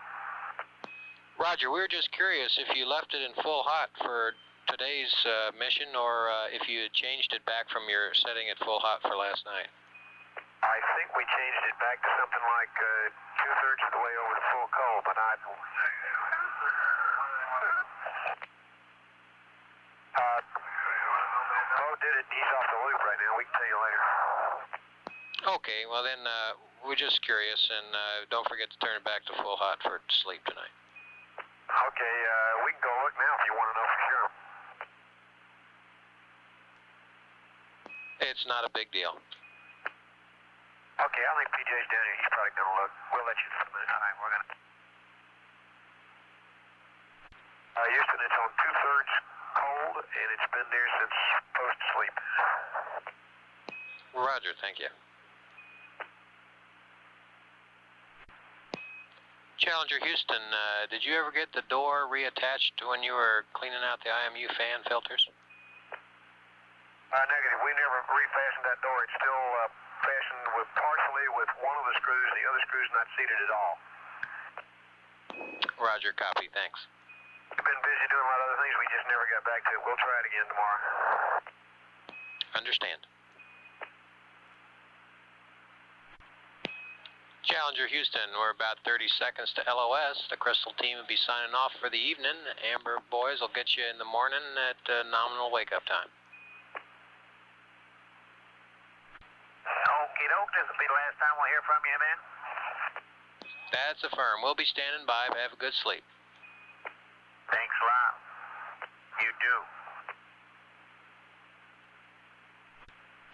And Challenger Houston, one last note, your onboard vector is good until tomorrow.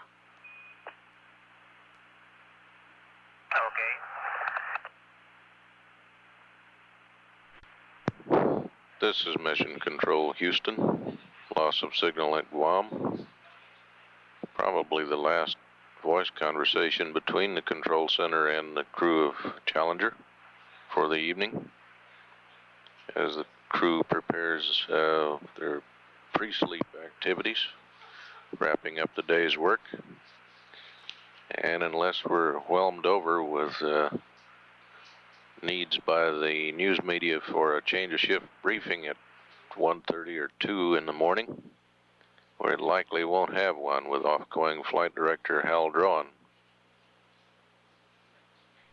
At 1 day, 10 hours, 54 minutes, this is Mission Control Houston.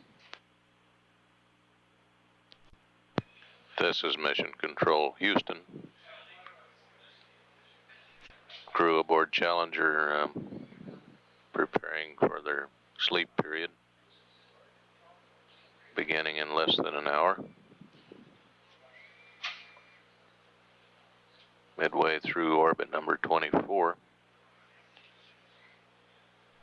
Any newsmen that really insist on a flight director press conference on a fairly non-eventful 9-hour shift need to let us know they're alive and awake by calling the newsroom to insist on that press conference. Otherwise, we're certainly considering on not having it at 2 a.m.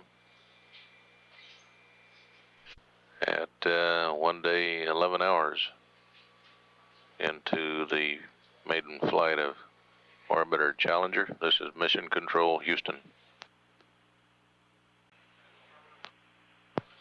This is Mission Control, Houston.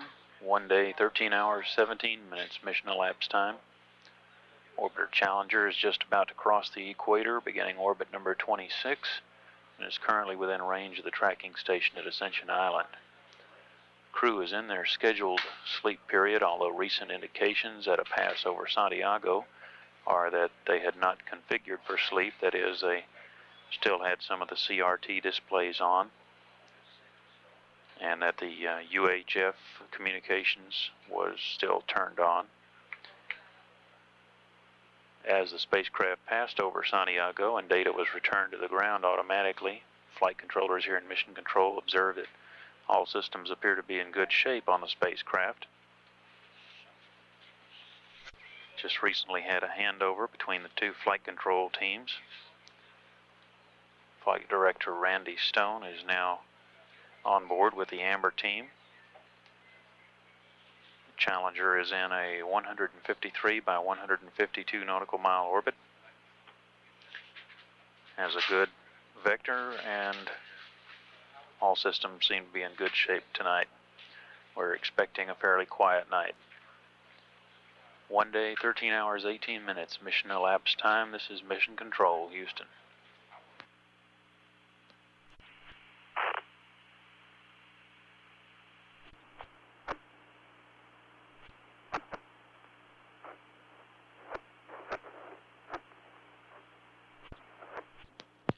Mission Control, Houston, 1 day, 13 hours, 30 minutes mission elapsed time.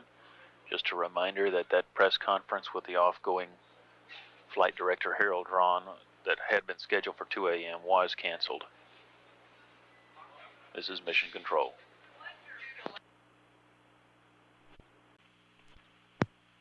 Mission Control, Houston, 1 day, 15 hours, 30 minutes mission elapsed time. Orbiter Challenger is in its 27th orbit. Everything continues to be very quiet here in Mission Control this evening. Flight planners have made a few updates to tomorrow's activities for the crew, and the astronauts have about 4.5 hours remaining in their scheduled sleep period. 1 day, 15 hours, 30 minutes mission elapsed time. This is Mission Control, Houston.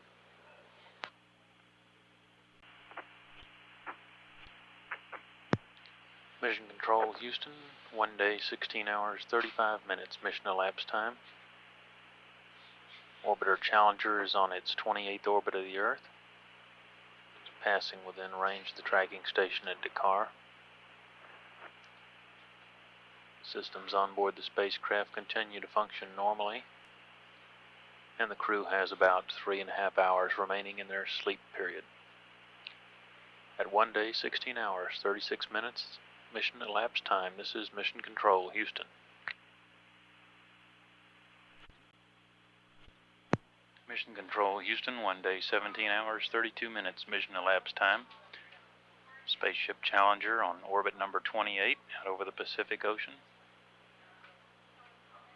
Crew has about 2.5 hours remaining in their sleep period. Flight controllers here in Mission Control are putting the finishing touches on the teleprinter message that will be sent up to the crew shortly. There'll be a number of items of checking out the spacecraft today. Mission specialists will be preparing their equipment for the spacewalk to take place on Thursday. And there'll be some considerable work with the continuous flow electrophoresis system and other experiments on board. Be an additional portion of the rendezvous phasing that will take place also today. At 1 day, 17 hours, 33 minutes mission elapsed time. This is Mission Control, Houston.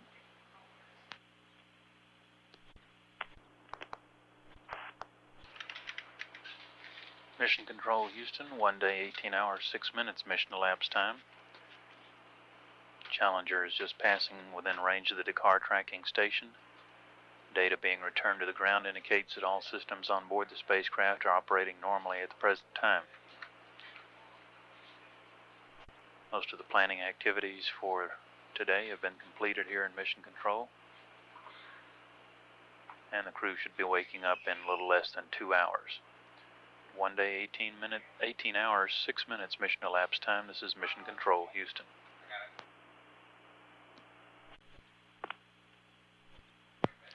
Mission Control Houston, 1 day, 19 hours, 16 minutes mission elapsed time. Shuttle Orbiter Challenger about to start orbit number 30 out over the Pacific Ocean at the present time. The crew has about 45 minutes in their scheduled sleep period remaining. And it's about another 12 minutes before we get to see data again as the spacecraft passes over some of the tracking stations based in the continental United States. Mission Control Houston, 1 day, 19 hours, 47 minutes mission elapsed time. Orbiter Challenger is about to pass out of range in the Madrid tracking station on orbit number 30. Indications coming back from the spacecraft by way of the data being relayed to the ground are that the crew is awake. There are only a few minutes remaining in their scheduled sleep period, and we'll probably hear the wake-up music when they pass over the Indian Ocean station in about another 11 minutes.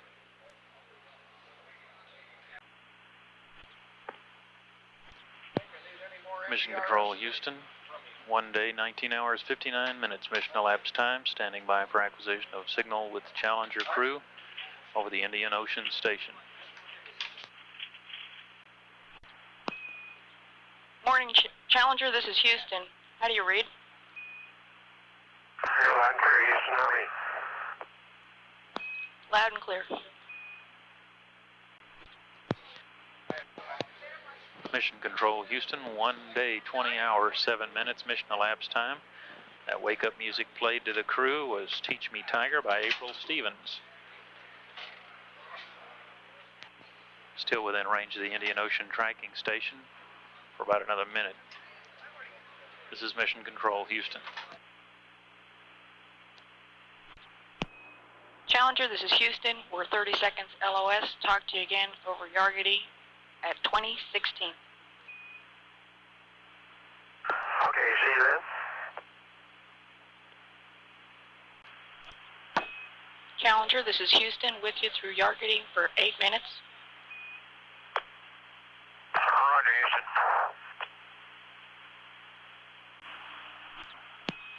Challenger, this is Houston. Go ahead, Houston. The next 2 auroral passes we will be giving up for TDRS use. Over. Say again, Houston, please. The next 2 passes over Auroral Valley we will not be transmitting. We are giving them over to TDRS for their use.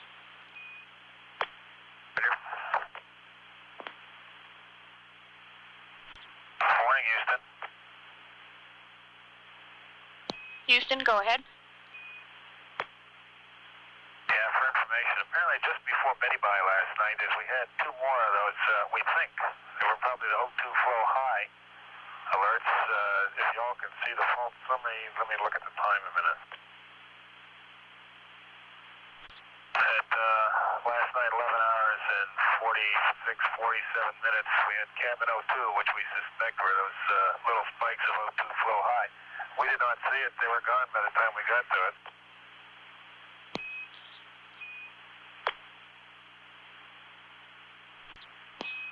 Challenger Houston, we copy that, PJ, and we also saw those last night. We were wondering if you could correlate those alarms to any activities you were doing. No, as a matter of fact, even now while I was talking to you, we got cabin N2, which apparently was some high spikes. PJ, this is Houston, and while you got that alarm, we were on an N2 cycle, and so it's to be expected.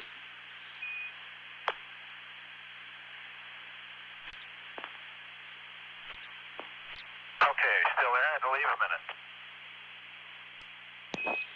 Challenger Houston, go ahead. Yeah, something is calling for max flow. We just got cabin N2, and it was flowing in max. It almost blow you out of the waste management compartment. Roger, we copy that. Right now I secured the 14.7 cabin pressure inlet regs. Cabin pressure is indicated to be 14.8. We'll go back and look at that in a little bit after you guys have time to think about it. So I'm not sure, Mary, if there's any activity that's associated with it, but you know, that's we're 3 for 3 now, and they're associated with either pre-sleep or post-sleep, and I sure can't figure out what it would be.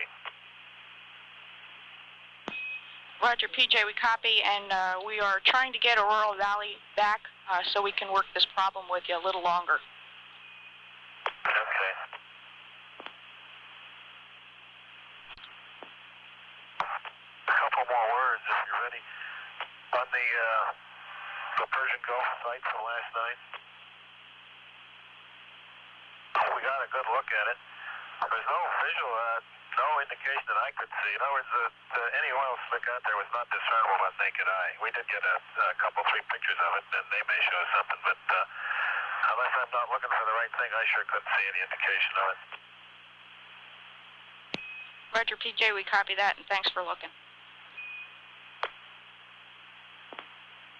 I'm going to leave that cabin reg secured for now. You know, we got good PPO2 and good cabin press, and until we hear from you a little later after we get the morning's activities underway and squared away. Challenger, this is Houston, and we concur with your action.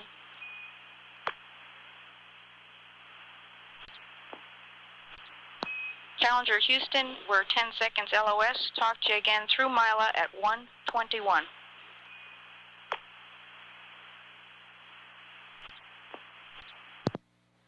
Mission Control Houston, 1 day, 20 hours, 24 minutes, mission elapsed time. Orbiter Challenger is passing out of range of the Argody tracking station. About to enter the range of the Auroral tracking station. We may or may not have communication at that time. The people working with the tracking data relay satellite had asked for use of that station. During that last pass, Commander Paul Weitz was discussing with the ground their observation of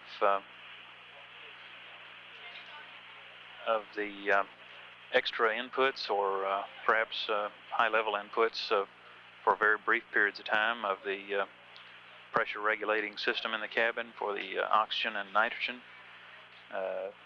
Everything is within normal limits, but there seems to be a couple of unusual instances where there were for very minute periods of time higher than normal flows, and these appear to be associated either with the pre-sleep periods or post-sleep activities.